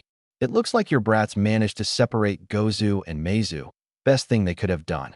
Those two together are great. Apart they're low-level chunin at best. Zabuza said from somewhere within the mist with grudging respect for Kakashi's Jinin. I told you that they better be up to crack if the Demon Brothers have a chance of beating those two. Like I said, the best Jinin Konoha has to offer, Kakashi said smugly as he looked for Zabuza, which was proving to be futile. For most of the fight, so far Kakashi had had to wait until the last moment, when the sword was visible, meaning it was a few inches from him, to block and counter. So far he had been doing rather well as he had not been cleaved in half by Kubikirabocho and was still standing. Although he had still not managed to get a single hit on Zabuza at all, and if he didn't start taking the lead soon, the drain of his Sharingan would become too great and he's exhaust his chakra supplies. I'm sorry to cut this short, but I'm going to have to end this soon, Kakashi said as he took a defensive stance and quickly formulated a plan. Come at me with everything you've got, he said. It's your death wish, Zabuza growled before charging through the mist and bringing his sword on Kakashi, once again getting blocked by his kunai. Naruto ducked under another set of shuriken thrown his way. Once Meizu had figured out close combat with Naruto and his endless supply of clones was hopeless, had resorted to keeping him at a distance with shuriken and low-level Suidan Jutsu. Running to his right, he found himself next to Sasuke, and now realized that the two brothers had been attempting to get back together, and were. You alright, Sasuke? How'd yours get past you? Naruto asked as he looked at his teammate. Frowning, Sasuke said, he used about 10 Mizu Bunshin, water clone, to hold me down whilst he regrouped with his brother. You. Naruto looked around at about the 30 or so shuriken spread about on the floor. He keeps a shitload of shuriken in that pouch of his. What's in there? Fucking Narnia, Naruto complained, looking around at the product of the past 5 minutes of the battle. Well, shit just got a lot harder, didn't it? Naruto asked rhetorically, already knowing these two specialized in team combat. Nothing we can't handle, dope, Sasuke said, putting his kunai back into his pouch. Raising an eyebrow, Naruto asked, we gonna use it now? Close to disbelief. Yes, it's time to end this, dope, Sasuke said as he started to collect and mold chakra in his lungs. Naruto shrugged and created a shadow clone that stood on Sasuke's right, whereas he stood on his left. Hey Meizu, I think they're gonna do something big. Shall we end it now? Gozu asked his brother with a smirk. I think they should see just how outclassed they are. Let's do it, Meizu said as he started some hand seals, followed shortly by his brother, who did the same. As they finished, a large column of water rose up from over the bridge, which quickly shaped itself into a large, dark blue, two-headed water dragon that swayed about in front of its creators. Suetun, Tsin Mizudorigon, water release, twin water dragon, the brothers said in unison. Let's see you handle our strongest collaboration technique, Meizu said with a smug grin as he looked at the two genin as they finished their seals. Let's do this, he shouted as the water dragon shot forward like a missile straight for the genin. As Sasuke finished, he spewed a large amount of burning flame out of his mouth in the form of a large ball. Shortly after, it was hit by a stream of lightning from Naruto's clone and a blast of air from Naruto himself. Shortly after contact, they all coalesced into a giant white-blue version of Katon Gokaiaka no Jutsu with bright blue crackles of lightning charging through it. The end result of the two collaborations charged down the bridge towards each other, one with a hurricane of water around it, the other with a scorching heat, both tearing up the ground as they approached each other. As they hit, both seemed to stop for a moment, each struggling back and forth for domination. That was until the fireball tore through the water dragon, destroying it instantly in a hiss and blast of hot steam, and traveled on towards the demon brothers. Boom. Both brothers disappeared when they were caught in the deadly blast that rocked the bridge as the fireball exploded in a large blast of white-blue flame and lightning that seemingly burned into the genin's eyes as they ducked under the explosion of rocks that flew their way. When the bridge stopped shaking and the boys no longer had to dodge rubble, both stopped to check if the enemy was indeed dead. What was left was a large tear in the ground from where the jutsu had been shot, all the way to a large crater that centered where the demon brothers had stood, and all that was left of them now was two burnt metal gauntlets. Both boys stood and regained their breath, as on their part that jutsu used an extremely large amount of chakra. They were breathing heavily, sweating, bleeding, and extremely tired. But both were grinning like maniacs. We so gotta name that. I dunno, what about Akarui Ao Gokaika no Jutsu, Great Bright Blue Fireball? Yeah, that sounds good. What do you think, team? Naruto said with a gleeful smile. It doesn't matter what we call it, Dobe, because the enemy will only hear it once before they're dead, Sasuke said coolly whilst keeping his grin on his face. That thing was awesome. I'm so glad I learned that wind technique. It was such a good idea. I bet that could get labeled as an A-rank jutsu. Naruto joked, but seriously, that jutsu just tore up a stone bridge like it was wet paper. Turning to look at the mist that his teacher was in, Naruto asked, do you think we should help Kakashi-sensei? No. If we go into that mist, we'll most likely be killed. Plus, if he can't handle it, how can we? Sasuke said as he slowly sat down and deactivated his Sharingan. He still wasn't used to that small but constant drain on his chakra from when he used it. But just in case, get 2 food pills out. Sitting down, Naruto pulled out a pill and threw it to Sasuke, who ate it straight away. I hope Kakashi-sensei wins, Naruto said as he leant back and waited for the mist to clear. A few minutes beforehand, inside of the mist. Boom. Kakashi grabbed the railing on the side of the bridge to steady himself as the aforementioned bridge shook after being hit by some very large explosive. After the shaking stopped, Kakashi steadied himself and looked around for Zabuza. What the fuck was that jutsu your Jinin just used, Kakashi? He heard Zabuza shout through the mist. Those two done that. I've definitely got to see that after this is done, Kakashi thought, shaking of the shock that they were behind that explosion. I would like to know that, Oswell. But first I'm going to end you, Kakashi said as he once again searched for the impossible to find Zabuza. That's funny. I think I'm about to end you, Zabuza said directly behind Kakashi, causing the former's eyes to widen in shock as Kubikurabocho swung down at him, catching most of his back before he managed to jump away, causing a large spray of blood. Kakashi landed a few meters away from where Zabuza got him. He had meant to be caught with a little less of the blade. But he smirked nonetheless as his plan had just started coming to fruition. Zabuza really should have killed him then, but had missed anyway. Now, he would pay for his mistake. Your end is near, Demon of the Mist, Kakashi said coolly as he ran through several hand seals before slamming his hand onto the ground. Huh, really? Aren't you the one who just took a cleaver to the back? It's you who's gonna de-arg. What the fuck? Zabuza shouted as felt a dozen sets of canine teeth sink into his flesh. This is your death, Kakashi shouted as a large blue light emanated from his hand and let of the noise of thousands of chirping birds. Meanwhile, hey dope, wake up you idiot, Sasuke growled as he shook his blonde partner awake. How did the idiot actually manage to fall asleep in a hostile environment? It's only been a minute, he thought as Naruto sat up rubbing his eyes. Oh, why'd you wake me up? Naruto asked as he tried blinking back sleep. The mist is clearing, he replied, pointing at the unraveling mist. Both boys sat there as they silently watched the mist clear, waiting to see who had won the battle. It was one of the most nerve-wracking experiences either of them had ever felt, and it only lasted a few moments.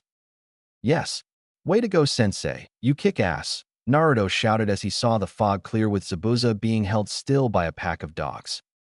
It was obvious that he'd win. Or did you forget the Genin test? Sasuke asked, but also had a small smile on his face. No, I remember you getting your ass handed to you on a silver platter quite clearly. Thank you for reminding me though, Naruto said with a laugh when he saw Sasuke's frown and a breath that sounded like the word dope. Both boys turned to look back at their sensei and watched as his right hand suddenly became covered in lightning that led of a loud screeching noise that sounded like chirping birds. Naruto looked on in awe at the wonderful, wonderful jutsu he was somehow going to get his sensei to teach him. I'm so going to get him to teach me that. If he doesn't, I'm going to torch his book stash and his house whilst I'm at it, he said to Sasuke. Sasuke snorted. As funny as that would be dope, he'd kill you afterwards, Sasuke rebuked him. Naruto looked like a wounded puppy when he heard this, but then suddenly smiled. You care whether I live or not. I care about you to Sasuke-chan, he said with a large grin. On second thoughts, Do it, Sasuke said, somewhat irritated by his partner. Both boys then watched in anticipation as Kakashi charged at Zabuza at a speed that was far beyond their level and amazed them at how fast it was. They watched as the pure power of the jutsu tore the ground to pieces as their sensei ran at the soon-to-be victim. And what they saw next shocked them. Their sensei had went to jab Zabuza through the heart, but was stopped as the body of a girl got in the way of the jutsu. As Haku got into the way of the jutsu, Kakashi looked down in shock as his arm was elbow deep into Haku's chest and mere inches from her heart. He had seen her appear in front of him at the last second, but couldn't change the course of his attack. It was too late now. The only way she would be saved is if she got to a medic nin, and soon. As blood dripped out of her mouth, her heart slowed, her vision dimmed, and the world slowly went black. Haku turned and smiled at her master. Master, I'm S dash. Sorry I FAI dash. Failed YYU, she said as her breath escaped her. Her heart slowed and her vision went black. Zabuza had watched in shock as Haku had saved him, in disbelief as he felt her blood splatter on his face, and in a slow stream of tears as he heard her last words and watched her death. Ripping his right arm free from the dogs, with pieces of his flesh being ripped out with it, and much pain. He didn't care about that though as he caught the body that slipped from Kakashi's arm. Holding up her body, looking at Haku's limp body. No, Haku, I am sorry I failed you, he whispered remorsefully as he kissed her forehead. Goodbye, he said as the tears fell from his face onto hers. Kakashi, seeing that Zabuza was no longer a threat, called of his nin-kin who disappeared in puffs of smoke. Turning around, he saw Naruto and Sasuke standing behind him with somber looks on their faces. Well done you two. You did great, he said. Yee, did you expect anything else from us, sensei? Naruto joked half-heartedly as he looked down at the body of Haku, and teary demon of the mist. I have to agree with the dope, if only this once, Sasuke said, but like Naruto couldn't quite bring himself to be his normal self with the tragic scene before their eyes. Sighing, Kakashi turned back to Zabuza who was starting to stand up, sword at the ready. Give up, Zabuza. You can't possibly win like this. Both of your arms are only just able to lift that sword, Kakashi said as he watched Zabuza take a step forward, arms shaking under the weight of Kubikurabocho. I'm dead either way, Hatake. Let's end this, Zabuza said back and started swinging Kubikurabocho at Kakashi. Grunting, Kakashi caught Kubikurabocho with his kunai. If that is how you want it, let's, he said as he pushed the sword off of his kunai. Quickly breaking into a set of jabs and slashes, Kakashi tried to break Zabuza's guard, but still found it extremely hard, even with his damaged arms and body from the dog's teeth. Disengaging from Zabuza, Kakashi looked next to him to see a grinning Naruto and Sasuke. Want some help, sensei? Naruto asked with his sword drawn once again.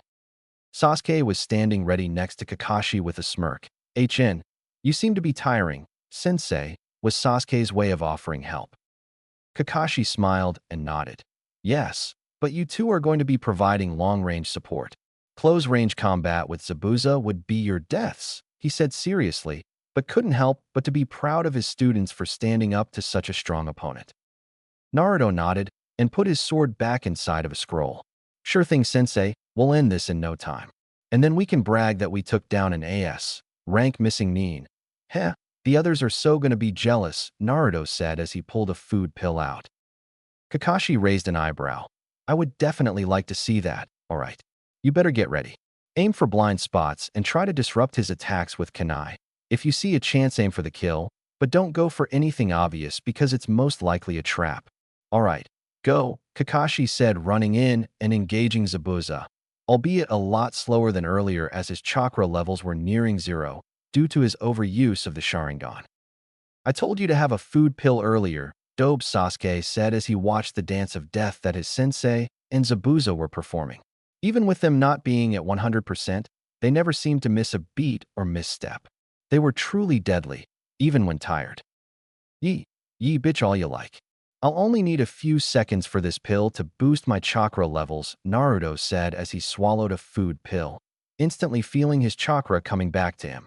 Pulling out some shuriken, Naruto said, I say we do a little more than cover Kakashi's ass. I say we get that bastard. I have to agree with you. Dobe, let's do it, Sasuke said, pulling out some shuriken. Right, let's go. HN. Kakashi was really starting to feel the fumes of chakra he was running on start to leave him. If this didn't end soon, he would run out of chakra and surely die. Kakashi ducked under a high slash from Zabuza and then kicked out at his legs trying to catch his ankles. Zabuza predictably jumped over his legs with ease, but had to block some shuriken that had tried to catch him off guard. Ignoring the two long-range support ninja, Zabuza proceeded to rush Kakashi. First trying to split him in half with a quick slash down the middle, but he stepped to the side. Growling in annoyance, Zabuza switched his grip and went for a backhanded slash at his waist, but met with thin air again as Kakashi took a step back. Moving forward to meet Kakashi in a spree of slashes, parries, and evasion, Zabuza started to lose his temper as he felt 3 shuriken hit his right leg and 2 hit his left. Taking a step back, he avoided a sword swipe from Naruto and kicked him in the chest, dispelling him in a puff of smoke. Quickly raising Kubikirabocho, he blocked a swipe for his head from Kakashi, but had to pull out a kunai in his left hand to start blocking some attacks from some Naruto clones. As Kakashi and Naruto clones worked on his defenses, Kakashi held Zabuza's attention as Naruto worked on slowly wearing him down with multiple cuts to his body. Whilst that was happening, the real Naruto would constantly make more clones as they got destroyed, as well as assisting Sasuke in covering Kakashi with long-range projectiles. After a while, Zabuza was like a pincushion for many shuriken and was covered in the amassed cuts that Naruto's clones and Kakashi had made. Relying on the twerps a lot now, aren't you? Zabuza growled as he blocked a slash from Kakashi's kunai. Yep, makes this easier. Plus, they could use the experience, Kakashi said as he pushed against Kubikirabocho. HN, Zabuza grunted. Yee, that's if I don't kill them, he said, pushing Kakashi a few feet away from him. Going to swing his sword down, he instantly had to block a few kunai and shuriken, halting his attack and allowing Kakashi to regain his balance. Annoying little brats. Heh, gotta love myself there, Kakashi said, mentally thanking them for the save. Hearing a large roar in the air, Kakashi turned to see Sasuke releasing a katon, Gokaiaka no Jutsu, as it flew from his mouth towards Zabuza in a swirling blaze of heat. Zabuza, seeing the large fireball, jumped back several feet to avoid the ball of death. Hearing the sound of metal tearing through the air, turned to deflect several shuriken that came from Naruto, who was now finishing a hand seal. Kaminari Rinku Shuriken, Lightning Chain Shuriken, Naruto shouted. The shuriken that Zabuza had deflected and now surrounded him suddenly started letting of crackling noises as lines of blue appeared on them. Shortly after the crackling, multiple lines of lightning energy shot inwards towards Zabuza, engulfing him in a blue light of energy that shocked him to within an inch of his life. Arg! Zabuza cried as the lightning shot through his body, frying his muscles and insides. When the lightning stopped, Zabuza dropped to his knees and looked up to see Naruto and Sasuke in front of him finishing a set of seals. This is your end, Zabuza, Sasuke said just before releasing a very familiar fireball that met a gale of wind from Naruto, turning it into a raging torrent of white flame that engulfed Zabuza in seconds. The flame lasted a few seconds, but still managed to burn everything away.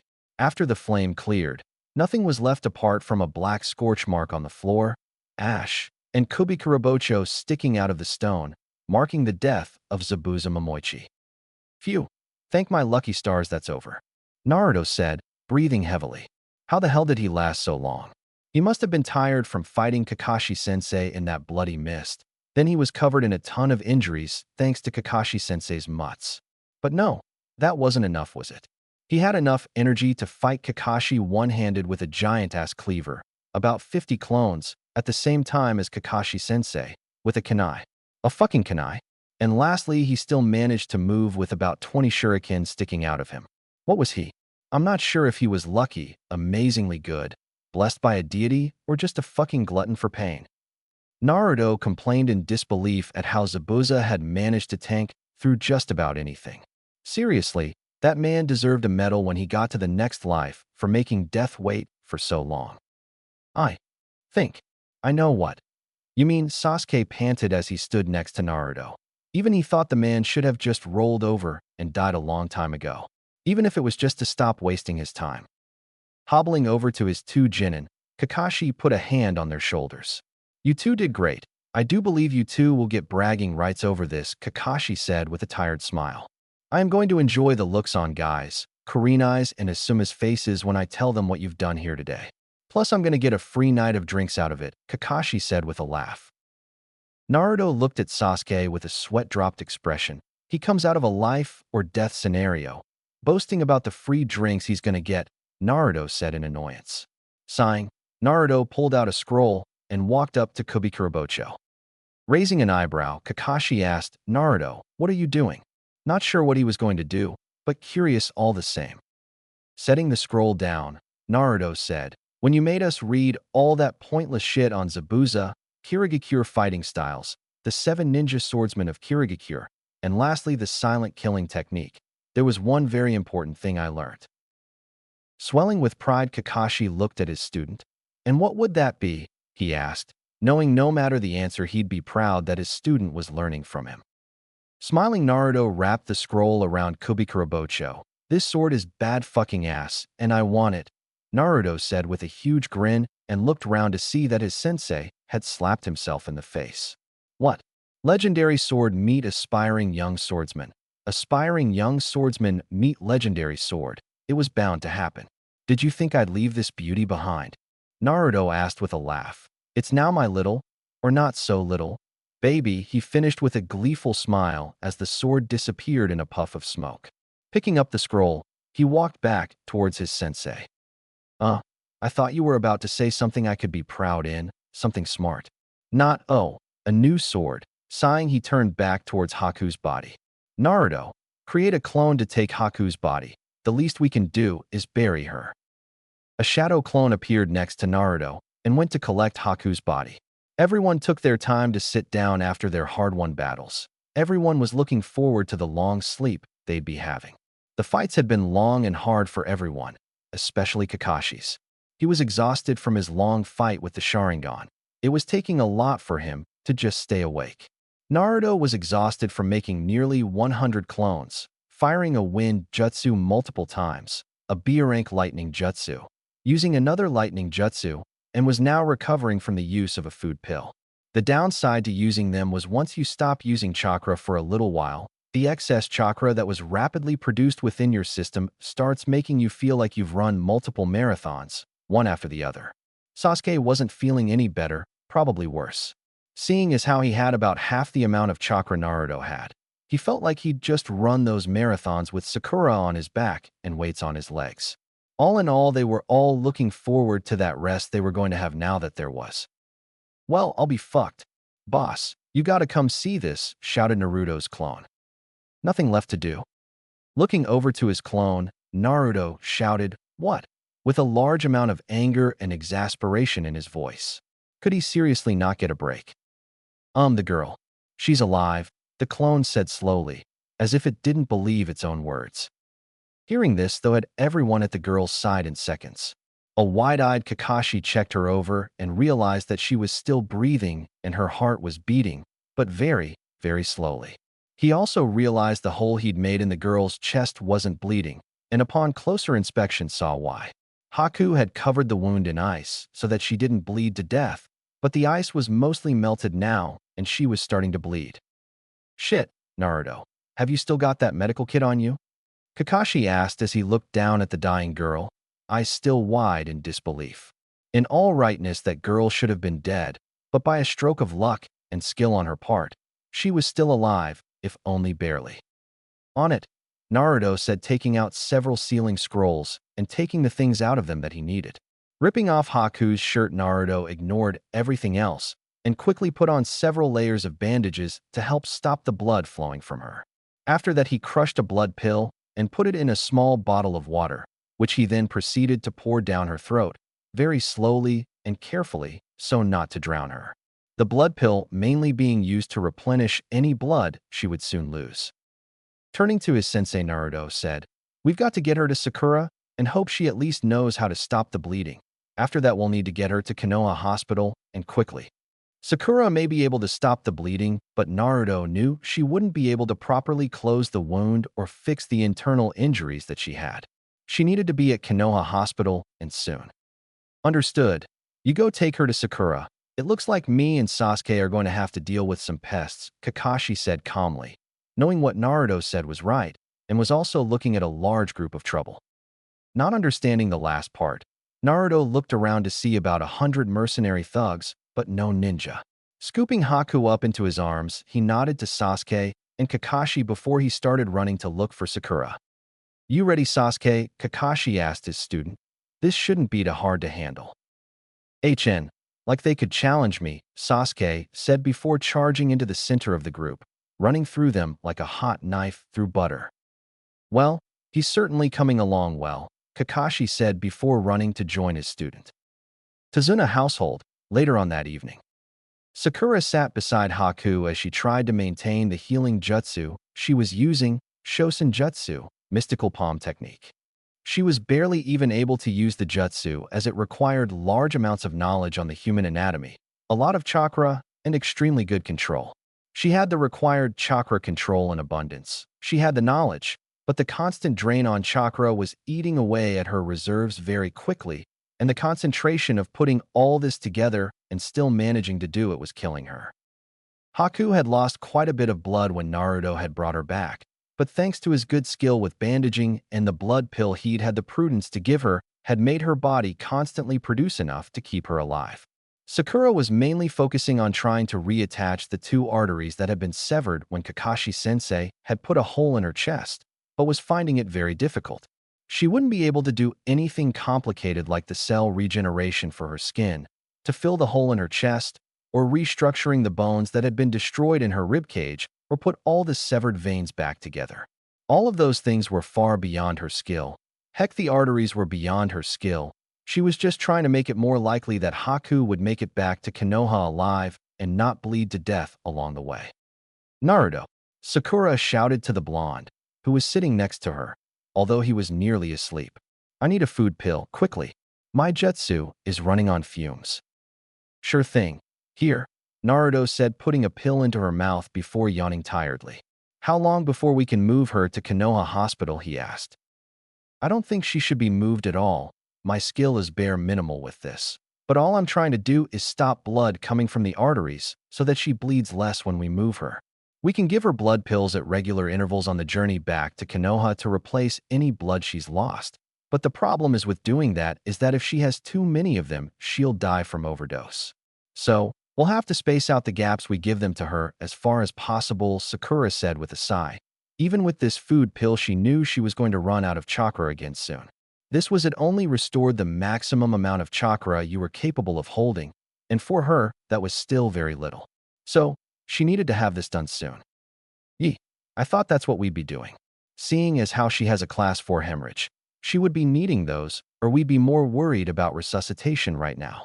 Added to that, she has an entry and exit point for the protrusion, aka Kakashi-sensei's arm, which only multiplies the danger. Sighing in anger, Naruto rubbed his temples. We're lucky she hasn't gone into peripheral hypoperfusion. If she had, things would be much worse. But I think that's because she didn't start bleeding until after the fight due to her ice thing that stopped her from bleeding out. And whenever she lost blood, we've used blood pills to refill her blood supply.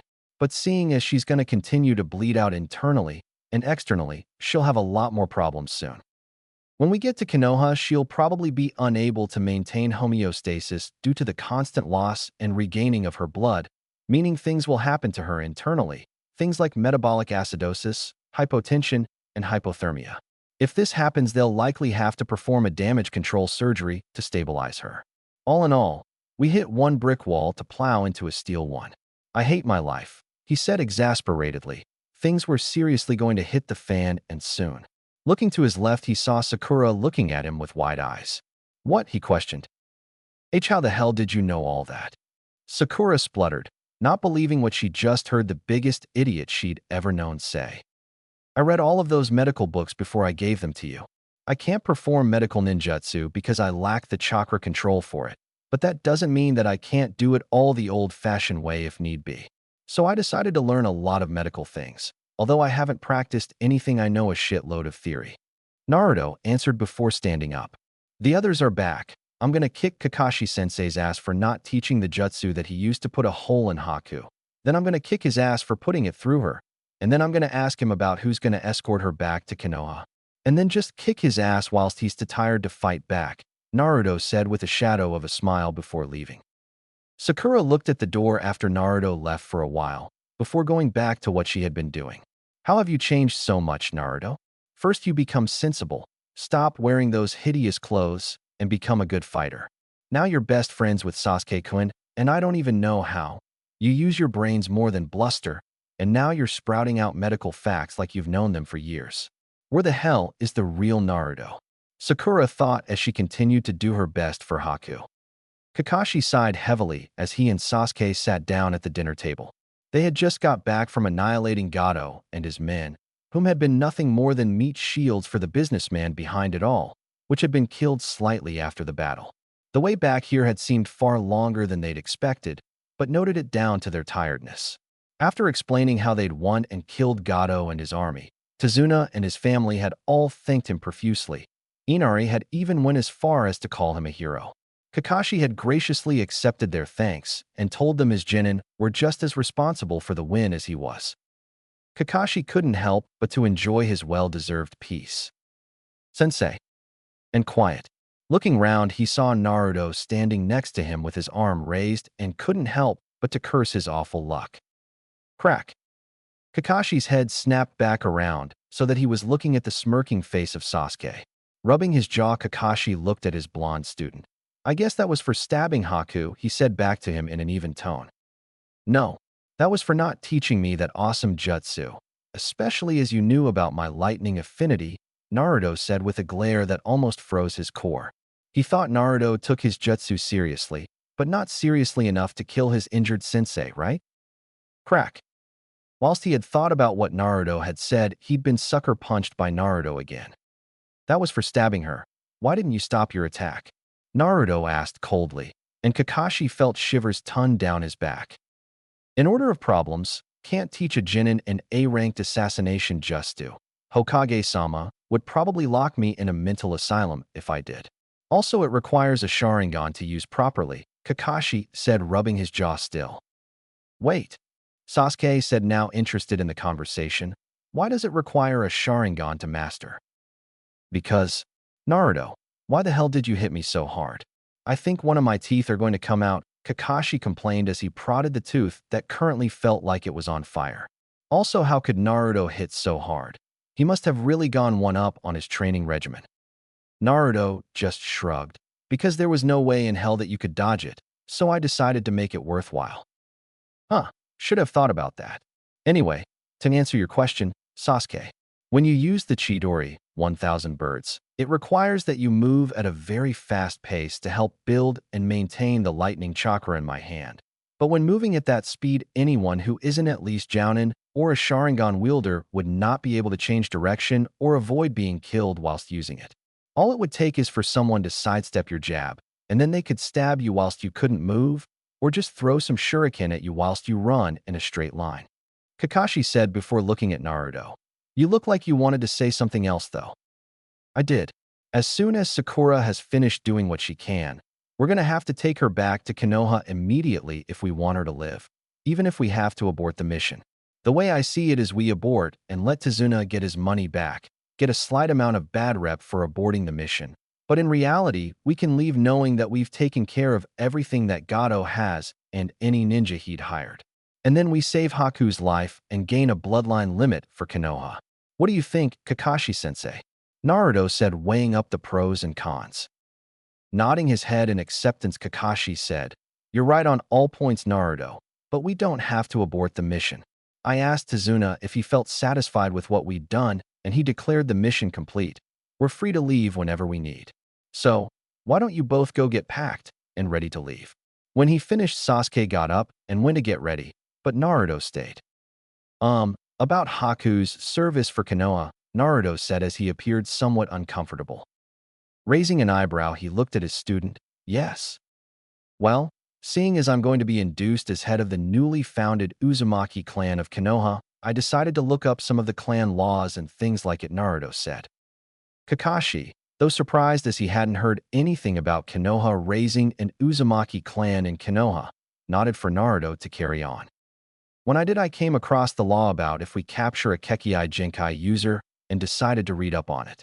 Well, I found out that if another Kekkei Jinkai user came to Konoha of their own free will and offered their allegiance to Konoha, they wouldn't be forced to do the same. Things as a captured one would, Naruto said more awkwardly than at first. He even seemed rather nervous. Yes, that is true. But Haku is a captured nin, not the other, Kakashi said, stating the facts evenly.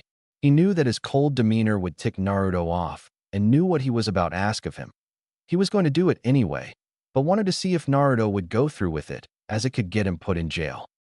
WL, I was hoping you could tell the Hokage that we saved her from Zabuza and she offered to join Konoha in return, so that she doesn't have to be forced into marriage and the other things, Naruto said, his disdain for the other things quite clear. They both looked at each other in silence for a few minutes, Kakashi seemingly contemplating what his student had asked, but in reality just wanted to make him sweat a little, especially after the little bastard had nearly knocked his tooth out. After he could see Naruto had sweated it out enough, Kakashi decided to answer him before he panicked or passed out or something. You know what you just asked me to do is considered betrayal and can get us killed as traitors, right? Kakashi asked calmly as he watched Naruto twitch and nod his head. Oh, the sweet irony of revenge, Kakashi thought with a smile. Suddenly standing up, he ruffled Naruto's hair. Sure, I was going to do it anyway. You best go tell those two, so that they don't blow our cover though, Kakashi said before walking up to inform the Tizuna and his family of their departure, smiling all the more as he heard the indignant shout of asshole come from Naruto.